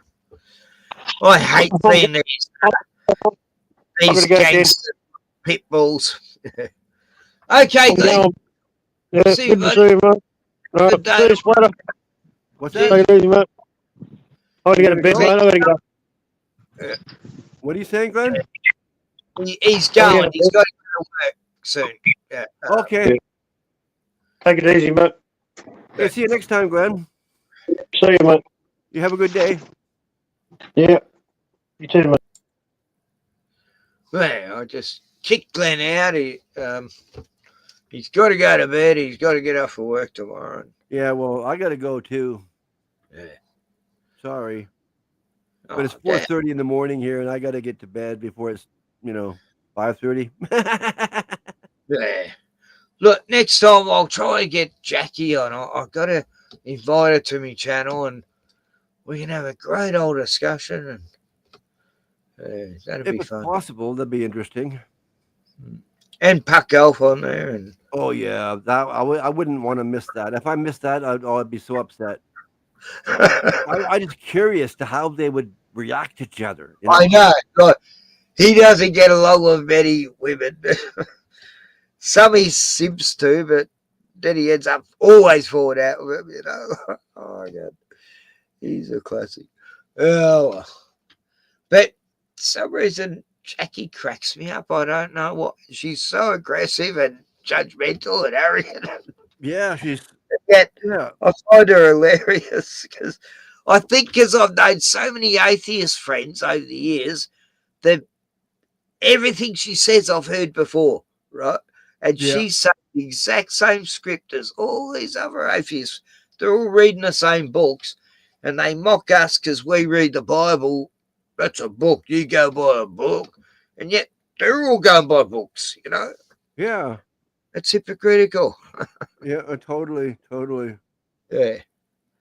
Well, okay, go for Richard Dawkins or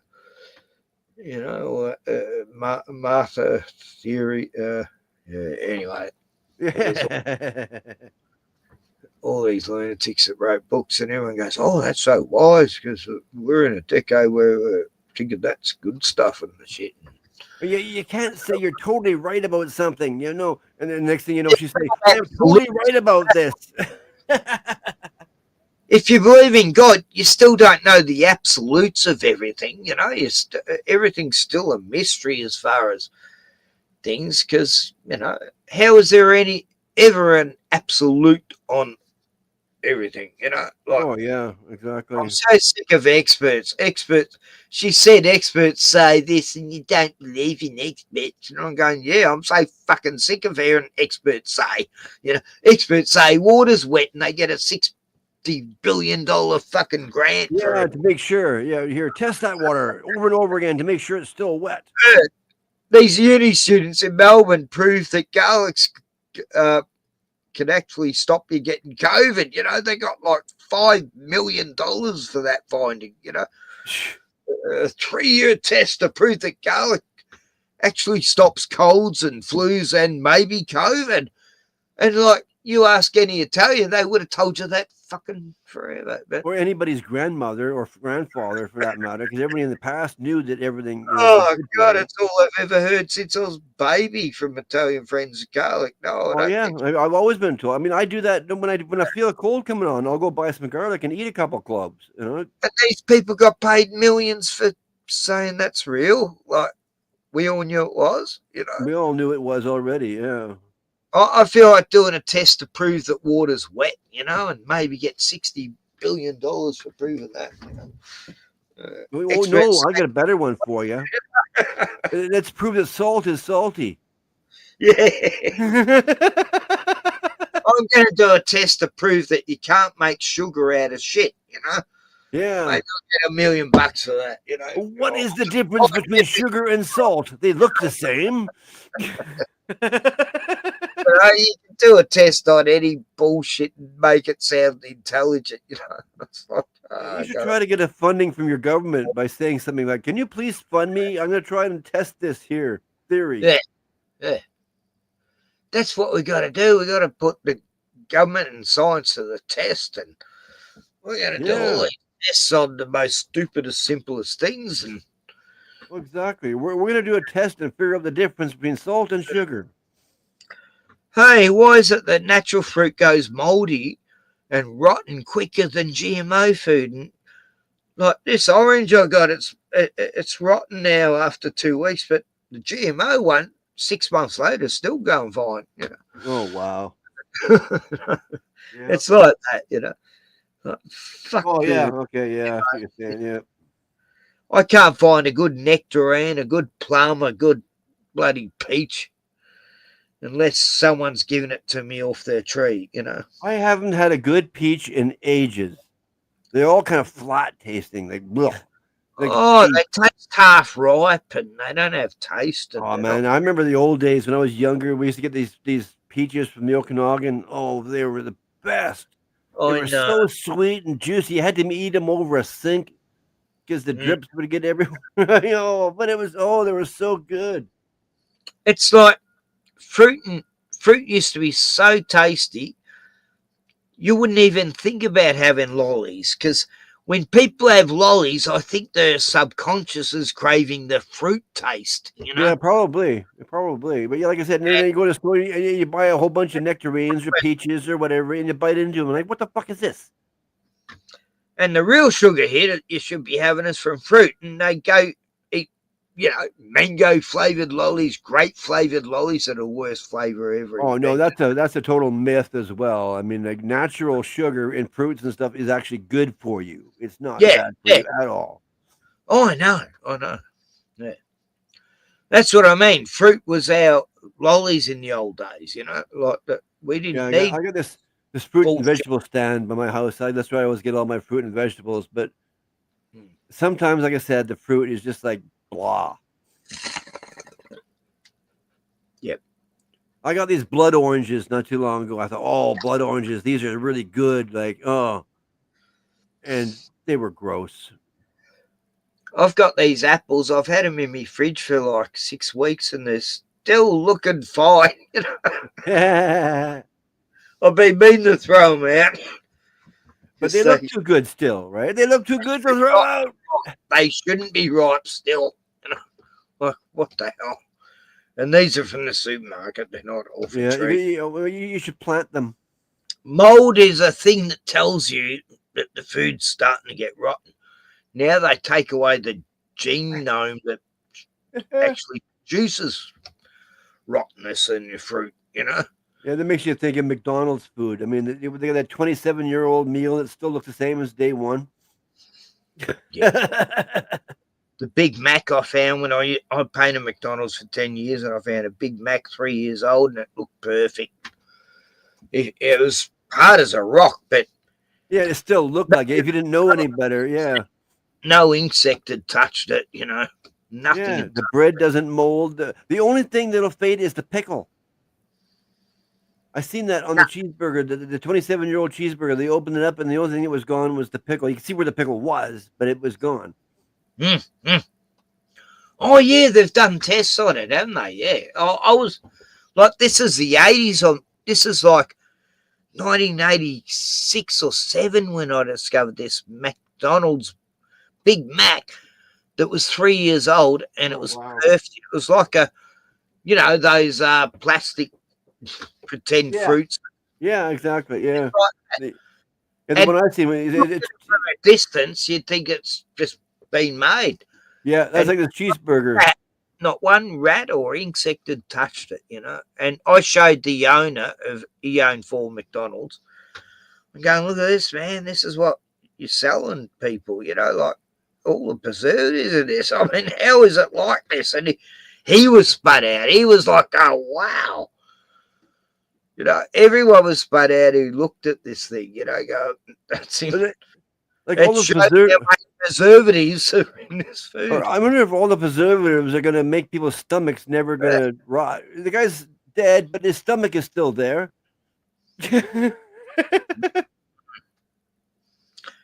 Oh, yeah, that's right. Bodies don't rot now, do they? Like, way slower. Well, if you eat McDonald's all your life, I guess you're going to be preserved. Yeah, I think I'll get cremated. You know, I don't want my body rotten. It takes 300 years to rot. Recognize me again? You poor guy. You're my best friend no matter what, Kevin. You're my best friend. So, Splatter, which Mandela effect will we cover? Nah, we can cover something else if you want. But you're going to go to bed soon. Yeah, I got to go. Yeah, we can't cover nothing except for me in a blanket. I'm sleeping. And I've finished my last beer, so I'm just going to eat now and then crash out. Yeah, no, I hate leaving because I'm going to be alone. As soon as you're gone, bang. It's like loneliness. Same. Yeah, you're the same. Yeah, well, at least we're being lonely together. Well, you've got your cat, haven't you? And yep. I've got my dog, so we're alone with them. Yeah. I got 2 cats. Yeah, both black. One's 15, one's 10. I've had like 4 black cats in my time, and I don't want another one. Once this guy, I want to get another one. I love black cats. They're special. They're smarter than the average cat. I've heard that too, and they've proved it to me. I used to have a cat that would go fishing with me, Rottweiler and Pitbull. We'd go down the river, and it would actually hook fish out of the river. You know, like just hook one out onto the shore and go, wow, good on you, putty cat. Would you want some more? I'd feed it the fish. That was his fish, you know. Caught it. Oh, my God, they're beautiful. It's amazing how animals will adapt to each other. Like, you know, even thylacines who kill kangaroos, they'll still hang around them peacefully most of the time, you know. Same as no. I mean, it took Kieran a whole year to get used to my other cat when I brought him into the house. He'd growl every time he'd hear the little bell that I put on my little kitten, like, meow. Oh, jealousy, yeah. Yeah, a whole year, and then finally he adapted to her, and that's a long time ago now. My pit bull Arab, she was just jealous all the time of every other female dog, and I had to stop her killing dogs many a time. But she went over next door on the farm and killed every single hen on the property. Oh no! 30 hens she slaughtered. Oh no! And I found her. I'm looking for her, and all this feathers and blood, and I go, no, what are we going to say to the neighbours? Oh no! And I'm writing this letter to the neighbours, going, sorry about me dog, and I'll buy you all the hens you want. And then they come home just as we're about to leave, and the farmer guy goes, oh, look, don't worry about it. It's only heads. And he thought, oh, God, she's funny, and she had feathers and blood all over her mouth. And he was so good about it. It's like, that's good. Oh, God, That's good. They're only chooks, mate. Don't worry about it. I don't think they're only chooks, but. What happened to the dog? Did you get to keep it, or did they have it put down, or what happened? Oh, no. He thought my dog was funny doing that.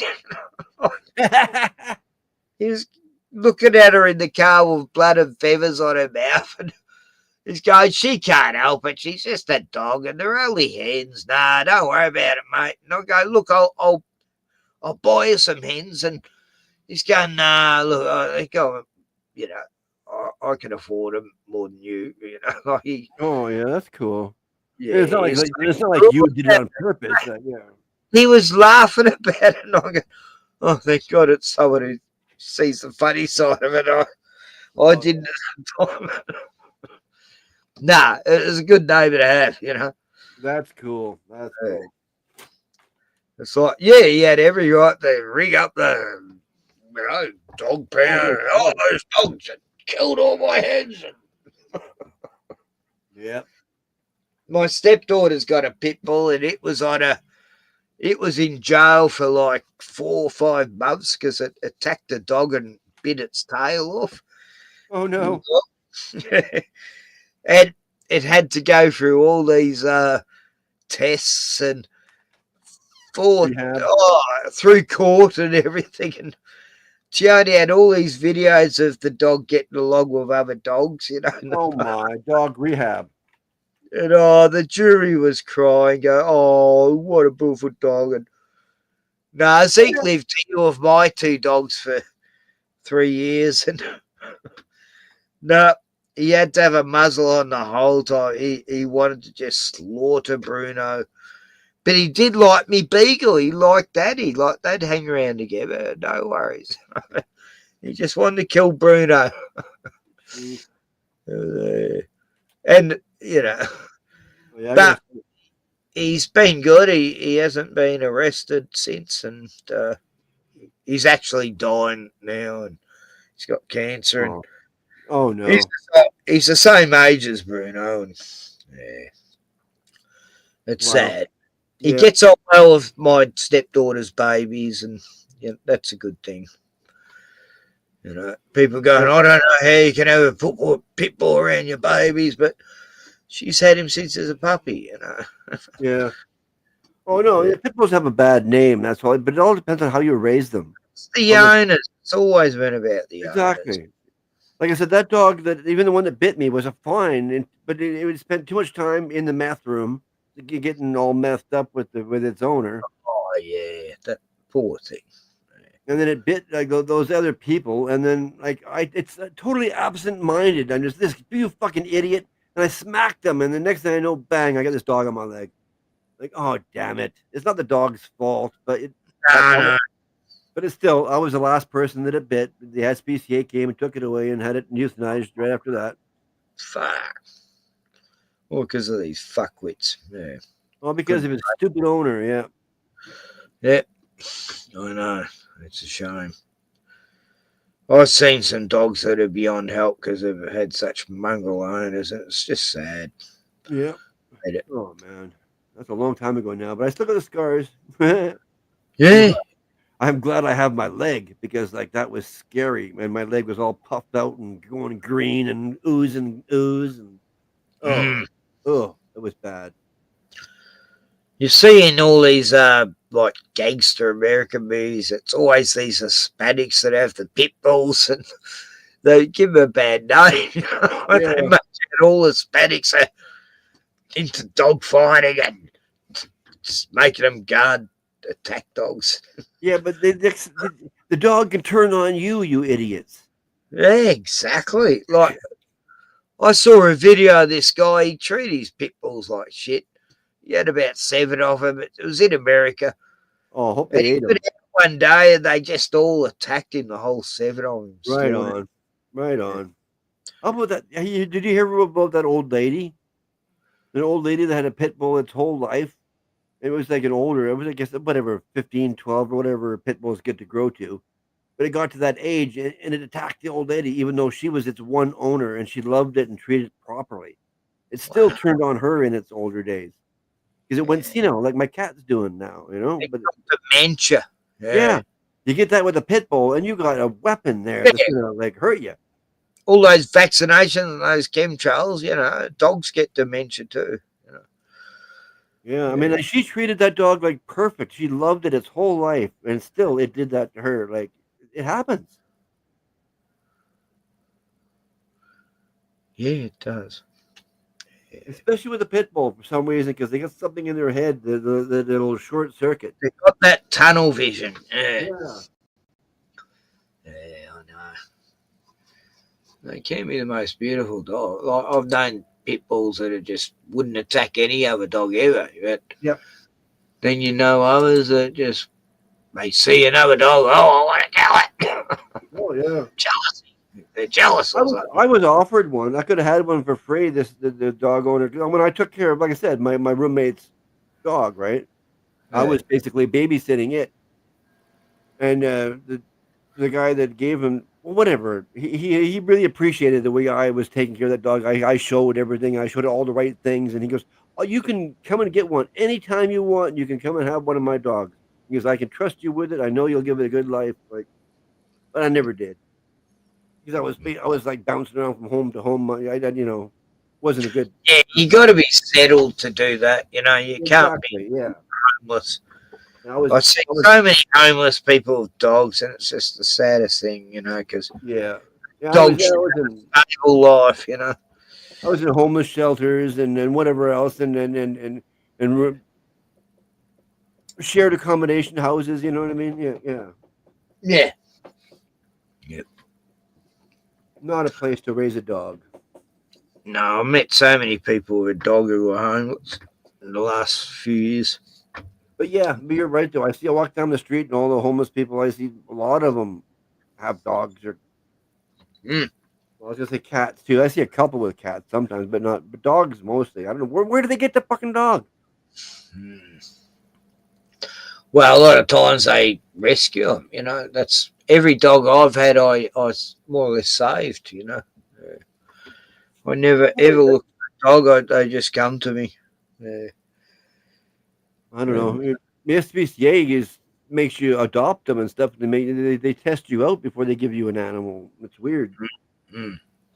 How are they going to give one to a homeless person? Makes no sense to me. No. I think most of them are strays that they pick up along the way, and or they know somebody, I guess. Yeah. No, I've known a few with dogs, and I feel so sorry for the dogs because dogs need to have their own territory, their own little stable environment that they feel is their home, just like people, And if you're on the streets all the time and shit, they don't feel like they belong anywhere. No, that can make a dog snap too because it can make them trying to protect what it can't protect. Oh, if you're living on the streets, they're on full guard duty, wouldn't they be? Exactly. That's what I'm saying. They want it in protect mode constant. Yeah. I used to walk around the town, so, that's 45 minutes away.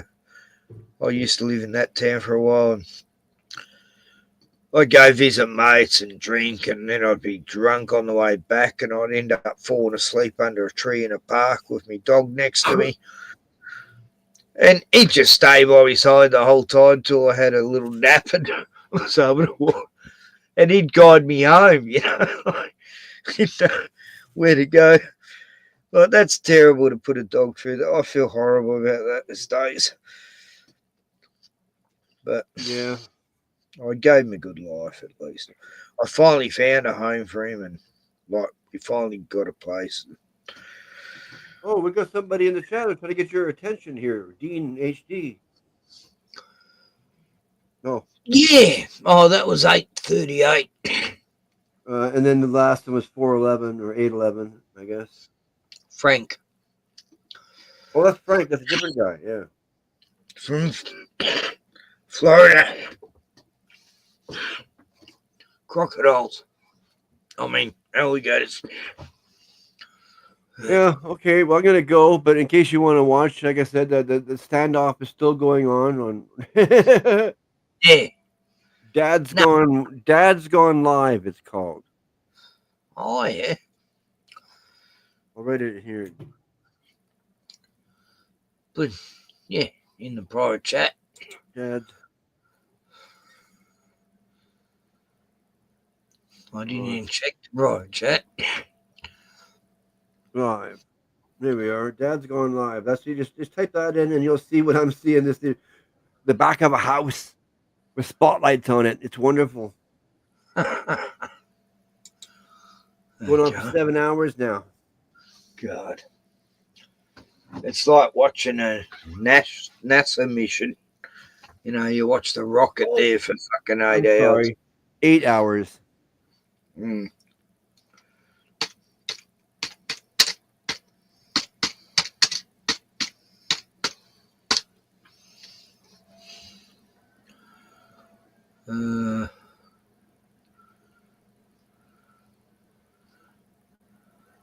Nah, it didn't come up. Oh, it didn't? It's got my dad's such a nerd. Dad's being a dad joke, and all these young Gen Z girls. Oh yeah, it might take you a minute. It might be on the bottom of the list for you. I don't know. Oh yeah, here it is. I found found it. I had to really scroll down to find it. Yeah. God. Wow. House Hunters starts Sunday after MasterChef on 10. I'll just got a commercial. I want to see it on your screen. Hey, we got it. Like this 10% off. There we are. That's it. Oh wow! Oh, logo's a little bit big. That's okay. No, that's the way it is. They have it closed up.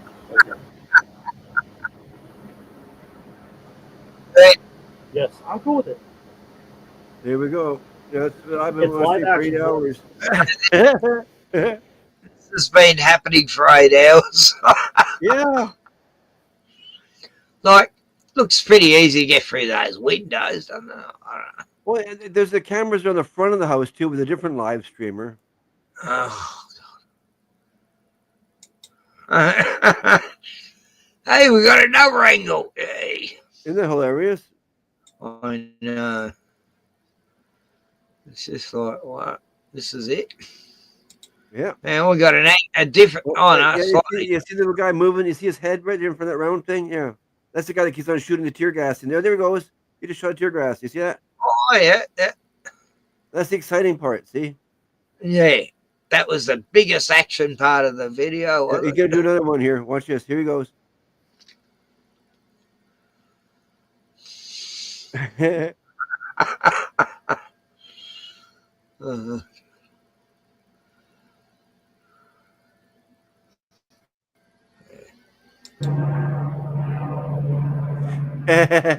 thank you so much for the member. Golly gee, Batman's been 20 months. Oh yeah, brother. Wow.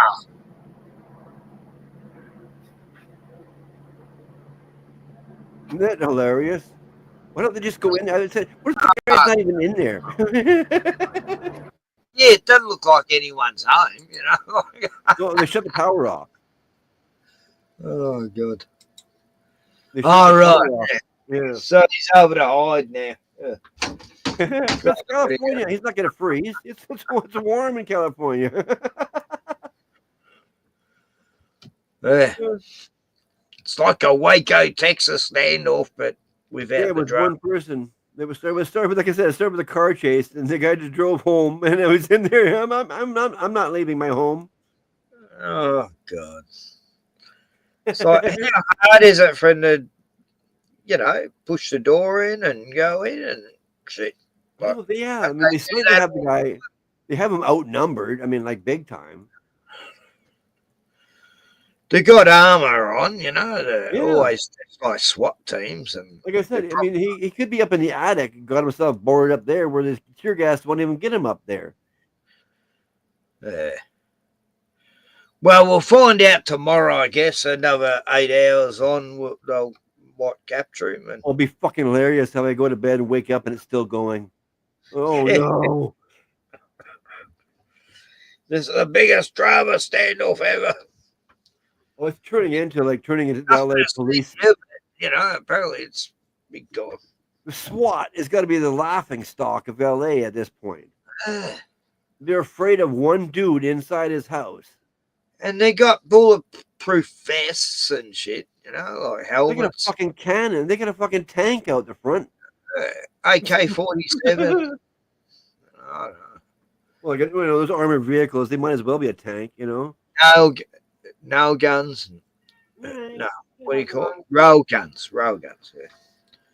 Apparently, they sent the robot dog in there already. I don't know what happened to that. Poor dog, I heard somebody saying, or poor robot. Yeah, probably gave it a drink of oil. Yeah, I made friends with it. Now he's sitting in there with the robot. Fucking, hey, this is my buddy now. Oh, just a little bit. There we go.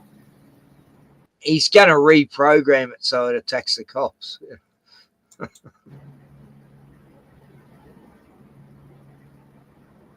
Now we can always see something. The helicopters are probably running to gas and come back a few times now too. They've had helicopters hovering over the building for hours too.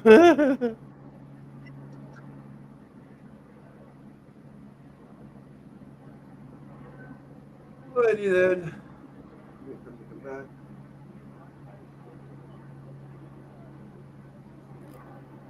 Okay. I'm more worried about just covering a police standoff, and I'm not trying to air out people's dirty laundry. If that is something that's going on, that's between them, not me. Let the cops handle situations like that, and let us handle the live coverage of a police standoff. No disrespect.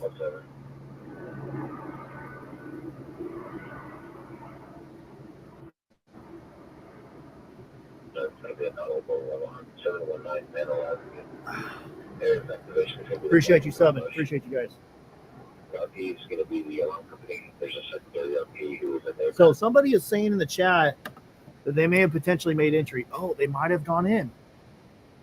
They might have gone in. Helicopter just flew off. I don't know, man.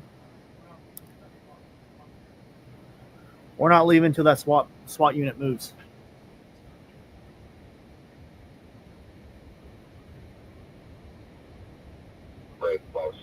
Las Vegas alarm was on March 7th.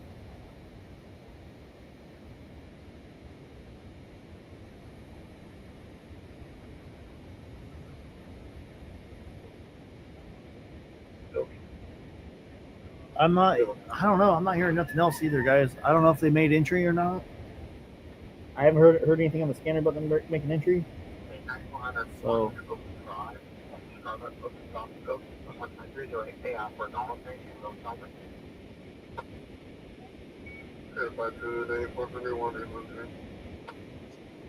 This has been going on for about 9 hours.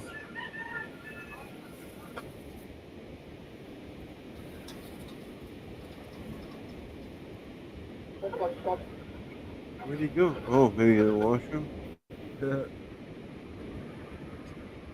Thank you, Ed. How you doing, my big boy? So the only way I'm going to know it's over is if they start breaking down the perimeter, guys. or they start pulling out the Bearcats. At this time, oh, you're back. I couldn't tell you. I do know Air One just flew off, but he's already flown off once for fuel. So only once. Oh, we're not watching. Oh, shit, sorry. What? Oh yeah, I got it on. Yeah. Oh, right. Oh, I thought I was showing. Oh, I got it on over here. I was hearing yours though.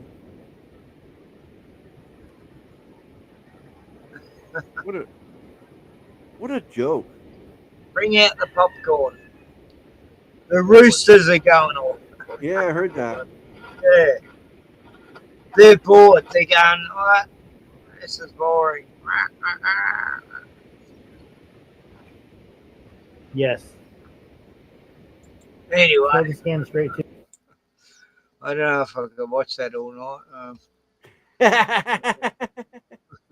It might bore me a little bit, but I'm going to have a gay time now. Yeah. Oh, what is that?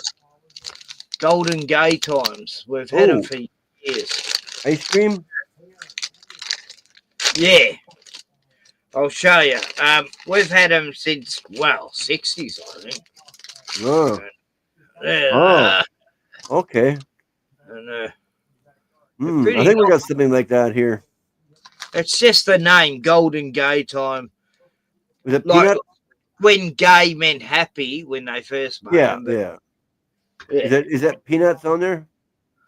It's sort of a crumble of some sort. I don't know. Oh, okay. It's weird. It's not nuts. Oh. Is that caramel? A very caramelly taste, yeah. Oh, wow. I want one.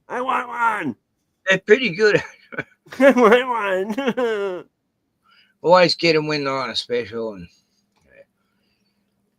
it's sort of a I shouldn't eat online, but I've got why they need a helicopter flying over this house that's not moving anywhere for hours. I can't figure out either. They don't need the helicopter unless he's moving. The house ain't going nowhere. Why a helicopter? What a waste of petrol! All that fuel, all those cell towers. Yeah, he was just saying that the helicopter's gone and came back for fuel twice now.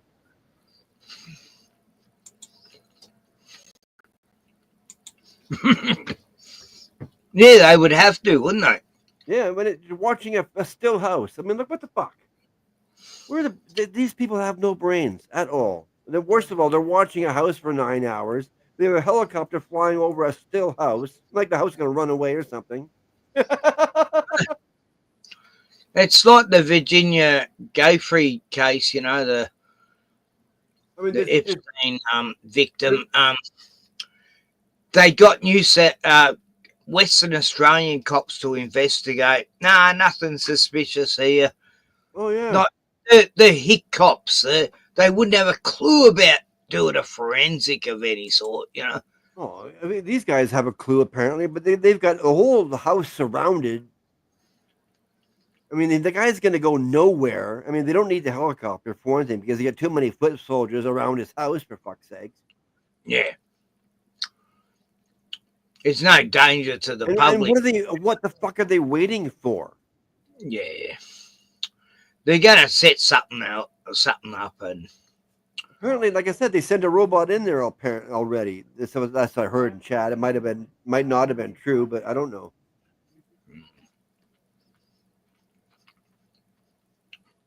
It's crazy. But it's kind of got me intrigued. Like, how is it going to end? When is it going to end? Like, And they live stream it. That's the crazy thing too. He's probably sitting there watching on his cell phone. Like, check this out. I'm on here. Well, he was. I think he was until they cut the power off. Now he has no more Wi-Fi because his house has no power. Oh.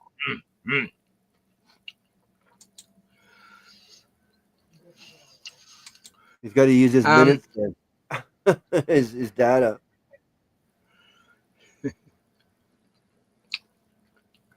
Have you ever heard of Joe Joey B. Toons. It's a pretty funny channel. Have you heard of Joey B. Toons? I don't think so. Right, he does some funny. I'll show you a video. It's hilarious. He's got some great segments. This is why I stay home, or Tourists and Idiocracy 5.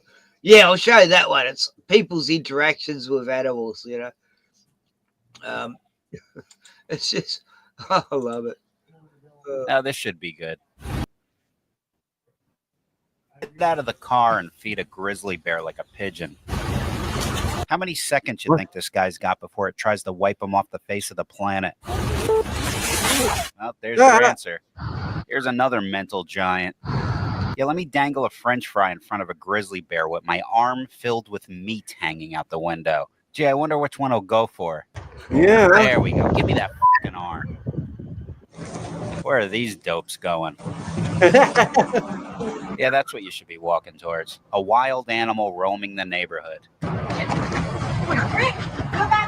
Come on, Rick, don't be shy. You were so excited to introduce yourself. Look at the pep in your step. This was your moment.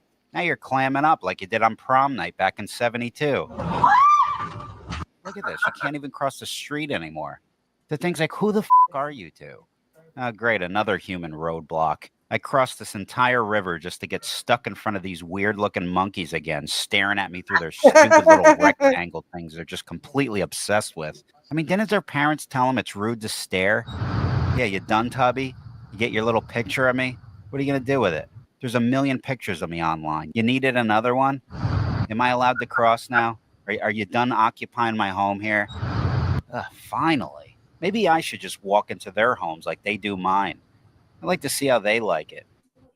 Oh, is this where they all went? I see. They had to move on to block the bears in, too. Good Lord. This bear's been trying to cross the road for quite some time now. It's just completely surrounded by people. Why does everyone have to walk up to these animals? Oh, no, not a buffalo, you idiot. The signs apparently don't work anymore. So now they got to create an app to alert these people on their phones when they're too close to these things, because apparently they're incapable of figuring that out on their own. Yeah, look at this. Selfie control filter helps keep tourists safely away from wildlife. First of all, why are we helping these people? Shouldn't we just allow nature to sort out the gene pool? I mean, look at the decisions these people are making. My. Now imagine them behind the wheel of a car. Do you know how many innocent lives have been taken by stupid people operating machinery? Oh, yeah. Here you go. Look at these two. You're on thermal features. Walking on thermal land with boiling acidic water underneath them. One step in the wrong spot, they're finished. New Hampshire woman received second and third degree burns while walking off trail in a thermal area at Old Faithful on Monday. What are you doing? Get back on the trail. We always try to save these people. Like, Why do we keep doing that? you need to get back to the road. Do you realize how dangerous it is? No, that's why they're there. They don't realize anything. Do you have any idea? No, you're talking to furniture right now. You're never going to achieve a conscious conversation here. They're basically inanimate objects at this point. You're on thermal crust right now. You need to get back to the road right now. Just drive away, Martha. Drive away. Just drive away. Rick, Pam, come back. Wait. Rick, do something. Rick.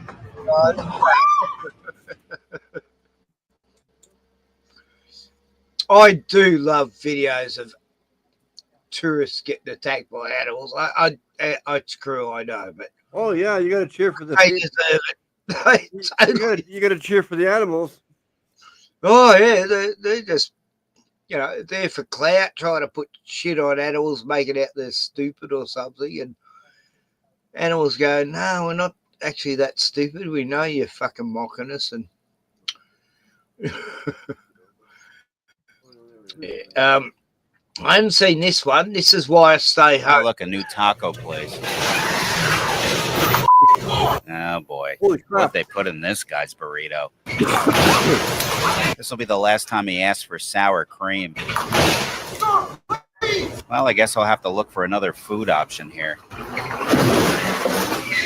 Maybe I'll try this place.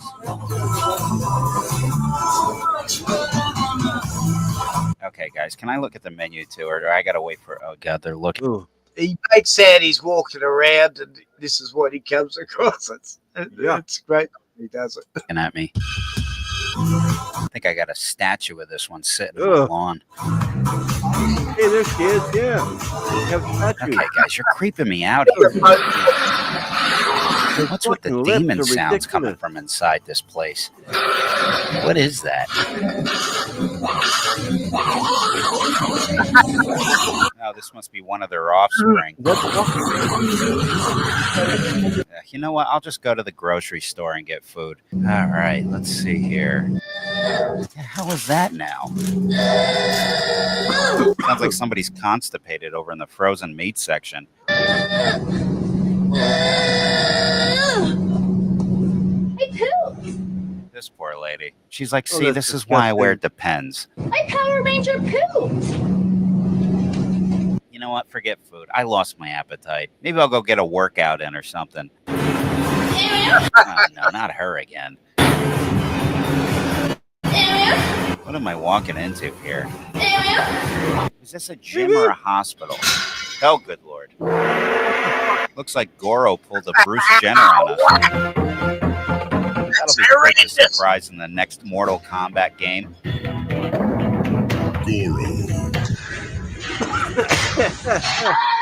All right, what's with the cannonballs? We're implanting Civil War memorabilia inside of us now.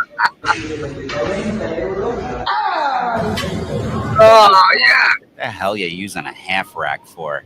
What's the point of this? How is you got a full one already installed in you. Holy fuck. You know what? I'll just go take a walk. I'll go outside and exercise. Well, that's an interesting mural. Focused to fight destiny. Oh, no. Here beneath the stars. Not this guy again. I didn't even go in the woods this time. He shows this guy quite often. His Vince does it. Pisses him off. That's Jeff Hardy. He's a wrestler. All right. Still broken. Great, they're starting to feed over into the public now. Look at this. Grown man on the sidewalk pretending to be a fish fighting for oxygen.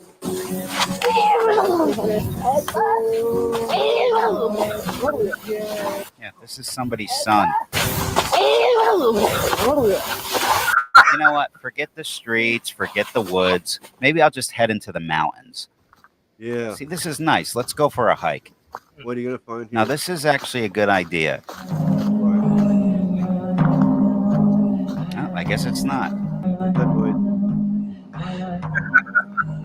Yep, I thought I smelled sausage and peppers. Not a deodorant stick for miles.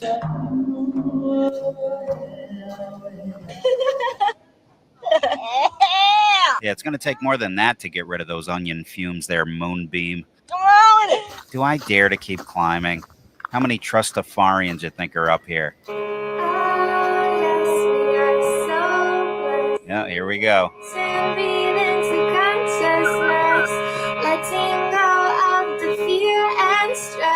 There she is, the queen of Trustafaria.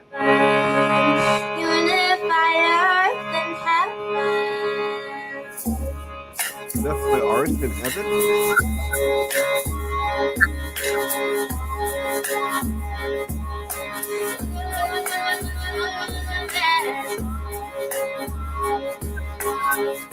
See, this is what happens when you put antifreeze in your ayahuasca. You end up like this one.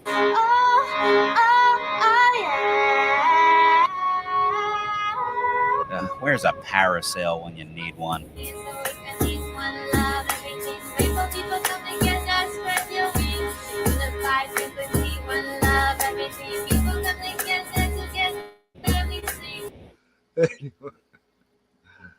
Oh, God. He shows the best of lunatics. It's good the way he does it, though. Makes sense he's going for a walk somewhere. Yeah, I might go to the subway, and then he shows all these crazy clips in the subway. Yeah. Oh well, Splatter, I guess I might.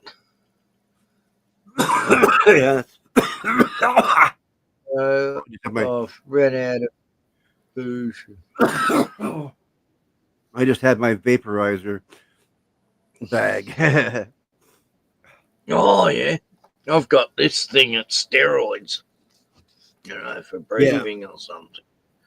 I don't use it often. It tastes weird. No, I mean it's a dry herb vaporizer thing. I stick I grind the weed up, right? And I stick it in this the glass tube thing, and it sits on a heater. And then there's a fan that blows the heater, and all it cooks is the THC off. And the CBD. I've got one. It's a Snoop Dogg one, but it didn't work properly. It was a cheap Chinese imitation Snoop Dogg one. Oh, this one works fucking great. I've had it for a couple of years now. I love it. It's in this drawer over there, but you know, it the worked big all right at first. It has this heat coil thing, and yeah. I don't know. Then it, Chinese. I got one that works great. Yeah, I get those. The bags, the plastic bags you cook a turkey in. They're really big. Yeah, that's how I use. I fill that up with the vapor, and then I suck that out. Oh, it's just great. Oh yeah. Well, oven bags, yeah. Yeah. I haven't seen them around for a while. Wow. I had to buy them online. I got a few of them. Yeah, I don't see they in the supermarket all the time. Yeah, they used to be. That's something I haven't seen for ages. Yeah, that's weird you mentioned that. Yeah, but like I said, I use the effect. I remember they existed. I don't. No, I use the big turkey ones, the biggest you can get. Right. Yeah. I've seen people doing it that way. I've never done that, but oh, I love it. I can't smoke it any other way anymore. It's better than having it with. I have mine with tobacco to help it burn properly in the bong, but I have a water bottle, water bong dab pipe. That's the only other thing I'll smoke every once in a while, because this thing makes its own dab juice. Because when I clean out the inhaler tube thingy, the tube that you stick, anyway, I get a whole bunch of that resin stuff. I'm stoned. It's hard to talk, right? I'm really baked. I am a bit too. I guess. Yeah, put the isopropanol through the tube here because it gets too sticky after a while, and too dark, and so I clean it out. Probably have to change the tube all the time because it's a glass tube. Yeah, I mean, make sure you don't break the darn thing, right? Which I haven't in a long time. Oh yeah, I have two of them anyway. I've But got a anyway, it makes its own stuff that it's pure. It's like 99% THC, that liquid that comes out of this here. So I dab, put that thing in my dab pipe, and I smoke it that way, like every once in a while.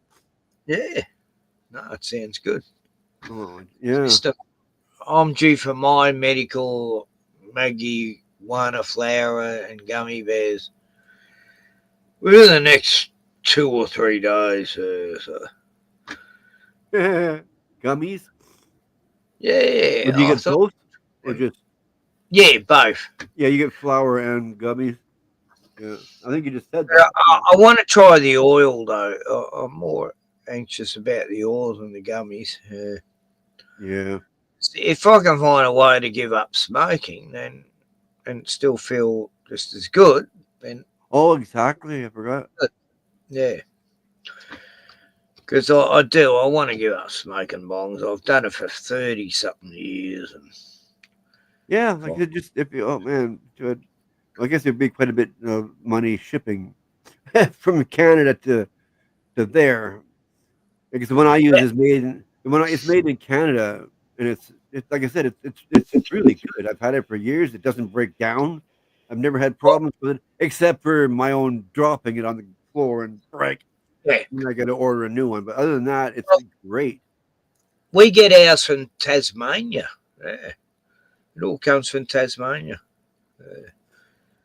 which is like the hippie capital of Australia, really. It's always has been. Always, they got different laws too there. Like, I didn't even know about them. They don't tell you because they don't want people shifting there. Yeah, marijuana's been legal there for years. I never even fucking knew. And if the one I have marijuana there for like 10 years before mainland and here, and you don't get fined if you're caught driving under the influence of THC. If you got a prescription, whereas here you go. Unless they're pulling you over for erratic driving. Why are you driving so weird? And they find yourself, well, that would be different, right? Yeah.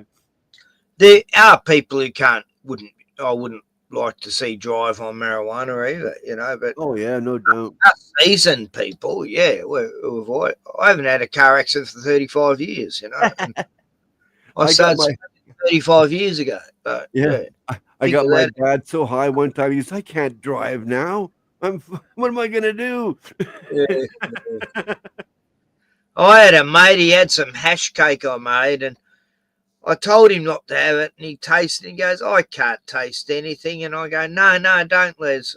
You know, Les. I think." Anyway, he's the troll in the chat a lot of times. Oh yeah. And he took this, had a little slice of the cake. He liked it, chocolate cake, and so did another mate. And I told him to stay the night, and it was like only 15 minutes from their home. 7 minutes later, he stops on the side of the road, and he's stuck there for 12 hours because he's too stoned to drive. Didn't even know how to call me. Oh, insane, you know. Like, this guy doesn't drink or smoke either, but yeah, so it really hit him. Yeah. I remember I gave me landlady some cake, and she, oh God, I had to help carry her home, and she fell in a big puddle of water, and just a mess. From not, it doesn't affect me, but other people seem to. And I'd shout people are smoking in town, and they'd fall out of their chair on a concrete, fainting, and what? Because they're smoking this crap inferior stuff, and I'm growing natural, and it's like people are used to GMO more than natural weed. And anyway, I did that for many years. It was my hobby, and it was my life for fucking 16, 17, 18 years. Yeah. No, I was growing weed since late 90s, I guess. Yeah. So, yeah, it's been a while. And I become an expert indoors, outdoors. Nice. Outdoors. And it's sad because it was like my life, and then I've had to stop doing that last few years. And yeah, I feel useless because it gave me a purpose. Yeah. I lost a lot of friends too when I stopped growing. Of course that happens. Yeah. G'day, boy. Yeah, but that means they weren't really friends anyway. Yeah. Right? No, it was always a good way to find out who your real friends are. I'd just make out I don't smoke anymore, and then they suddenly stop coming around. Oh, I'd be lying, you know. But yeah, I did the test like that, you know. Yeah, let's see who's my friends. I'll tell them stop smoking and see who comes around then. But yeah, you know, you don't need a lot of friends. You only need I normally had about 10 friends at most times. Yeah. Yeah, the users, they're easy to sort out. Yeah. You just don't have anything to offer them. You know, the psychopaths want to feed off your energy because they got none. And yeah, I have this one friend. I mean, he calls me every once in a while, like whenever. But when I had a video game that he wanted to play all the time, or he was here all the time. Like, every day he'd show up. Like, and now Then this is ever since I don't have the gaming machine anymore, whatever. That was a few years ago now, right? Yeah. He stopped coming over. Yeah, he was definitely there for your companionship. And In the gaming system, as soon as the gaming system was gone, so was he. oh God, that's so obvious. What a user. He still phones me up every once in a while. Okay, well, whatever. He says he's going to come by for a visit, and of course he never does. Whatever. No, just just Whatever. users. Yeah, the shallow, the. So. Yeah. Anyhow. Okay, Splatter, I might go now because I don't know. I'm actually tired, which is probably a good thing. I've had erratic sleep lately and mental dreams that don't make any sense. I'm not even in my dreams lately. It's weird. Yeah. I only seem to have one really good one, and that's it. Yeah, I might have one good one a week, where, wow, that was a good one. It's and really otherwise interesting. it doesn't make any sense, Yeah. I hate how when you wake up, you try to remember it, it just sort of fades. The more you try to think of it, it just, you can't. And it seemed to make sense, and then as you wake up, you go, that didn't make any sense. If you remember it, that is, yeah. Yeah, that's what I've been getting. Yeah. Makes no Weird. sense. But yet other times I can totally remember it. Like the one that turned into my my Mandela effect what do you call it? Premonition dream. Because in the dream it was like wild, man. It's like, what is happening here? And how come nobody else is noticing what's happening here? And I'm seeing all these strange things happening, and then finally a couple people like start to see it with me, but that's it. There's not that many. Most people still don't see what we're seeing, and it's like we're walking around like, what the hell is going on here? And then I came across the Mandela effect, and like, holy shit, that kind of resembles that dream I had, But yeah, like I said, that's one of the dreams I totally remember. For that reason, I guess it had a meaning. I had a dream like, God, it was the 80s, I think.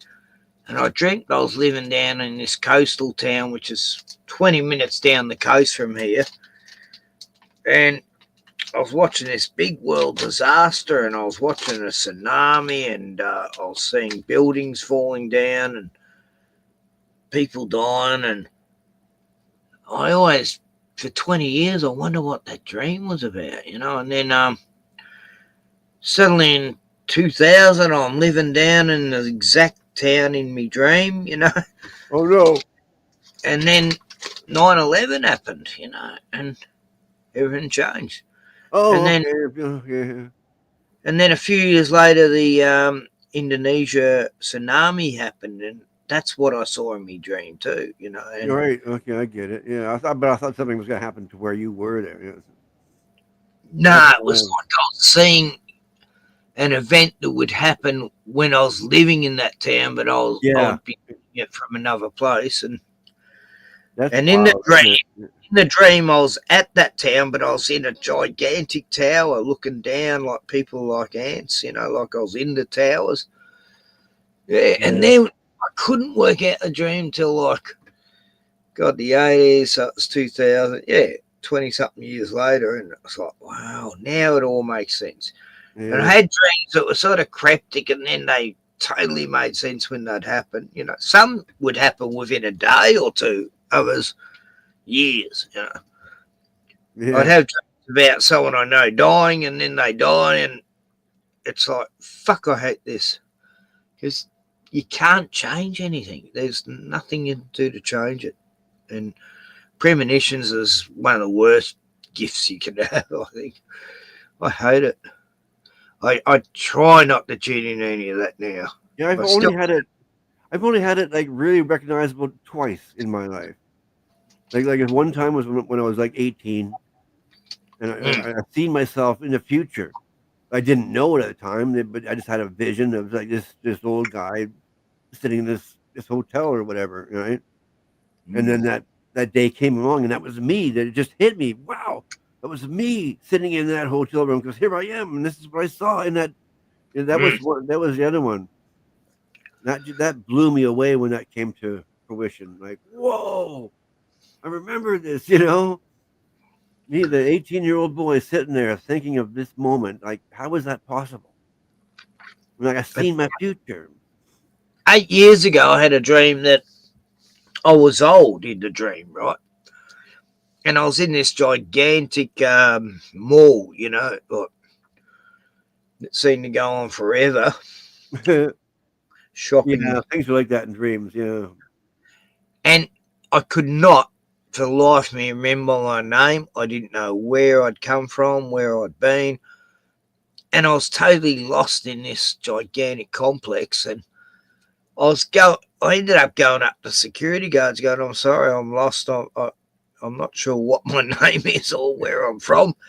And no kidding, in the dream, I did not remember. Like, I genuinely could not remember my name until I woke up. You had to stop and think. What the hell? In the dream, I did not know who I was. And then I go, oh, fuck, I hope that's not a premonition of Alzheimer's or something. That's scary. That's weird. It might have been just a dream, right? Most helpless you could ever be in your life, not knowing your surroundings and who you were. I've had other type things that might have been, but can't really. I couldn't really say positively. You know what I mean? So, except for those two. Those two, I would swear right in front of Jesus. If Jesus right in front of me, I wouldn't, I'd say the same thing because I'm not lying. Yep. Yeah. Nah, it's a real thing. I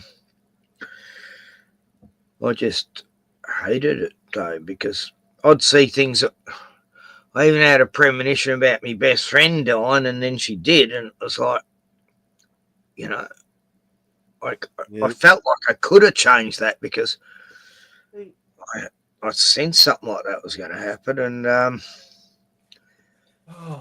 that's the rotten thing about premonitions, that they're going to happen. You can't do nothing, and it's the worst fucking gift you can. Yeah, and if you have a premonition type dream, you can't tell if it's going to be a premonition or not until it happens or it doesn't. Some I wonder if they're actually, a thing or they're just a wacky dream, I've had a lot of people that they didn't come true, Like the Earth losing gravity, I realised later on there is no gravity, and there is no gravity's a bullshit. That's the easiest one to figure out that it's bullshit because they love naming things that they don't understand, Yeah, a butterfly is stronger than gravity because a butterfly can just like float up in the air nice so easily. Yeah. But yet you're supposed to be holding down all those billions and trillions of tons of water from spinning off, not just being. Oh man, it's just so stupid. I know. It's like I mean, if that was real, we'd be swift. We wouldn't be able to walk around at all because the pressure would be so holding it. No, it doesn't work. It's got to hold that ocean down, so it would be holding us down. We wouldn't be able to fucking walk. Exactly. And they can't figure that one out because the world is 71% water. I mean, so it's. It used to hurt my brain way before there was flat earthers. I used to think it doesn't make sense. Yeah, I never believed in gravity ever. I swear that's another thing that I can swear right in front of Jesus. Like, hello, hey, I didn't believe this. I was thinking, right, we're spinning, okay? So which way are we spinning? We're spinning this way, or we're spinning that way, or that way, or that way. And if we're in Australia and we're spinning that way, then Australia would be going a lot faster than the outer part of the spinning ball, which means we'd only have 2-3 hour days. That was before Flat Earth came along. I was thinking that. And I was doing experiments with torches on a basketball I had. Going, yeah, we would be going faster. You know, I put a dot Oh on it. yeah, exactly. And no one's ever done that experiment. I'm the only one who knows about this experiment. And if you've ever been to a water when the sun's going down, a sun beam comes all the way across the water right to your toes from the sun itself. How is that possible? I know. Unless it's flat, you know. Local lighting. Yeah. That's it.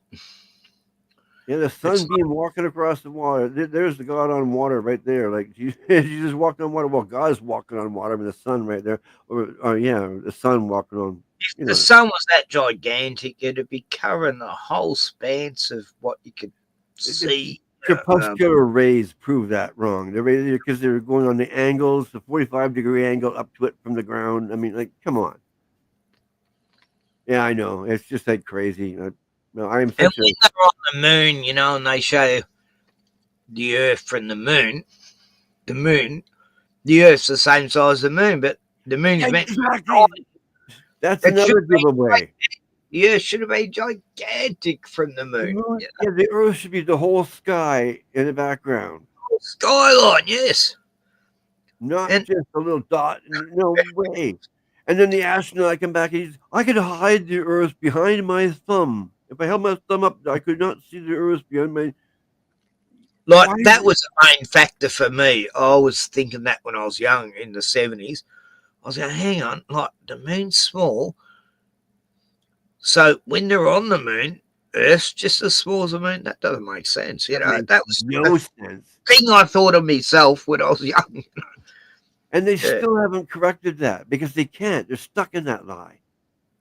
They got those famous photos done by those cameras they were advertising back then. What were they called? The watches. CGI? Yeah. Like they were advertising watches on, you know, the astronauts wore these watches on the moon. And, oh, you yeah. know, Oh, yeah. they're advertising stuff that was apparently used on Tang, you know, orange drink, you know. Yeah. Oh, the astronauts drink, you know. No, this is the astronauts ice cream they used to eat on there, you know. Yeah, they had Tang ice cream, chocolate, you know, real healthy shit. Yeah. And the moon is always the same color as the background behind it. If you see it in the daytime, it's blue behind it. If it's and you can see stars through it if it's like a half moon or whatever. Yeah. In the dark part of the moon, you can see stars. Like, yeah, I mean, like, how is that possible? It's just a filament. It's not even. It's a light. I was looking at it last night, and it was so bright. It was half a moon. I can't see it tonight because of the clouds, but it was yellow. Always this weird orangey, more yellow than orange though, but covered in mist because of the chemtrail fucked up day we had yesterday. But yeah, Jackie's going, I don't remember the man being the colour it is now, and I'm going, yeah, that's because of the chemtrails, Jackie. They're changing the colour of the moon, you know. Like, she thinks everyone's a nut for believing in chemtrails. That was my first introduction to her. Oh, she goes, oh, you're one of those. I go, yes, and I'm proud of it.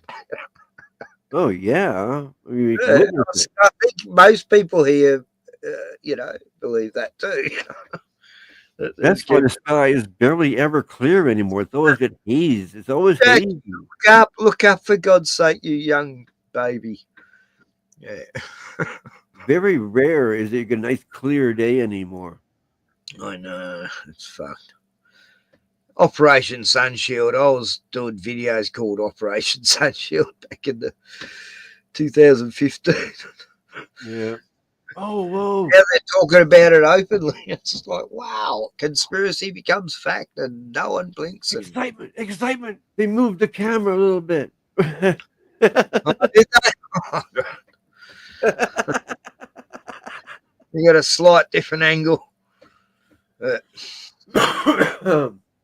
watching Big Brother with that conversation happening. But, yeah. Did America get Big Brother, or was it just Australia and England? Yeah, it's here too. I don't watch that stuff. Oh, it's just like, what the hell are they? This is mental. People actually knowing these people's names and talking about it at work, and it's like, what is that? Yeah. It was like the most insane thing I've ever seen on TV. And I couldn't believe people. I was saying, oh, look, let's, why don't they set a bunch of wild lions into the house, and see how, let's spice it up a bit. Send some wild lions in there with these guests. Hey, let's send some savage fucking rhinoceros in there. I was making jokes like that when it was on. Oh, God, all we need to make this show exciting is to send some savage wild animals in there and they've got to try and escape from it. Yeah, some Aussie crocodiles or something. Yeah. I just want them all to die. So, Jimmy Savile in there. Oh, for fuck's sake. In England. Australia, I saw the cast of the latest Big Brother that was, I don't know when it was, last year or something. It was all the most cuckiest, faggoty looking guys you could ever imagine. Yeah, that's disgusting. Yeah. Purple haired, ring nosed, wearing, it was just Gen Z to the max. And it's like, God, people are actually going to watch this shit. Yeah, there's the only real. I like those. I like Alone. Alone is good. You watch that? But yeah, it's Alone in Australia. I've heard of it. I haven't watched it. No. They're in Australia right now, actually, in somewhere near you. There's some reality shows I could watch if I was watching it with someone. Well, Alone is great. Alone started off here in Canada. They filmed here in BC. And had them trapped on Vancouver Island up there and by themselves in the middle of the wilderness. And that's where it started. And they lasted a long time. It was really intriguing to see how long people can last alone in the woods. And that's what the show's all about. You can bring what you want. You're allowed to bring so much stuff of your own, whatever, to help you survive and stuff, jackets and whatever else, all that stuff. It's not like Naked and Afraid, right? And you actually are alone out there with your own camera. You have to film yourself. That's part of the contract. You have to make sure you're always filming. And they give you the cameras and stuff, and you have to lug these cameras with you everywhere. But other than that, I mean, the show is it's wild. Some people, it's amazing how far they can last. And they make little houses out there. You get a little house with a chimney inside, and because they have to survive, right? It's a really good show. I like it. It's like one of the best reality shows ever was Trailer Park Boys. Oh yeah, yeah. I just loved it because it was a mock of those reality shows in a way, and the cop shows. And to me, that is still one of my favourite comedy series ever. Yeah. Not much can ever beat that one. I just loved it. I always will. Besides the English comedies, the Blackadder series, that was fantastic. Some of the. Have you seen Letterkenny? Letterkenny. No, Letterkenny. Kenny. Like your name, Ken. Oh, is that set in like Norway? No, it's middle of Winnipeg. It's Canadian, raw Canadian humor. I've heard of it or something. Someone's told me about it. It must have been another Canadian. Letterkenny. You should check it out. Someone did tell me about that show. Now you mentioned it. It was another Canadian. It might have been me. No, this is like a few years back. Oh, okay. Yeah, it just come back to me. Someone told hilarious. Me. Yeah. The humor in that thing. The humor is. Oh, Canadians have great humor, Oh, I know we do. We do. Australians do too, but we don't show it enough in our media, movies and stuff. It's just not. We have a standard Australians have to keep to with making movies. You know, you can't portray us in certain lights and shit. I don't know. It's fucked. Always had this special movie code shit here where all through the 70s, not allowed to make science fiction movies. That's stupid, you know. Yeah, it's still Trailer Park Boys is better, but this, I mean, Letterkenny is still worth watching. No, Yeah, I'll check it out. Oh, I cracked up when I mean, like, oh, I was killing myself laughing. The humor is like, it's in your face humor. I mean,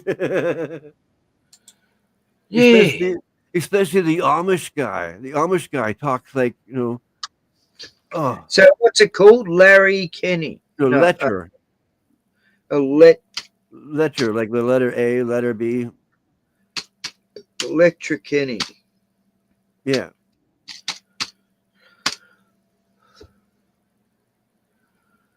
No, it didn't come up. Oh. Is it one word or two words? One word. Lecctra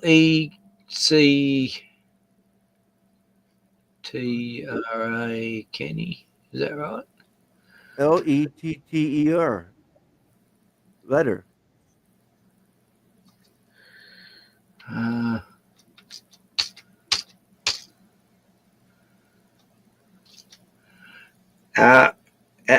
Could you spell that again? Letter. Letter. Oh, Letter Kenny. Oh, right. Yeah, here we go. Oh, you found it? Yay. I put Electra, like that superhero girl. Oh, okay. I was wondering. I was hearing you saying letters. Like, what is he spelling? Like, No, I wasn't hearing the word letter for some. That's because I got dry mouth. Because I got, you know, I'm stoned. It's hard to talk. Yeah. And my top denture broke. Oh man, that's tomorrow. The dentist will be phoning me, waking me up. I got to get to bed. Yeah, that'd suck. My bottom teeth are starting to decay. I dropped them. And the one that my front tooth on there, it broke off, and it was still there. And then the tooth beside it broke in half, and I couldn't find the other half of the other. But nothing I could do with it anyway. But still, you know, It's the worst thing when your teeth are fucking up. So I got them put away, and I kept the one tooth that I could find, and yeah. Here we go. Here's a trailer to it. Let's have a There look. you go. Let's watch it. And then I gotta go. Yeah. I will too, straight up. A couple hockey players come up the produce stand the other day. I'll spit it up a bit. Can't believe your sister's still dating you, not sex. Wayne, How are you now? good, and you? Not so bad. Hey, Katie. Go home, Daryl. Nice onesie. Does it come in men's? Oh, I think you come in men enough for all of us. I think you better come in you better come up. I think you better come say that to his face, you fucking hicks. Nice execution. You're doing terrific. Hey, I heard about your breakup, buddy. She was a sweetie for what, 5 years, right? Oh, you're a high school sweetie, right? What's it to you? Heard she cheated on you, buddy. That's a real kick in the knackers, bro. Just a real ouchie, bro. It's too bad she taught you not to fight anymore, buddy. Because that's a fight on site for you and her new guy, buddy. Fourth life for life, bro. Maybe if you'd ever been in a real fight, you might not be so keen for another. What'd you say? You heard me. Oh, my spitter. Tires off, boys. You looking for a Tilly, buddy? Let's have a Donnybrook. Pump the brakes. You take your shirt off and leave your sunglasses on. What sort of backwards fucking pageantry is that? You gonna fight with those shades or play PokerStars.com? Oh, my spitter. TikTok.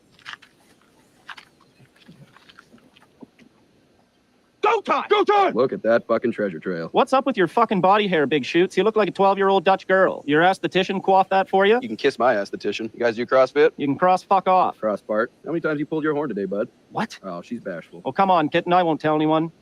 Ballpark 6 to 8. You're a fucking animal. Play a little 5-on-1. Hit the kitchen, mix a batch. Feed the ducks. Distribute some free literature. Go time! Fucking shut him!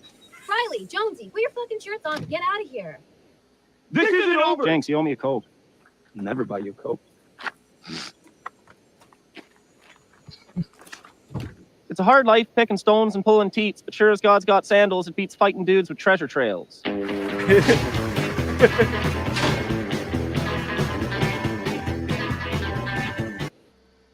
I'll have to watch it more. Yeah, there's probably episodes on here. Oh, go down to that one. The one in the corner down here. See that Amish looking guy? That looks like Noah Dick. And Yeah. Yeah. Anita Dick. Wayne? Mr. Dick. Dick with a Y. Yes. Daryl? Mrs. Dick.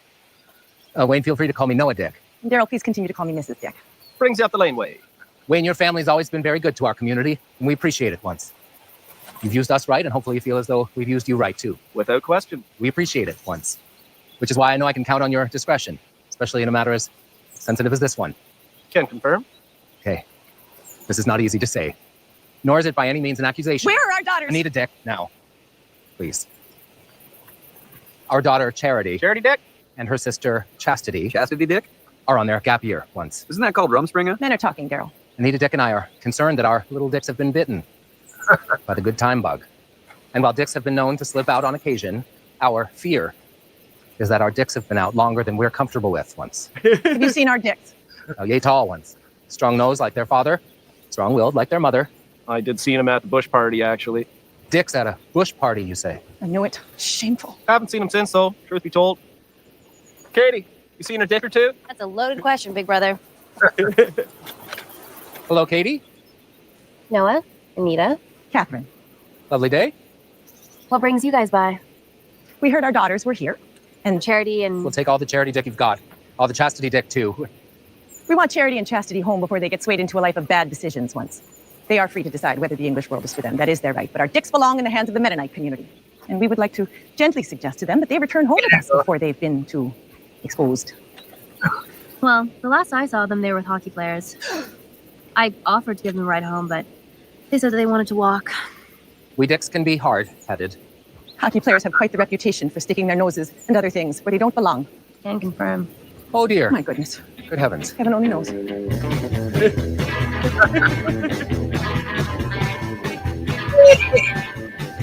Your last name's Dick. It's a lot of jokes. Anita, her name's Anita Dick. Anita Dick. I knew this German family that shifted over here during World War II, and they changed their name to McHunter. So, of course, their kids got called McHunter when they went to school. Oh, yeah. It's not a real name, McHunter. And in Australia, it's McHunter. Hey, Yeah. I digress.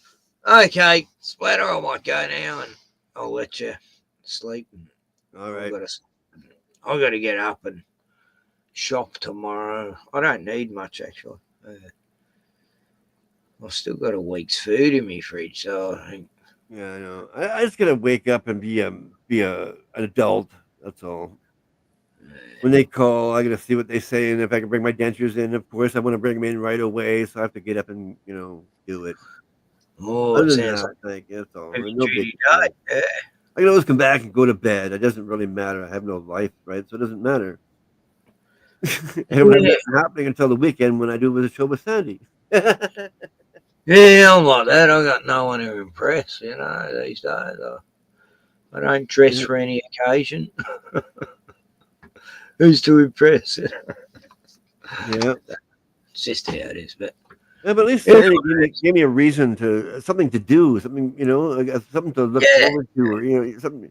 What am I trying to say here? You know what I mean? I do. Yeah. Like my main social life is streaming. I had nothing. I've had a few visitors lately, but that's I don't get any anymore. Nobody. I mean, when my neighbor comes down every once in a while, and she'll give me stuff or whatever, and my other neighbor, but they're not really friends, right? Except for, yeah, they are. I don't know. It's really confusing. I got people I know in town, and they're friendly and all that, but I can't call them friends because they're not friendly. I don't know enough to go visit them at the house and shit, Exactly. But I mean, as I'm saying this, I remember this morning my neighbor across the hall woke me up with season tickets to the football. BC Lions, right? Oh, yeah. Well, but hey, he did it last year too, right? And they're like, wow, okay. I mean, that's pretty cool. Yeah. The CFL, you ever see that? Canadian Football League? No, I don't follow football really. Oh, Yeah, well, it's different. I grew up with it, right? My I parents, sort of my dad. I used to watch Australian football for a laugh, but I saw same as the wrestling. I love the wrestling, but I always saw it as a stage thing. And Oh yeah, once you always realize it's staged just for a laugh, perfectly.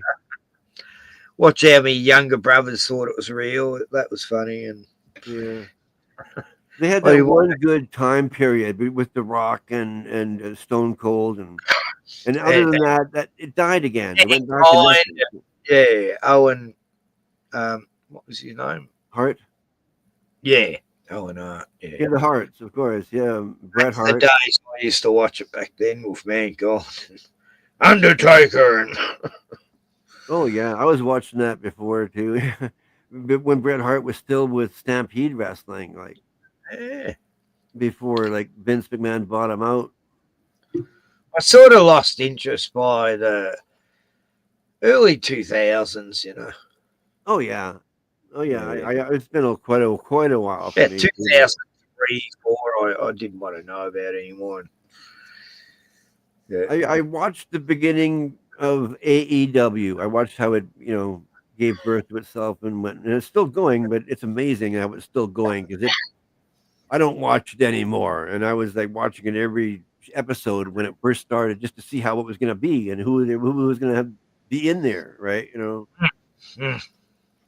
Chris Jericho was still there, and he was there from the beginning.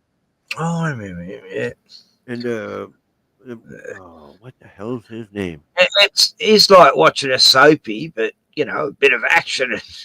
Cody I Rhodes. love the behind the scenes stuff they used to play up. Yeah, Cody Rhodes went there too in the beginning. And then, but Cody Rhodes left and went back because he signed a new deal. And look at how it worked out for him. He became world champion at WWE, right? So that worked out well. Yeah, but it's those two idiot wrestlers that they're brothers that I don't like that are on AEW. They suck. They really suck. Yeah, I haven't watched it for years. Yeah,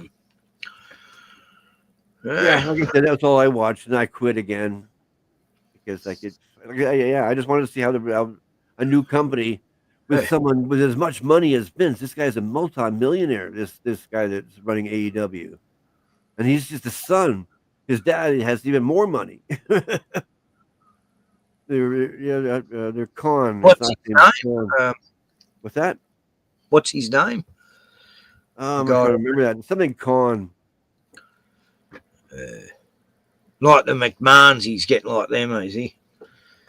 Oh, this guy's super. He's the owner of a football team, an NFL football team in the States, the Jacksonville Jaguars. Yeah, right. And he owns, it's really. So I figured the wrestling was going to be like interesting to watch how this guy with all this money that would compete with Vince McMahon is going to do, and he did pretty good at the beginning. And it's still around. Like I said, you can still see AEW today. It's around. I want to see Donald Trump get back in with Vince. Yeah. Fight Vince again. Yeah. That would be funny. Oh, it would, wouldn't it?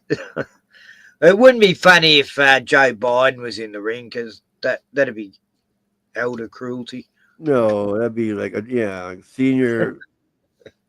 Abuse. Senior abuse. Yeah.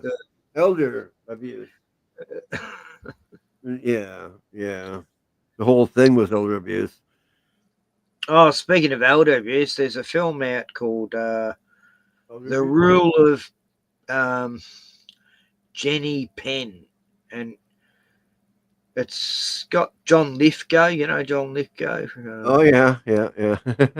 And Jeffrey Rush. It's a New Zealand film, and it's set in an old people's home. And John Lithgow more or less runs the place. He's a one of the old people who are a patient, but he used to be a doctor there, and he gets off on just tormenting all the other old people in there. You know, he's a real prick. You know? Jeffrey Rush, he's like a judge that ends up in there, and he's watching this guy torment all the other patients, and he's trying to tell people, and no one listens to him. And yeah, it's quite a good movie. The acting's really good, and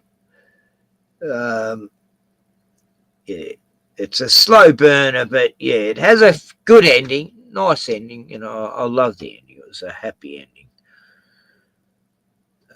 As far as justice,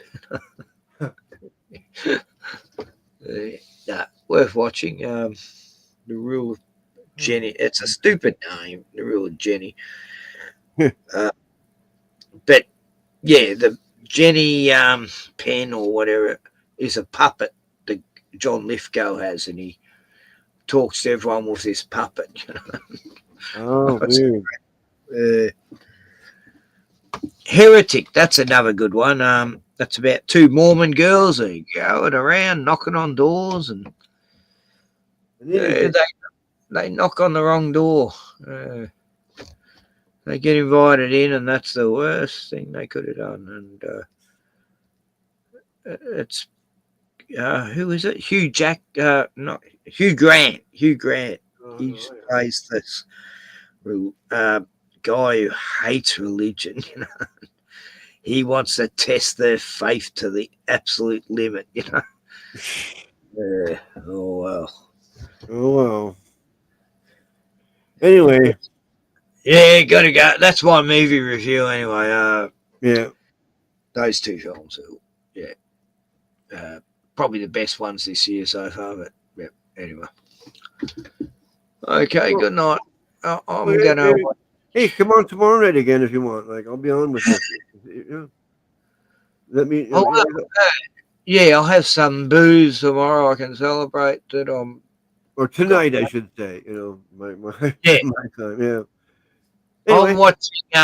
I'm watching Better Call Saul, the last season.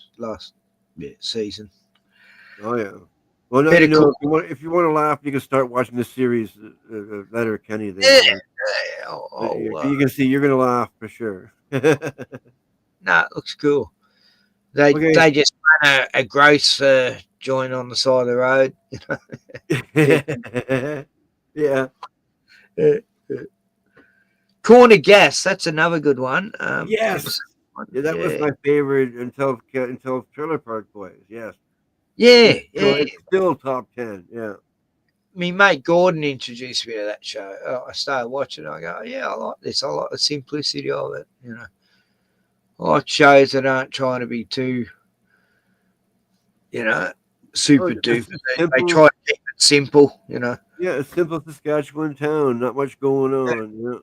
Yeah, it's great. But just enough to keep you laughing. Yeah, that's it. No, we had a show like that in the late 90s. I forgot what it's called. It was set on a coastal town in Australia, and it was just all the locals, and you know, not much was happening, but it was still entertaining. You know, like, it wasn't a drama show. You know, it was just quirky character type show. Yeah. I can't even remember what it was called. Right? I can't find it. Maybe it's a Mandela effect. It doesn't exist now. Oh. Okay, Splatter, thanks for joining it. Yeah, I might stream tomorrow night. Yeah. If not, then yeah. Okay. Jeez. Yeah. Okay. Good night. Good day. Excellent. And I'm going to go now because I actually feel tired. I feel real tired lately. I don't know why. Even when I get 8 hours sleep, I feel tired. But anyway. Adios, amigos. Ciao. Peace out. Yalu. Yalu is goodbye in Aboriginal. Yama's hello. Aloha. What's goodbye in Hawaiian? Anyway, good night. Yeah, peace, cheers,